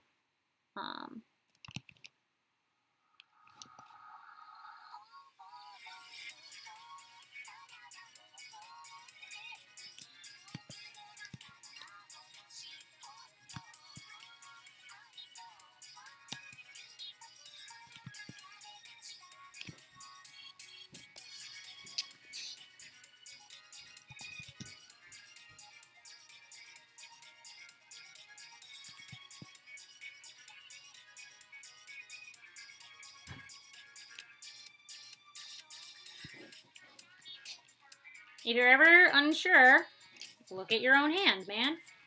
Your own hand is your best reference.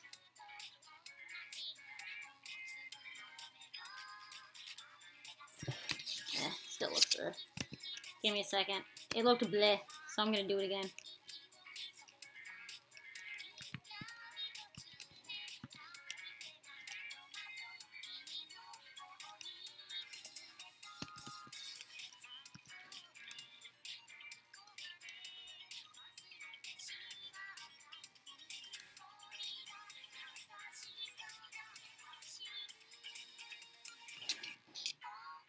Makes a wave at us.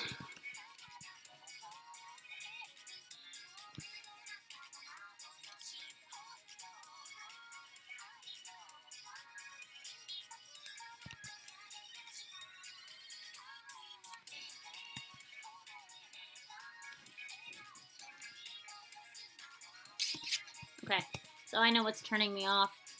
Her hand should actually be a bit more...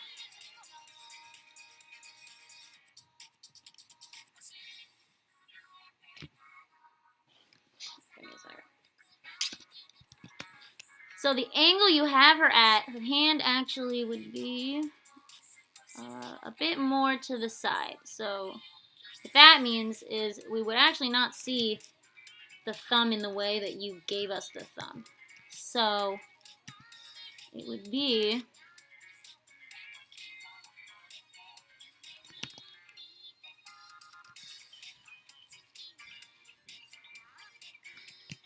a bit more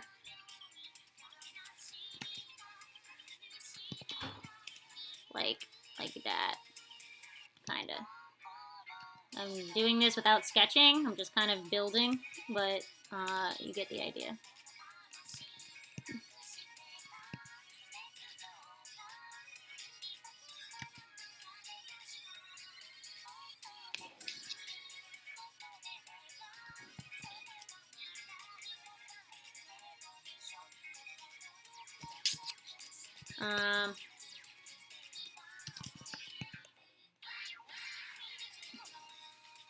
If you're drawing your dominant hand, take a photograph of it. That's it. Or take a photograph of your other hand and just flip it. That's all you gotta do. The power of photos.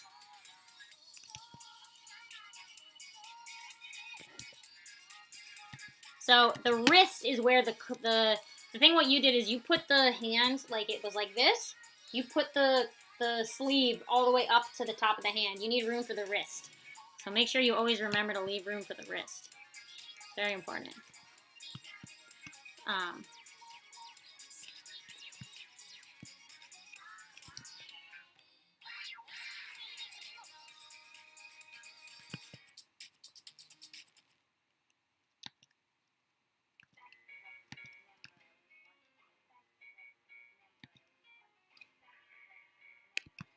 Okay.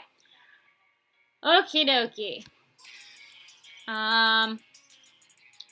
So, with all that in mind, the main things we talked about were making sure that their face has space and that their face parts aren't squished to their chin. So giving them less of a forehead, for sure. Making sure that everything is, like, you know, facing the right direction. Don't put the hair on the eyes, basically. And then, you know, make sure the lines of the form, so like the lines of the shirt and whatnot, are following the motion of the body, so everything is the right direction.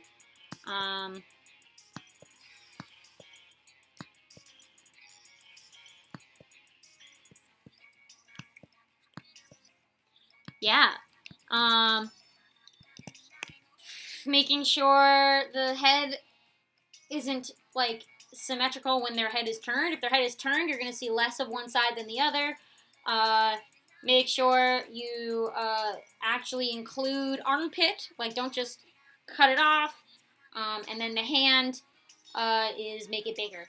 Just make sure it's bigger and make sure you include wrist space. Okay, so at this point, we've hit the point where we're going to jump between the two. You guys ready to see the differences? And then I'm going to ask your thoughts. I forgot. Oh, Chuni Bunny. Chuni Bunny, let me know your thoughts on this and if this helped you. And let's flip. Shall we? Here we go.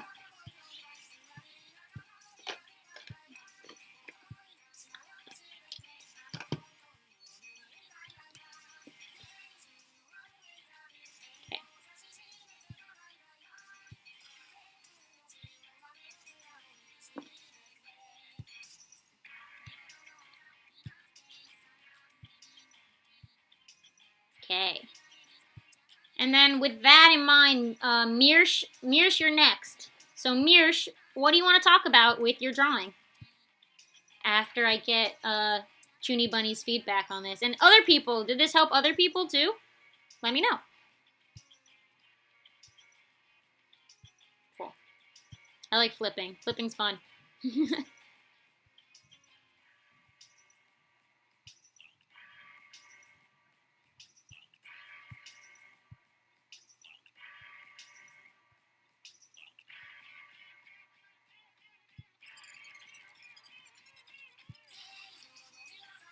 All right. No, took notes. I love it. You're welcome to take a screenshot, by the way. If I talk about your art, you can take a screenshot of this stream if you want to. Go for it. And all the streams are archived on my Discord, so if you're in the Discord, you can easily click a link of the stream when the stream's over and just find your part, or find other parts too if you want to. For sure. Okay, Mirsh. What do you want to talk about, Mirsh? Let me open yours.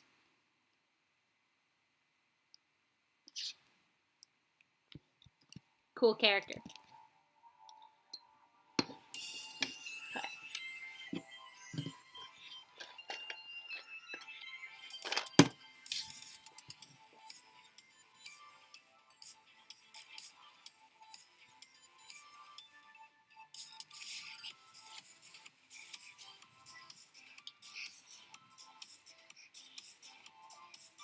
Pose and furniture tips. Furniture. Fun. Okay, let's talk about it. Your character's cool. I like his vibe. he's got a good vibe. Oh. I got a notification. What that is, I don't know. Let's find out. Subscriber! Can't read it. Somebody, I'm sorry. The text is very tiny on my screen. So, I'm so sorry if I can't read your names if you sub. I have very tiny text. There's a lot of notifications coming in right. Whoa! Oh, geez, a lot of people just subbed. Okay. Thank you for all the subs, guys.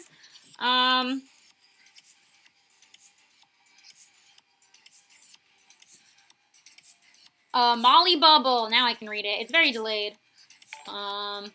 Oh my golly gosh. Why am I getting all the notifications at the same time? Oikawa's left shoe. Thanks for subbing. I like your name.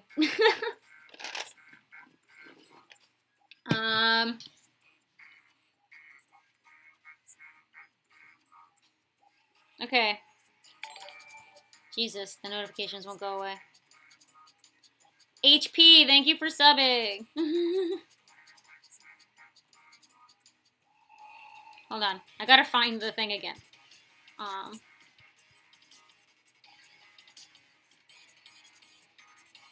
I lost the drawing. There it is.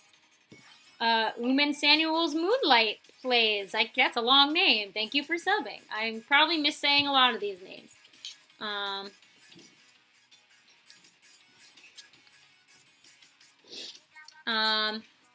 Ego Koroo. Oh my god. I'm so bad at pronouncing things, guys. Don't. Ugh. Olivia Branson, thanks for subbing. I'm the worst. I feel bad when I say my students' names wrong. I have 2 students whose names are spelled the same, but are pronounced differently. Yeah. Yeah, that's a thing. They have the same spelling, but different pronunciations. It's painful. I'll say that. I may have messed them up a couple times. Alright. Let's analyze this pose, shall we?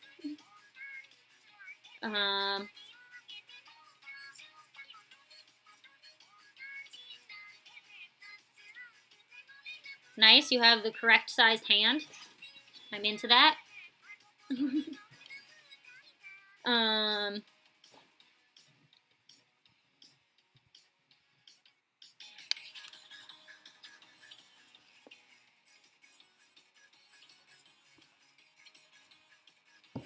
Hold on. I may order, apparently my parents want to get pizza tonight. I'll eat pizza. Oh my gosh, guys, we are 30 subscribers away from 6,000. 30 more until we hit 6K. We've gone up like 100 since this stream started. That's crazy. I don't know how, yeah, wow, okay. Thank you, everyone. We're hitting 6K so fast. By the time I know it, we're going to hit 10K. I don't know what I'm going to do for 10K. I can't do another special. What do I do for 10K? That's wild, guys. Thank you so much for everyone who's been here.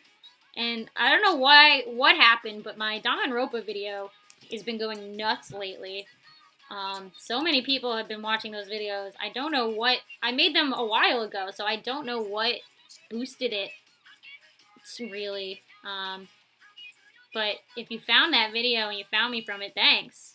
I've kind of just accidentally made the Danganronpa fans come to my channel, and I kind of feel bad because, yes, I'm a Danganronpa fan, but, like, I'm a veteran Danganronpa fan, which means, like, I like it, but, like, that's it. Like, I'm not hardcore like some of you youngies are. You young folks are hard into the Danganronpa, and I'm like, I liked it. I got into it because of Homestuck, and then phased out of it for years. And then recently, with the popularity of it coming back, I've kind of enjoyed it again. Like, my like for it has come back, but not in the way some of you like it. Some of your enjoyment of Danganronpa scares me a little bit. I don't think I've ever been that into a fandom in the way that some young people are into fandoms today. Well, people my age were that way in fandoms too. I was into fandoms, but I don't think I was ever that hardcore. I'll just say that. Okay, so starting off, I mean, his pose isn't that bad, honestly. I think you've got it. I don't know how you went about this, but I would have, if you didn't do this, I would suggest drawing the whole body without the table in the way. Like, maybe, like draw the circle for where the table is, but then draw his pose, like, behind it. Like, include what's behind the table. So if I just do this quickly, how would I go about changing it? One thing I would do is, like, I would just, like, curve him a little, like, his spine a little more, for sure. I think his top half is actually, like, pretty good. I think you got the top half right. I'd be careful. One thing I'd be careful about is, Just watching the lines like right here. See how they're really close. The table and his hand are very close right here. So I would suggest moving the table up a little bit to give his hand some room to breathe so it's not squished against the line. Because even though it's not a tangent, it's so close that it might as well be a tangent, you know? It's like almost a tangent. Um, just to give it some space so it's not touching the line perfectly. Let's see. So for crossed legs, I don't know if you used a reference, but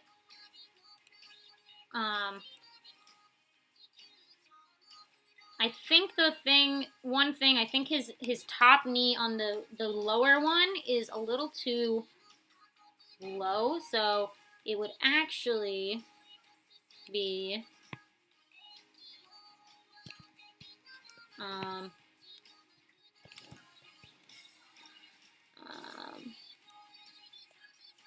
be a little closer to us, so it'd actually be a little bit more like pushed more downwards because he needs more.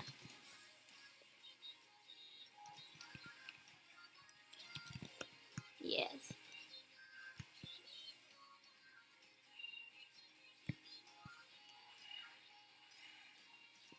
And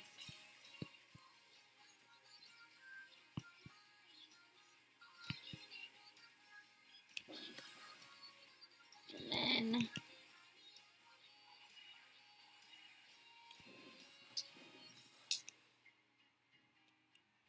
think you may have curved it too much, so it's more straight on.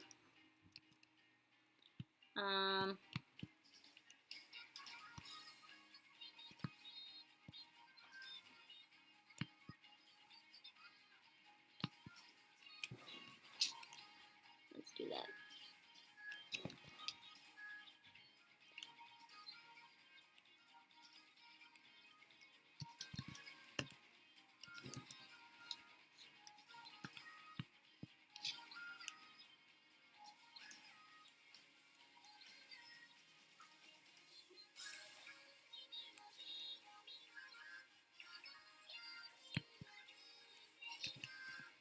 Yes.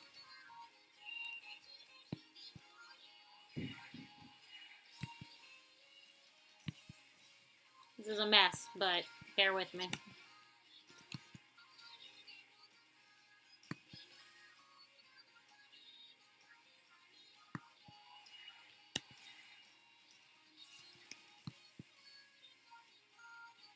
Yeah. So furniture-wise, the table works. The chair, I think, should be a little lower on the butt, so his butt has more space. Because right now he's really squished, and he has nowhere to sit. Like you're squishing his butt. He has no butt. Character's got no ass. So let's give him butt. Let's give him the butt. And to do that, we push that down more. Now you have space for the butt. Yes, give the butt. Wonderful. The butt exists. Haha. Perfecto. So it's not so squished anymore.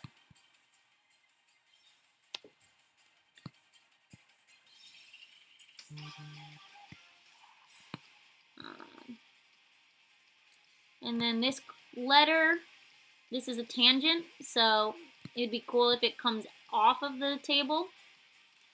That way, it's not such a tangent.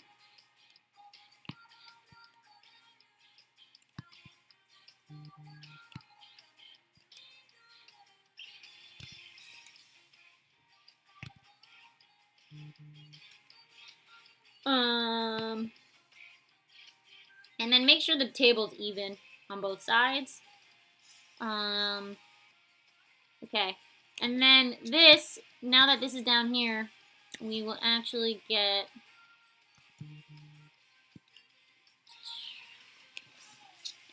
this should be a bit over more. You made it a little too long, which is okay. Again, I highly suggest you draw the body and the furniture separate from one another. So don't be drawing them together. Draw them unrelated to one another.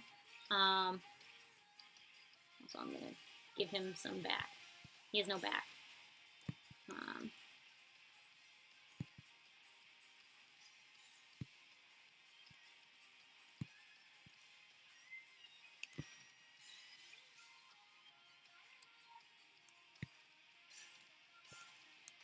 Okay.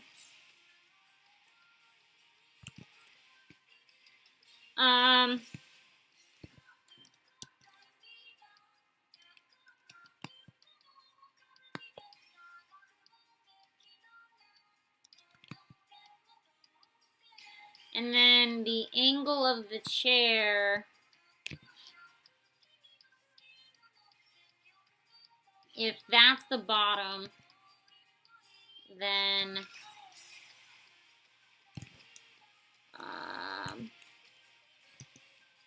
this should be okay.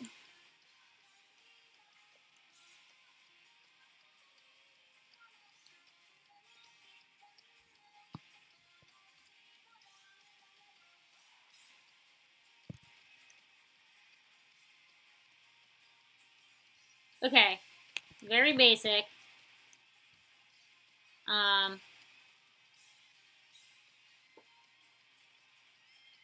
But I think just that a little bit makes the pose make more sense.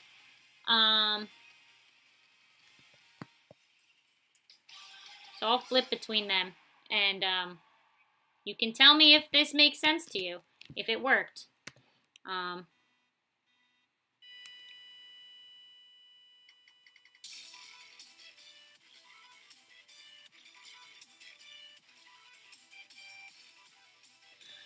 Okay, you guys ready? Here we go. Mirsh, tell me your thoughts on this.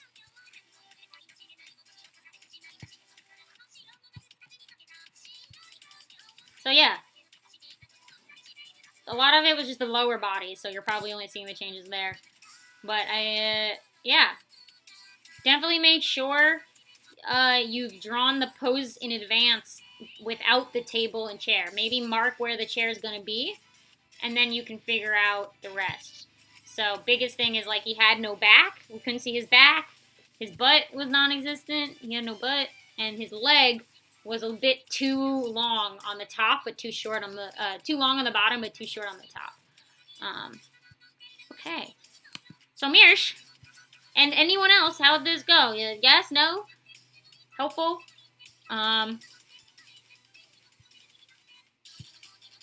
Watch those tangents as always. And then with that, I'm also gonna now ask Maru-kun to tell me what you want to talk about, because you're the last one before we do something else. And then we may come back to this. And while I say that, I will order pizza right now. Give me a second.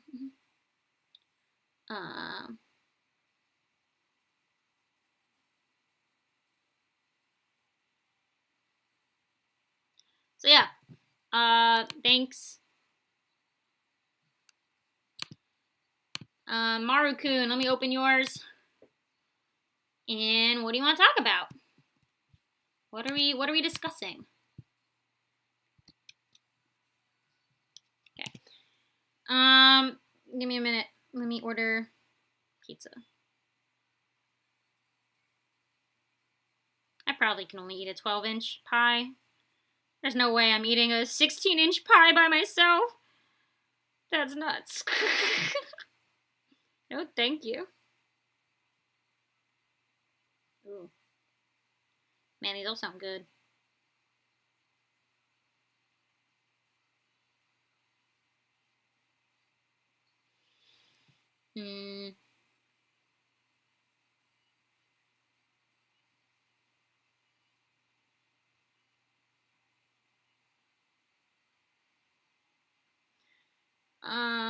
Which one do I want? Yeah, that one. I know what I'm getting now.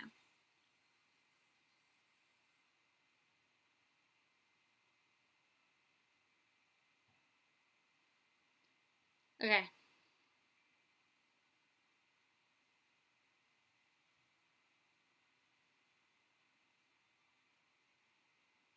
Okay, my pizza is ordered.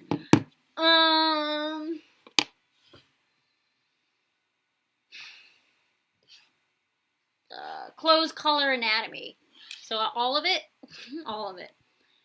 Okay, let's do that. You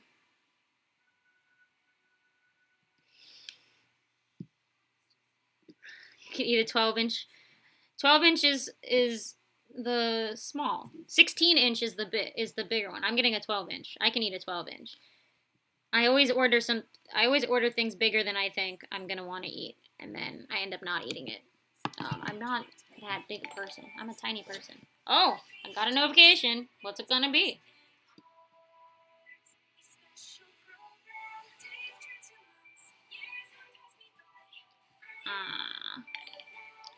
Oh my gosh, all these notifications coming in.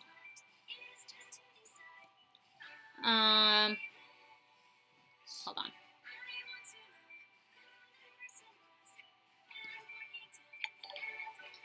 Why do I get? For some reason, my stream program likes to give me all the notifications at the exact same time. I don't know what that's about, but it sure enjoys doing that. Okay. Starlight Burst, thank you for subbing. Who's next? I'm gonna go through all of them. While I read these, I'm gonna redline your pose while I read these.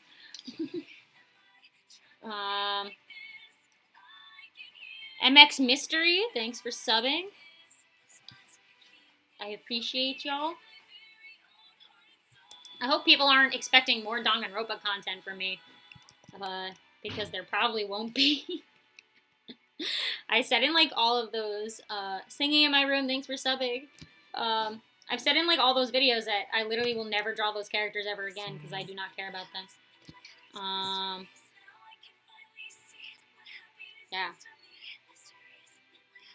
Awkward Zone, thanks for subbing. Somebody tipped me. Who tipped me? I didn't get that notification yet. Why am I getting emails before I actually get the pop-up? Wild.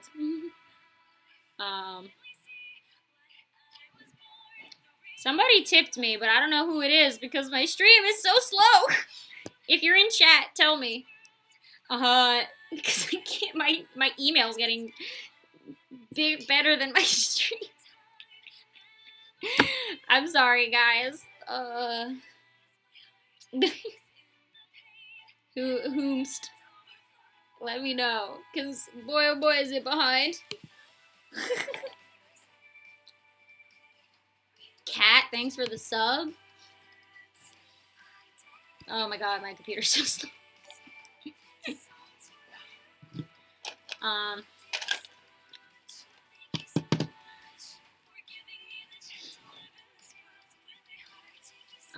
Okay.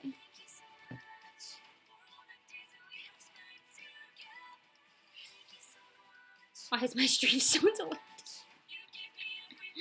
This is the most delay my stream has ever had. I don't know why it's so delayed today. Like, way more than usual.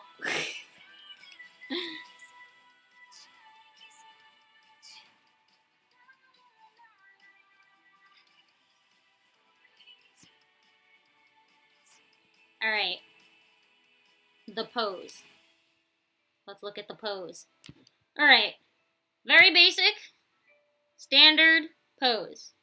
Good for just having a character. Rebranded, thanks for subbing. Seriously, if you tipped me, please tell me because it's not coming up on my pop-ups, so I don't know who it is.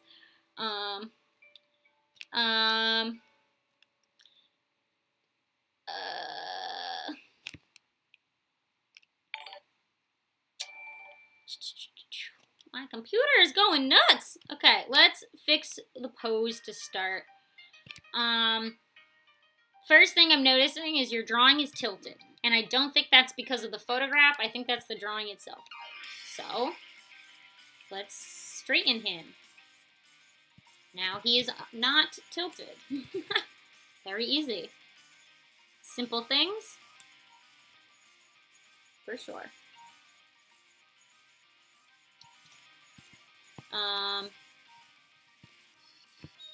Okay. Next thing is his top half. So the way you've kind of drawn him right now is his top. It's like an inverted cylinder, kind of. So his top half is large. Here's the top half, right? But he's like then going inward. Like he's squeezing inward, basically. If that makes sense. Nick Z, thanks for subscribing. So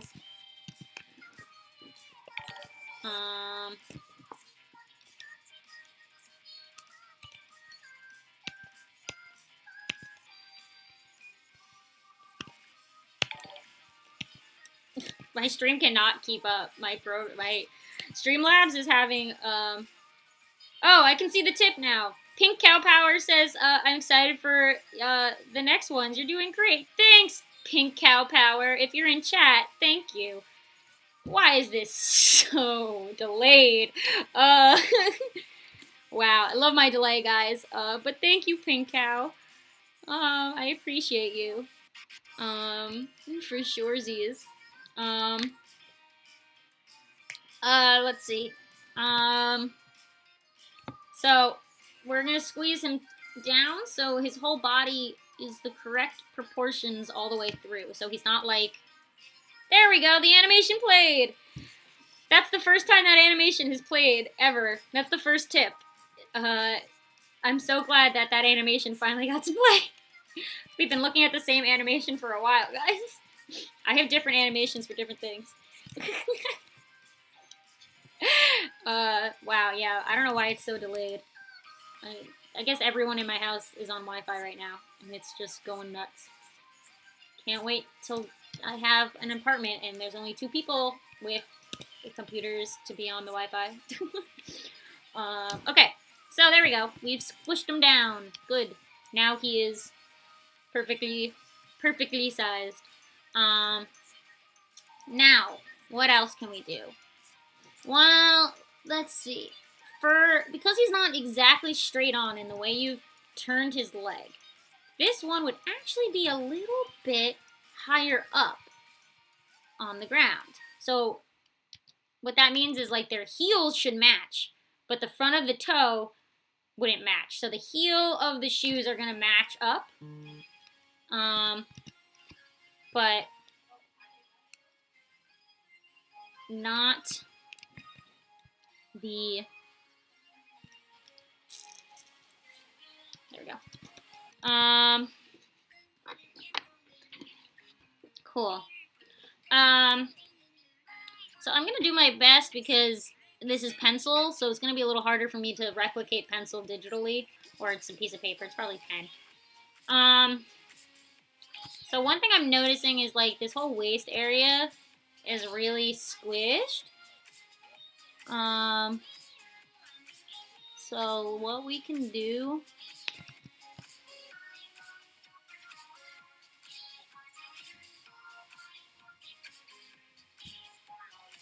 unsquish him. Okay.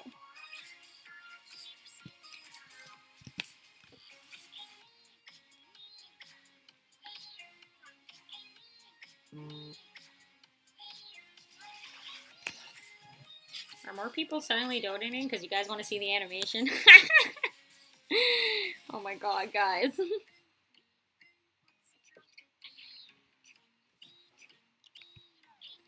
Milkbug, thanks for $5. The animation's gonna be really delayed. So, Milkbug, give it a second and you'll see the animation. But, thank you guys. Is this just it? It's just see animation stream? Y'all just want to see. So you guys know, I made all the animations that play when you sub or when you donate. I made them. They're all my art. Just so you guys know. So.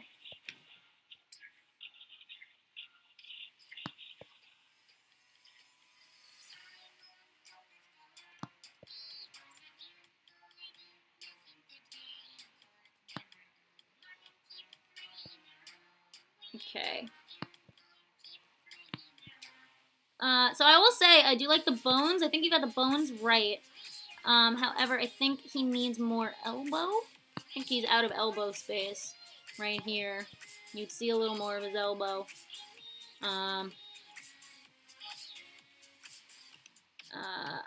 Also, like on this hand, okay, so his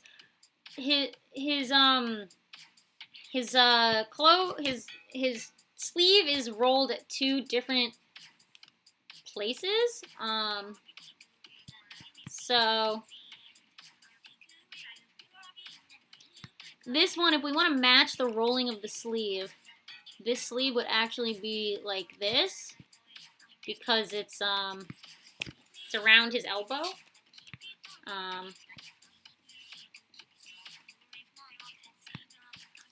So keep that in mind. Just to unless he has one lower than the other. What else can we do? We're getting there.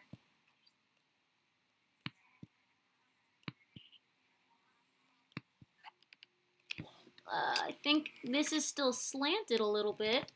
His shoulders. Let's unslant him. I think his head's a little tiny, so we can actually do that, make his head a little bigger. And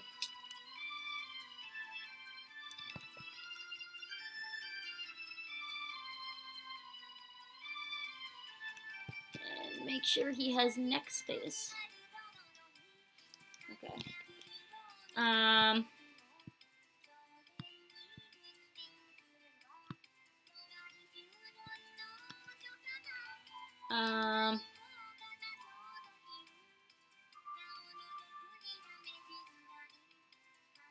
I don't know if he has ears, but I feel like with this hairstyle, we would probably either see his ears or he'd have more hair, like, in the back of his head, blocking his ear. So, something to think about. I don't know if his skeletonness means no ears. If so, maybe give him more hair in the back to hide where his ear would be. And then, okay. I think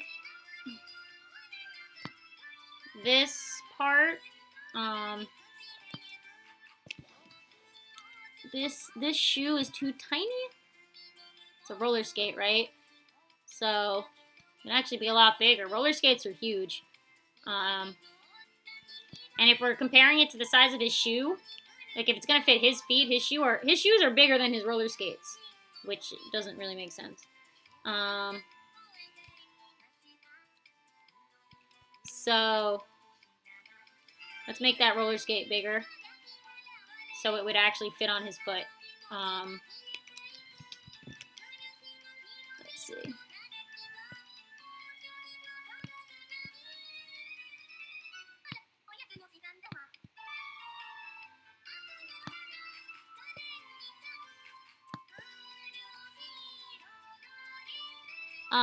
And then with that in mind, this bag would actually be turned a little bit with this angle.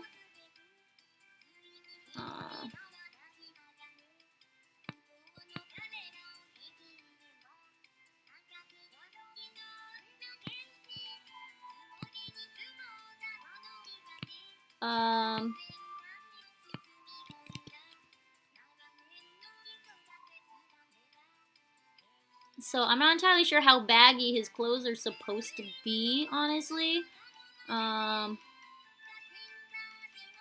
And then you've hidden his hand. Let's see some of that hand. We should see fingers.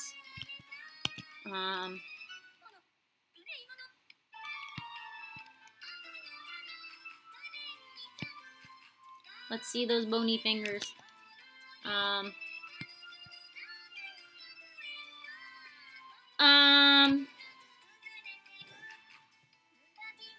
Let's see. I think I still got to do a little bit of moving.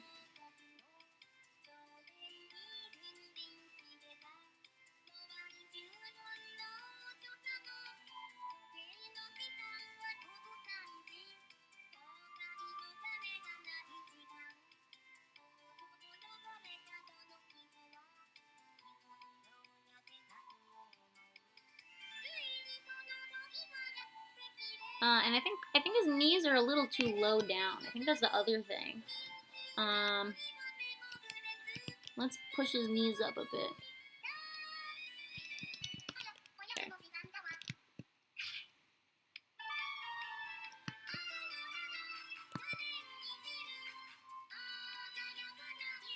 Okay.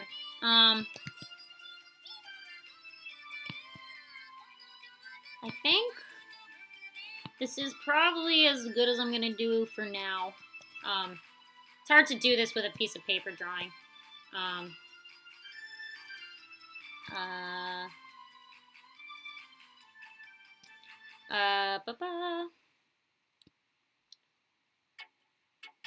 Also, if he has a second shoe, if there's a second roller skate, we should see that behind him, like here.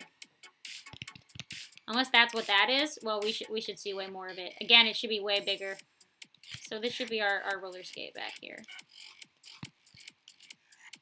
Let us see it. Let us see that skate. You know? Show the skate.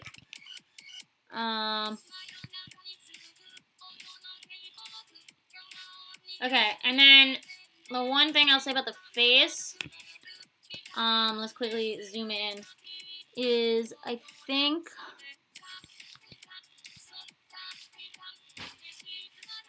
it's untilted a little bit.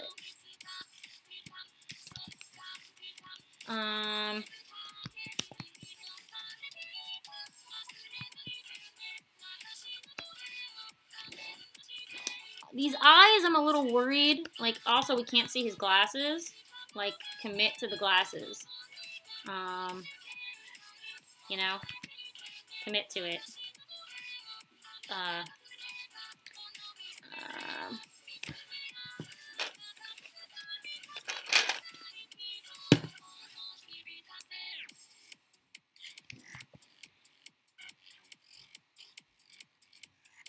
I think his eyes are just a little too big for the size of his head.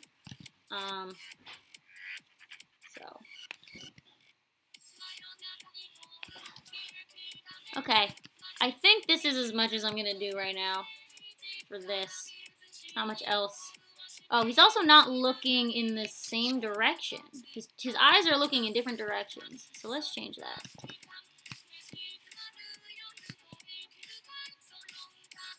Let's make him look at the right look the right way.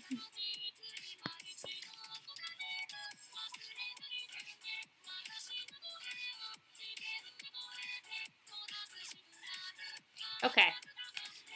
I think that's like as much as I can do. It's really hard to do this with a piece of paper drawing. But let's hop between the two of them and take a peek, shall we?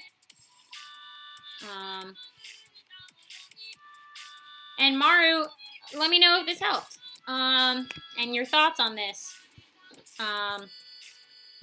Biggest thing is, like, you make sure you're drawing the character straight on. If they're straight on, that they're actually straight on. They're not tilted. That, you know, the body matches all the way through proportionally. Match the clothing draping to the direction the body is. Okay.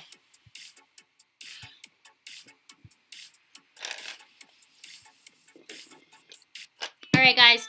So, I want to do something new now with you guys. I have one more thing I have planned. I collected some old drawings I have that are digital, and I wanted to critique my own old art, and I wanted you guys to join me. And we're going to talk about what I did wrong, and I'm going to redo some parts and see if I can make it better. Yeah. I hope this will be fun. I would like to do this as like a type of stream I do in general that isn't just like, because I don't want to do critique streams all the time. So, you know, maybe this will be interesting and it can be something I do a lot, because I would love to like look at my old art and dissect how bad it is and talk about why it was bad.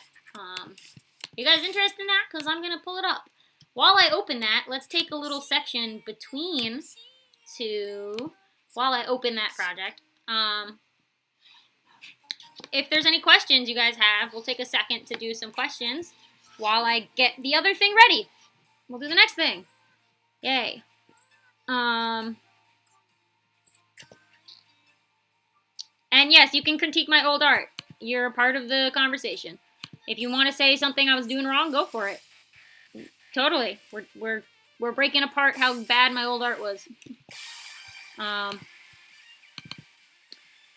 yeah, if anyone has any questions in chat right now, now's the time to ask. We'll take a little question break. Okay.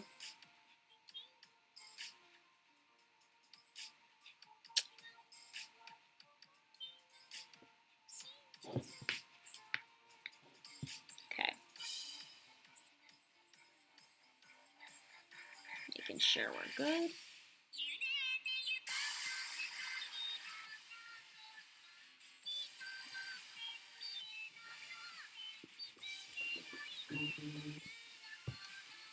Dope.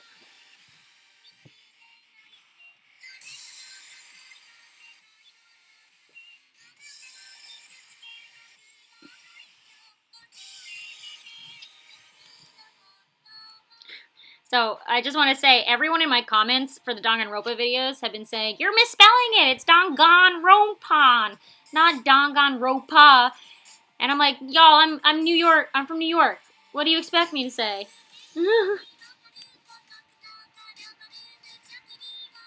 Like, that's just my accent. Like, we don't pronounce things ever. We get rid of letters all the time. That's the New York accent. We just don't say letters. Danganronpa. If you say it fast, it's Danganronpa. That's how you say it. Sorry, guys, it's Danganronpa. Sorry, I thought that was funny. I just got a comment that said they were very angry about my pronunciation. Very angry. And I was like, I'm sorry, I'm from New York. I find it really funny that y'all are mad at my pronunciations. I'm like, New York accent be like. Where'd you park the car? That's Boston. I lived in Boston too. So I lived in Boston for 4 years for college. So my accent kind of got a little bit of Boston in it. My parents point it out whenever I speak, and I get upset. I'm like, I don't have a Boston accent. What? I have a baby New York accent. It comes out in very specific words. Not all the words I say, but there are words where you can tell I am from New York. Coffee. Coffee. There you go. I say coffee. Okay. I'm gonna read your questions now. I hope you enjoyed my tangent. I've gotten a lot of comments about how I pronounce things, and I find it really funny. It's hard to tell that I have a New York accent because I don't have, like, you know, the New York accent. You know, the one that everyone knows. I just have, like, little things I say that you are like, that's wrong. Let's see. Have I cosplayed an OC of mine? No.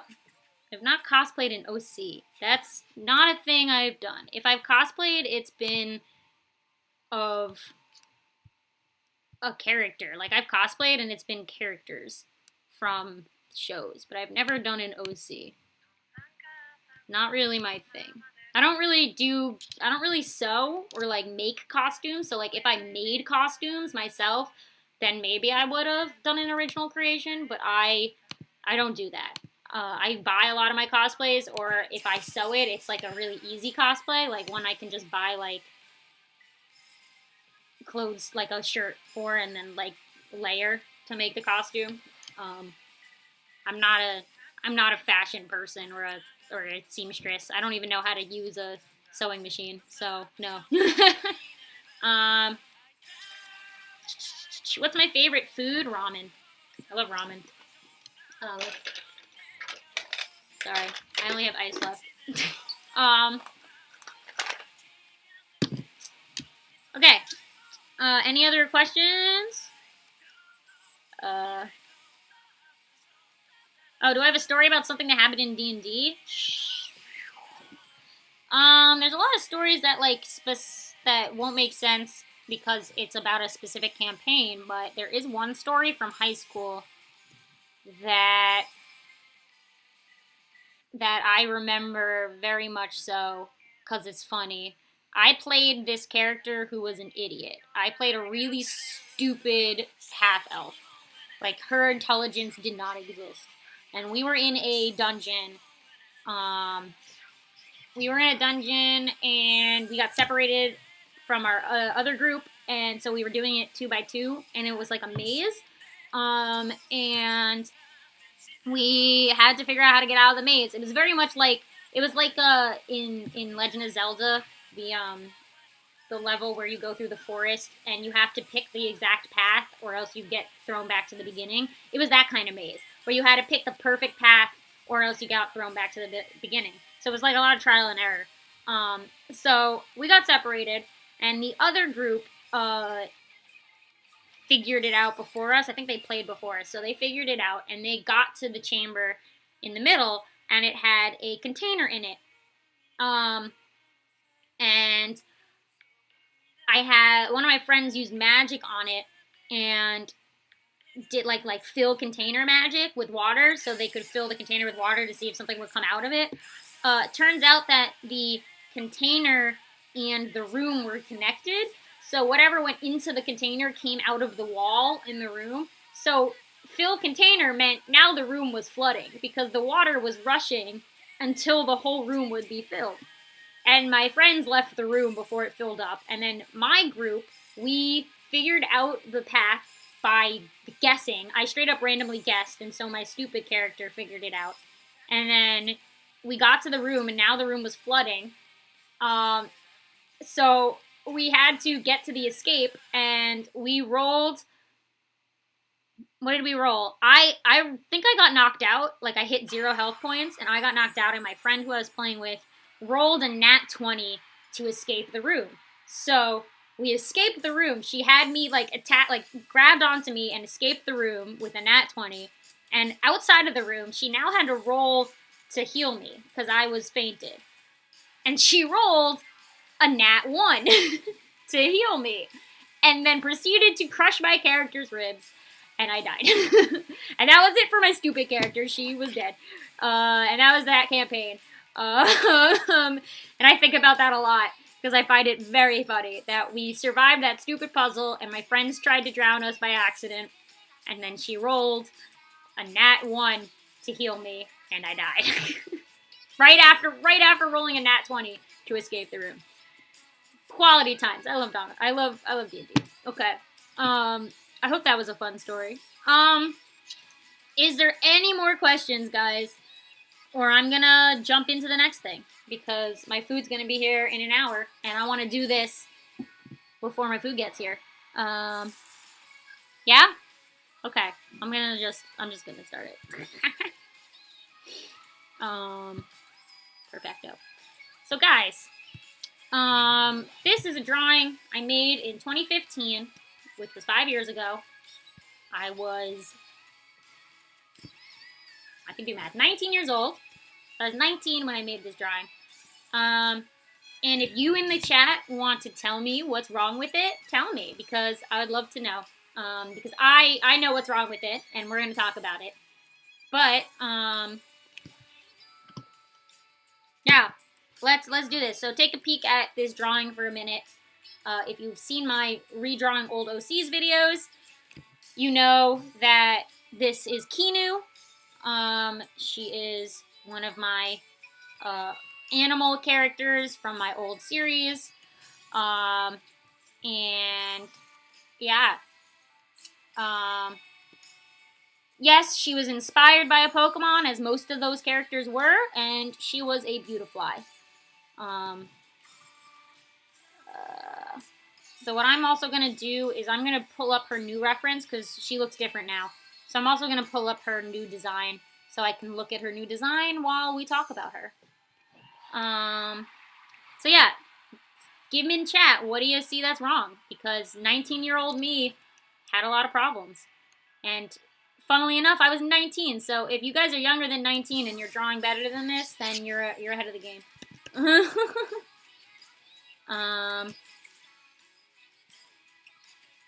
There's so much wrong. The thing is, I love this. I love the idea. I like the pose. I like what I was going for, but I couldn't execute it, you know? Like, younger me did a bad job executing the idea. The idea was there, and I think it's cute, which is kind of why I want to redraw it in general. Like, I want to remake this because I think it's kind of cute. But I didn't execute it well. So I want to take the idea this had and make it better now. Yeah. And in a minute, I'll read what you guys are saying after I redline it.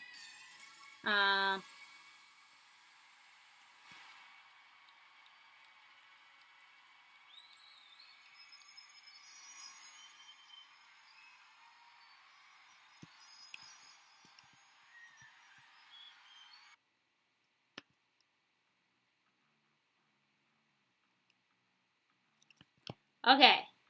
Here's my terrible pose. Wowee, it's so bad. Look how bad this is. Oh, wow, the anatomy's so wrong. Okay, so, I'm going to say some things, but in chat. I'm going to read chat first and see if you guys are saying what I am thinking, okay? All right. Let's see. Long leg. Yep, that's one. Very long legs. Misproportioned. The wings are proportioned wrong. Yep, correct. The hand, what's it doing? Correct. Nobody knows. What's happening between the legs and the bodies? Good question. I don't know either. Short legs. High eyes, very high on head. Yep. You guys are getting it. Skirt physics makes no sense. Yep. Perspective, whack. Correct. I like how you're noticing the things. So, you know what this says? This says you're paying attention. So, when all of you are like, whoa, you did magic when I edit your photos to look different, it's not magic. You know it. You're telling me right now the things you're noticing. The difference is noticing it on your work versus noticing it on somebody else's work. The next step is starting to notice the issues on your own work. That's going to push you farther. Best way to do it is to like take a break and come back to it later. I mean, I'm coming back to this 5 years later, and like that's way more time than you should, but generally it should maybe be 5 days, not 5 years. But you know, at that point, you know, you should take a break and come back and look at it with fresh eyes, because you guys are doing well. You said all the things basically.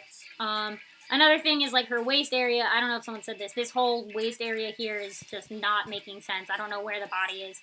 And where her shirt lies doesn't make sense. And her chest is a little off. And I gave her, you know, nothing's right about it. Let's say that.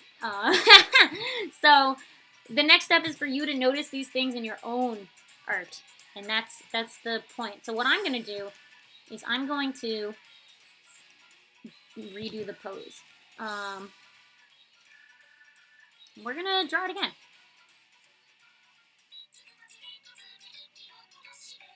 I want to keep the same energy that this pose had, but make it better. So first off, We're going to see the bottom of her chin. Yeah.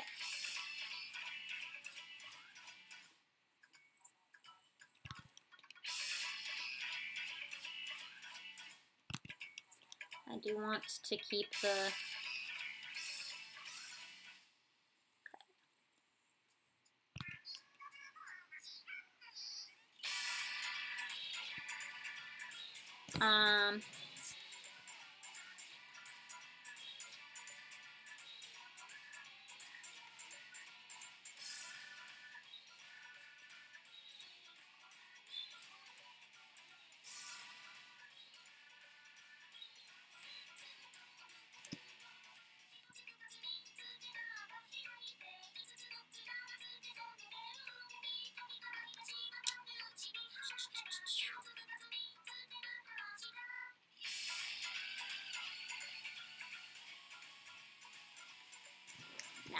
Changing it. Not into it. We're changing it.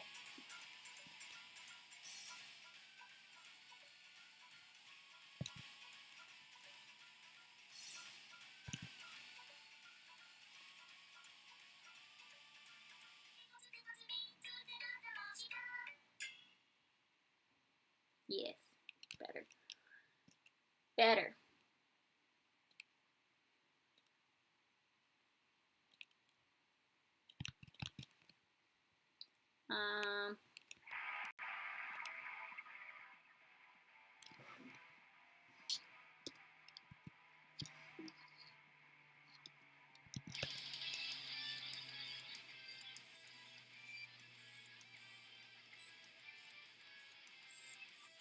I'm going to do a couple poses and then we're going to pick one.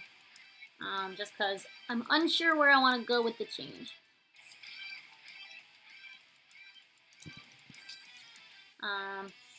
Because there's a variety of things I'm thinking we can do.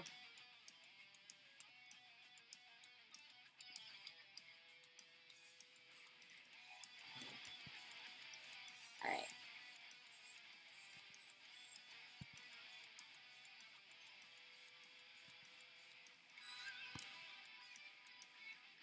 One.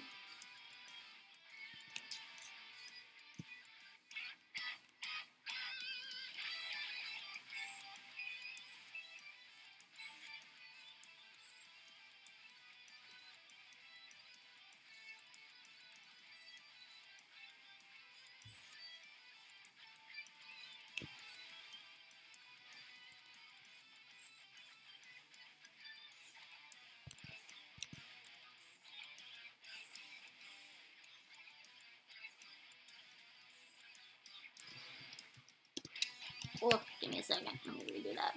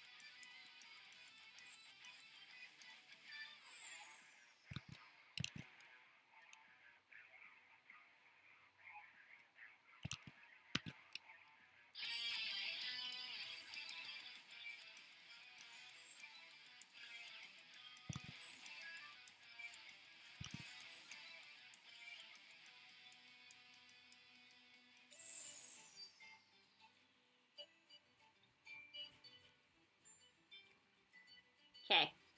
Sorry for getting quiet. I got real focused for a second. These are my pose choices.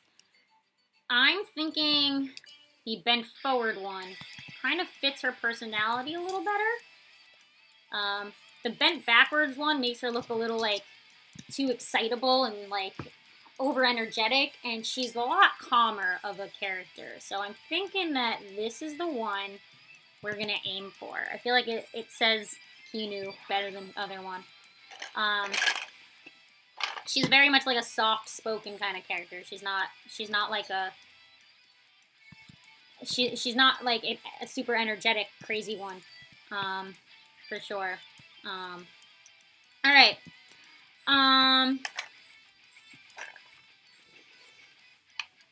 Now let's draw her over it, guys.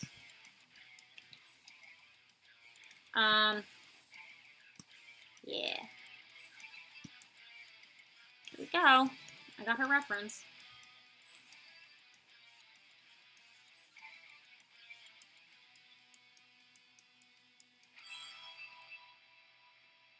Okay.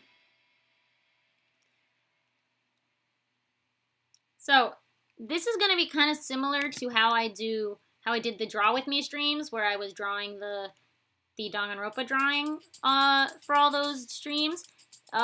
This is the type of thing, like, I want to do more streams like this, where I take other art from my olden days and critique it and then remake it. And what that means is it's a time to talk. So if you guys want to talk about something right now, this is the time to do it.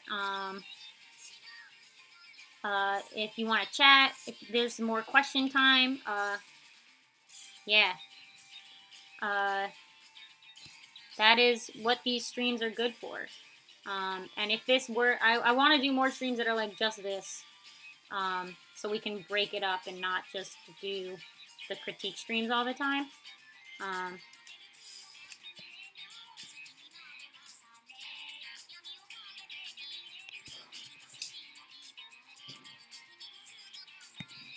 So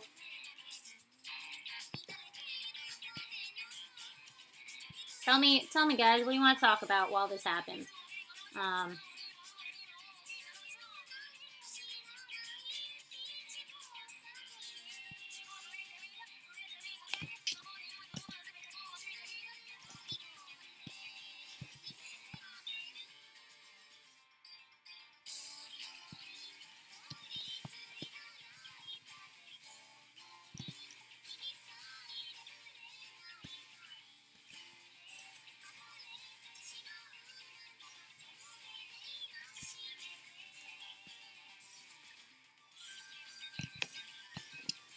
Mears wants to know if I've ever wanted to do a Draw This in Your Style. I actually have one ready. So I drew something a long time ago, like a couple months ago, and I never posted it because I liked it so much I wanted to do a Draw This in Your Style.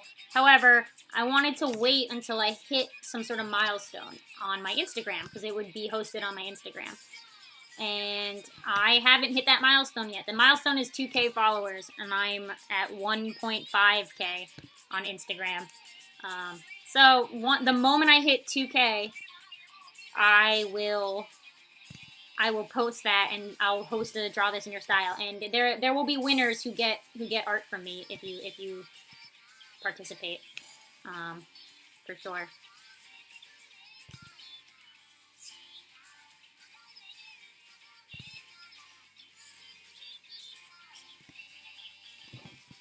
Are there people in my classes on the Discord? Not that I know of. I don't think any of them are. Some of them subscribe to me here, but I don't think any of them are on the Discord.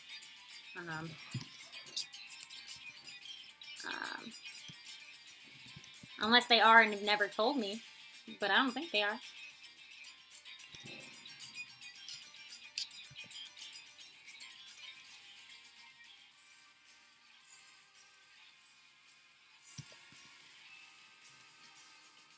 So guys, most likely, I won't finish this drawing on stream, but this will probably take us to the end of the stream, because as soon as my food arrives, we're ending the stream.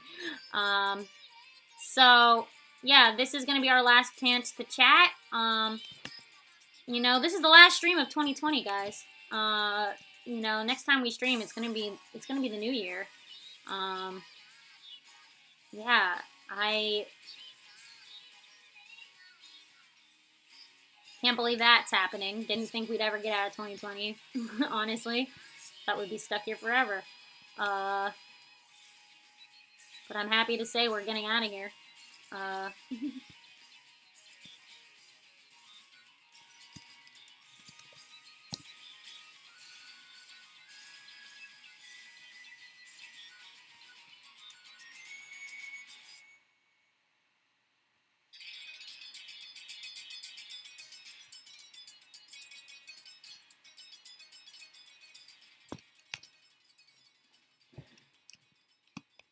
what are you guys looking forward to in 2021? What's the plan? Do you guys have a 2021 thoughts? The goal for 2021 for you guys? The New Year goals, the New Year resolutions?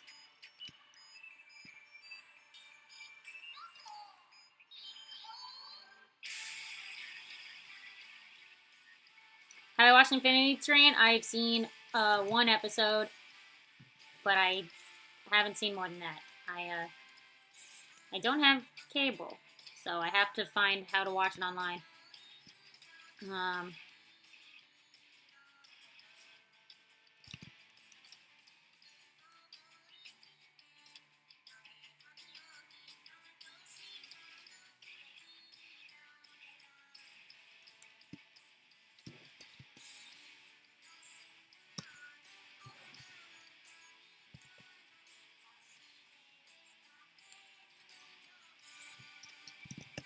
I don't set goals. Well, I mean, you know, live your life as you can. Why not?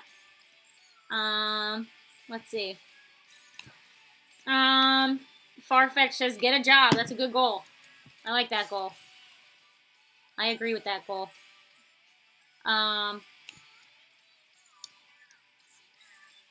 Weight loss, responsibility, good goals. Responsibility is a good goal for sure. Animate a 1-minute animation. Woo, good luck, Milkbug. Do I have tips? Take your time. That's my tip. If you're doing a minute, so, like, I mean, I had a whole semester to make a minute-long film. That's how long you should have, you know. Don't think you're going to finish it. Don't expect to finish it fast. You won't. If you finish it fast, then it's probably going to be bad. Take your time. And plan every process and get feedback as you go along through it. So, like, if you make an animatic, which you should always make an animatic first. Show it to people. Get feedback, you know? Show it to test audience, too. Like, show it to your friends who aren't artists and see if they can understand the story. Like, if the story makes sense without you explaining it, then you did it right. The way animation works is like any art. It's like you put it in a museum and you walk away and you're not going to be able to explain it, right? If you play the video and you're not there to explain it, you're not going to be there to explain it, basically. So test every step, get feedback, you know. You're welcome to use our Discord for feedback. But yeah. Don't rush it.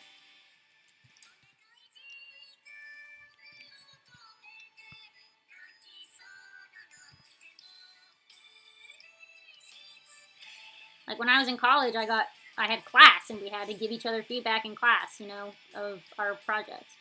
So treat your friends and your family and the Discords, treat them like your class, you know.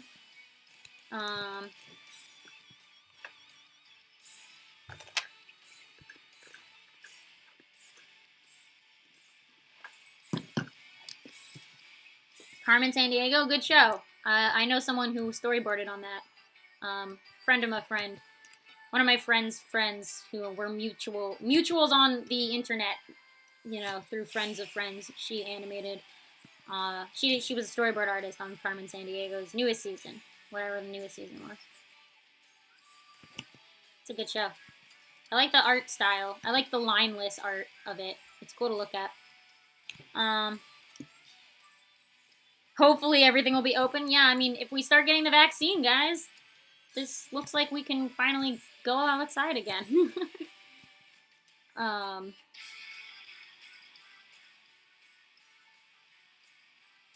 wait.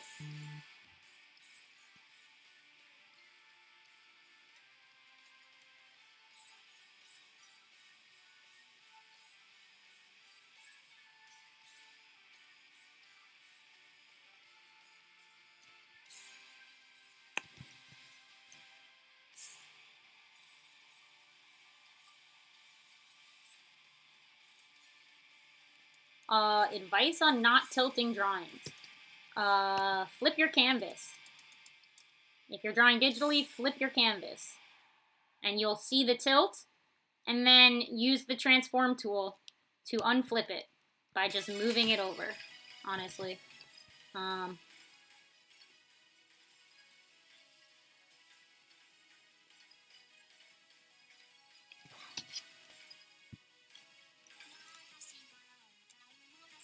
Alright.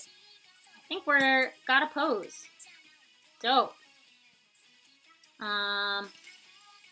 Just gonna do, as you guys can tell, I transform tool a lot because I always start with like the world's largest head for some reason. My heads are always giant when I start, and then I always like resize everything until it looks correct to my eyes.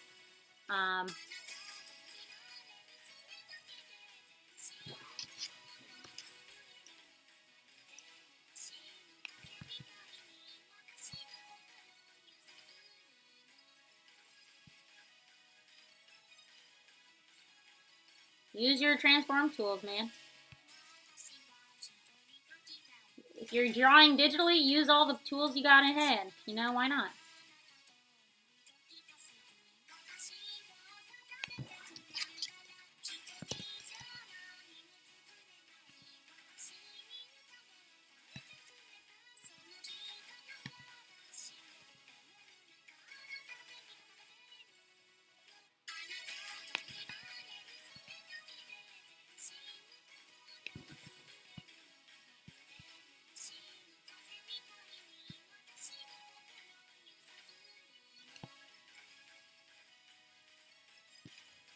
Okay. I think this pose is done.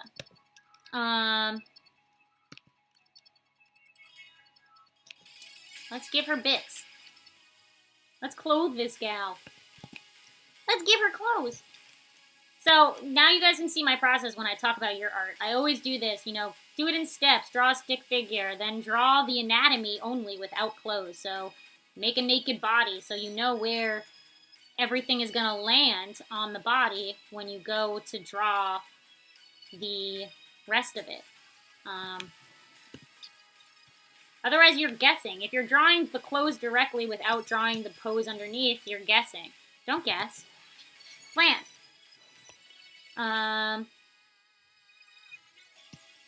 Where can you submit for the OC series on my Discord? You can submit on Discord.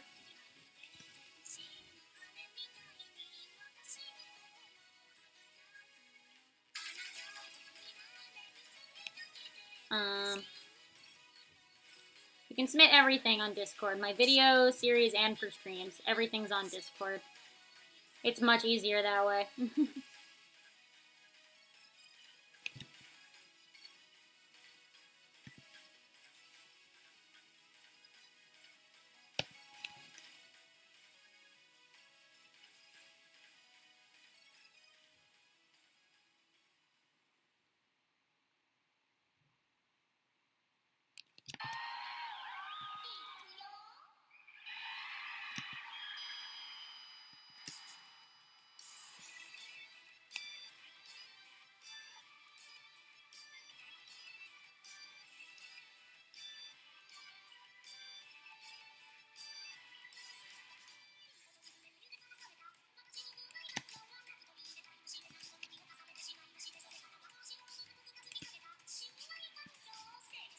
Okay.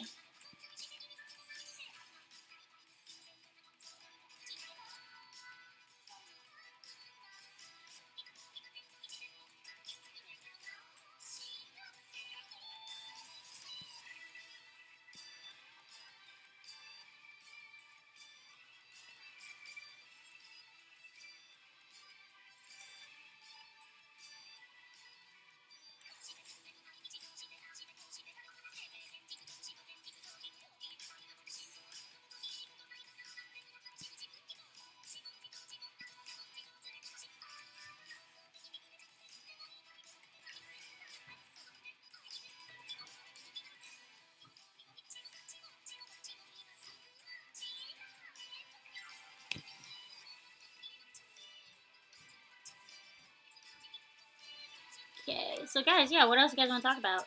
Questions? Comments? I don't know. We're coming to the end, because as soon as my food arrives, I'm probably going to end the stream. So, if there's anything you want to say now, you better say it.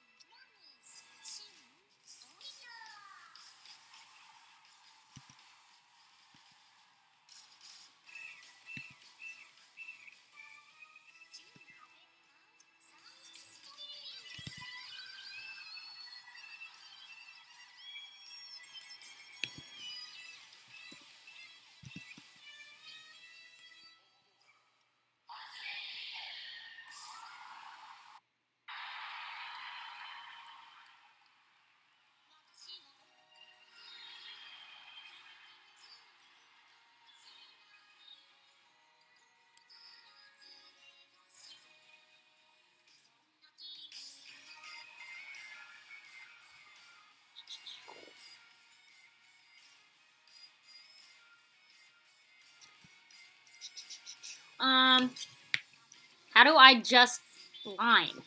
Because you never get it right. What do you mean by just line? Please explain a little more than that. I don't know what that exactly means.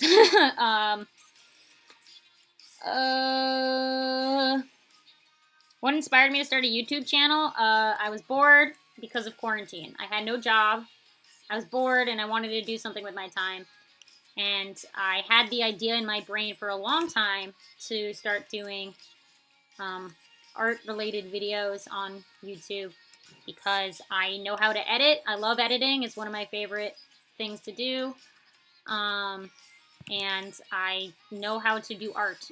So, and some of my friends, like right after college, some of my friends started a YouTube channel, and it's been pretty successful for them. And one of my good friends from high school is a part of a YouTube channel as well, who are very successful. And I was like, I feel like I can try this. And I met with all her YouTube friends, and they all were like, you should do this. So all those YouTubers convinced me. It was an interesting conversation at a bar, and we were not sober, but it was fun. Yeah, and so quarantine hit, and I had no job, and I was like, might as well. And I started to just make stuff. Why not? Right? I draw already. Why not put the stuff I draw into a video? Right? Okay. And for those wondering, the channel, Subjectively, you know that channel? Subjectively, those are my friends from college. Nick on Subjectively was in my department. They all graduated with me same year. Nick was in my animation department.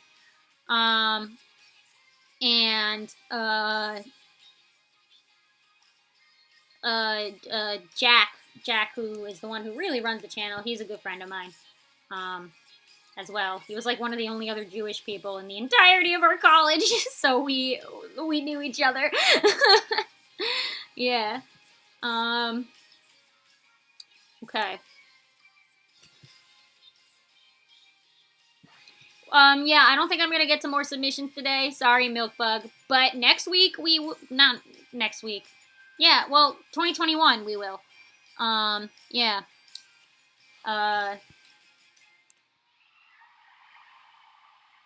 I did. I went to school. Subjectively graduated with me. All four of them. Well, no, not one of them. One of them is our age, but swapped majors, so she's behind a year technically. But yeah, they're all my friends. We were all friends. Yeah. You guys like Subjectively? Oh, yay! You guys, I'll tell Nick you guys say that. I'll be like, yo, Nick, not Nick, Jack. I'll be like, yo, Jack, my my fans like you guys. All the people in my streams. Jack's a cool dude. He almost had COVID. I felt really bad. But he's good. He had a false positive. Yeah. I love Jack's art. He has so many Instagram followers. It's insane. I don't understand where they came from. Yeah, Jack was an illustration major. Nick was an animation. Ailish was one of my friends. I loved it. Oh, Ailish is a sweetheart. She's a wonderful human being.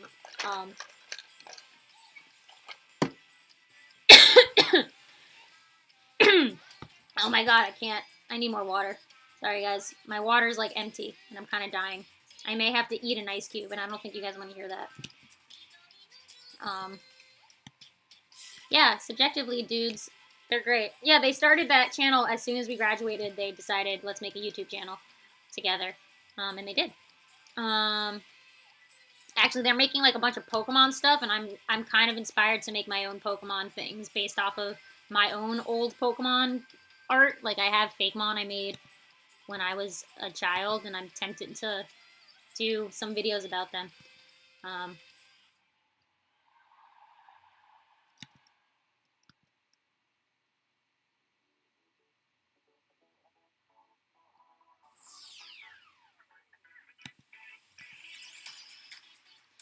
And then my friend as well, who's actually going to be my roommate, she works for she's a host on Get in the Robot, or Get in the Reboot now. So if you guys like anime videos, you may have heard of Get in the Robot because they do anime content. She's not an artist. She's a voice actress. She actually voiced my character Kat for me in one of my animatics. And now that we're gonna live together, I may make her voice more characters. She needs things for her reel anyway. So I'm just gonna be like, hey, you want to voice like everything? Thanks. Okay. Go. You found him like subjectively. You're a YouTube addict. Yikes. I don't know if I would have. There's a lot of things I probably wouldn't have found. I don't watch art. I think I've said this before. I don't really watch YouTube art content on my own time. There's maybe like 2 or 3 people I actually am subscribed to in the art community. Because I just don't watch art videos on my own time. I watch true crime. I watch a lot of true crime videos. Like way too many.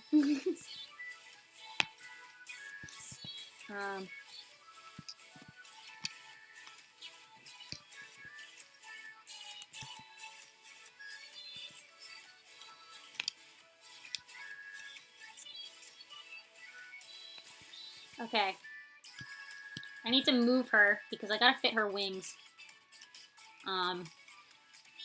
See if we can do this. Just need to move her down so I can fit her wings. I'll put them on a new layer.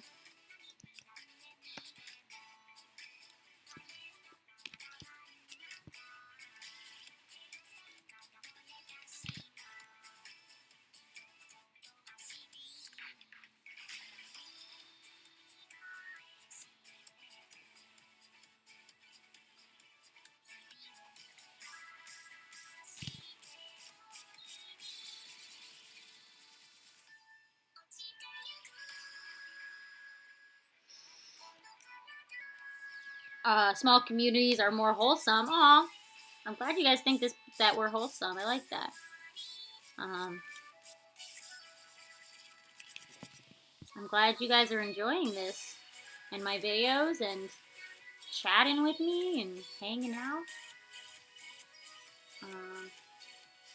I've enjoyed streaming. If I can figure out how the hell Twitch works, I may make a Twitch, but I literally do not understand Twitch. I don't watch Twitch, so I don't know how Twitch works. Like, I think the only Twitch stream I ever watched was, like, sometimes I watched Rubber Ross stream. That's it. I literally don't understand Twitch. So, yeah.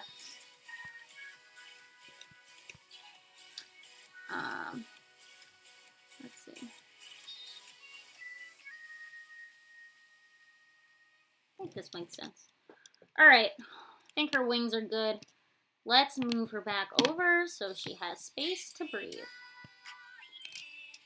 I'm also going to make her a little smaller. Alright guys, I think I can start lining today. It'll be fun. So far, just at the sketch, we got my old one from 2015, and then we got our new one right here next to it. And already from the sketch, there's a lot more that's happening. I mean, she has a different outfit now. Like, she has a uniform that I gave them all. But yeah, it's very different already, for sure.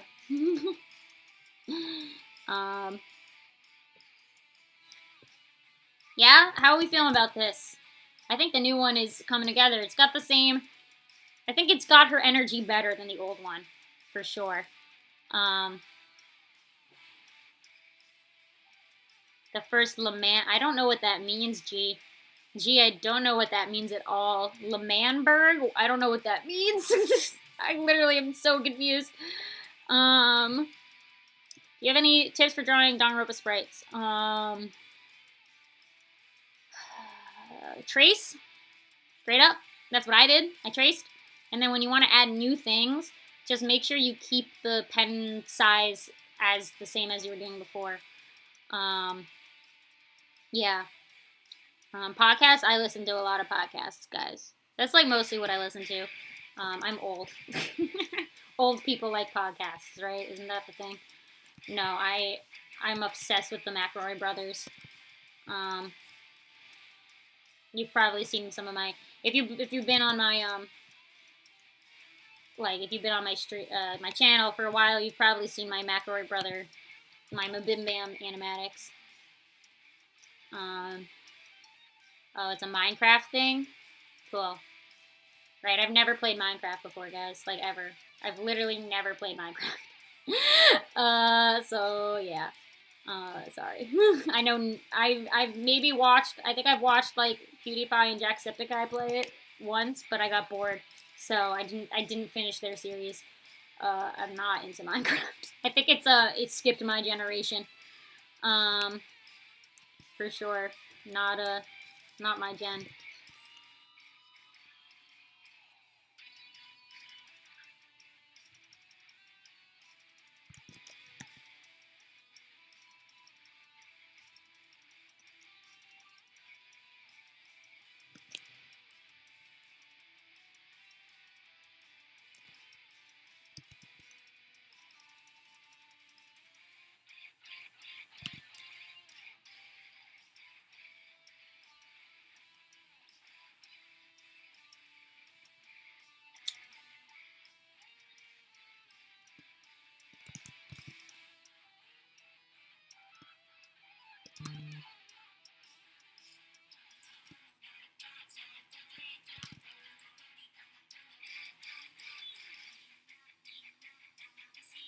Oh,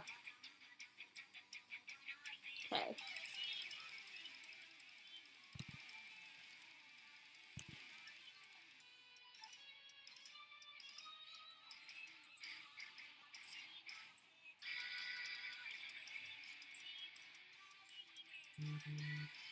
My food is here. Oh boy. Alright, guys. So what that means is we're going to come to an end. I'm just going to finish this line. And then I'm going to close out the stream because I need to eat. So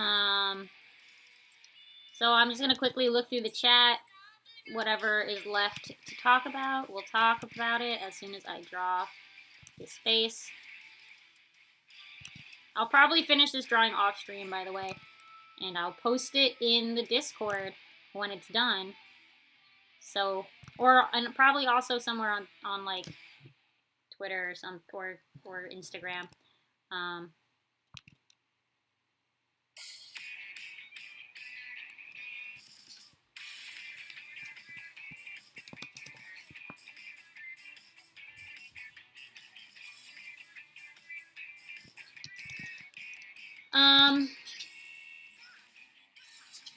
Okay.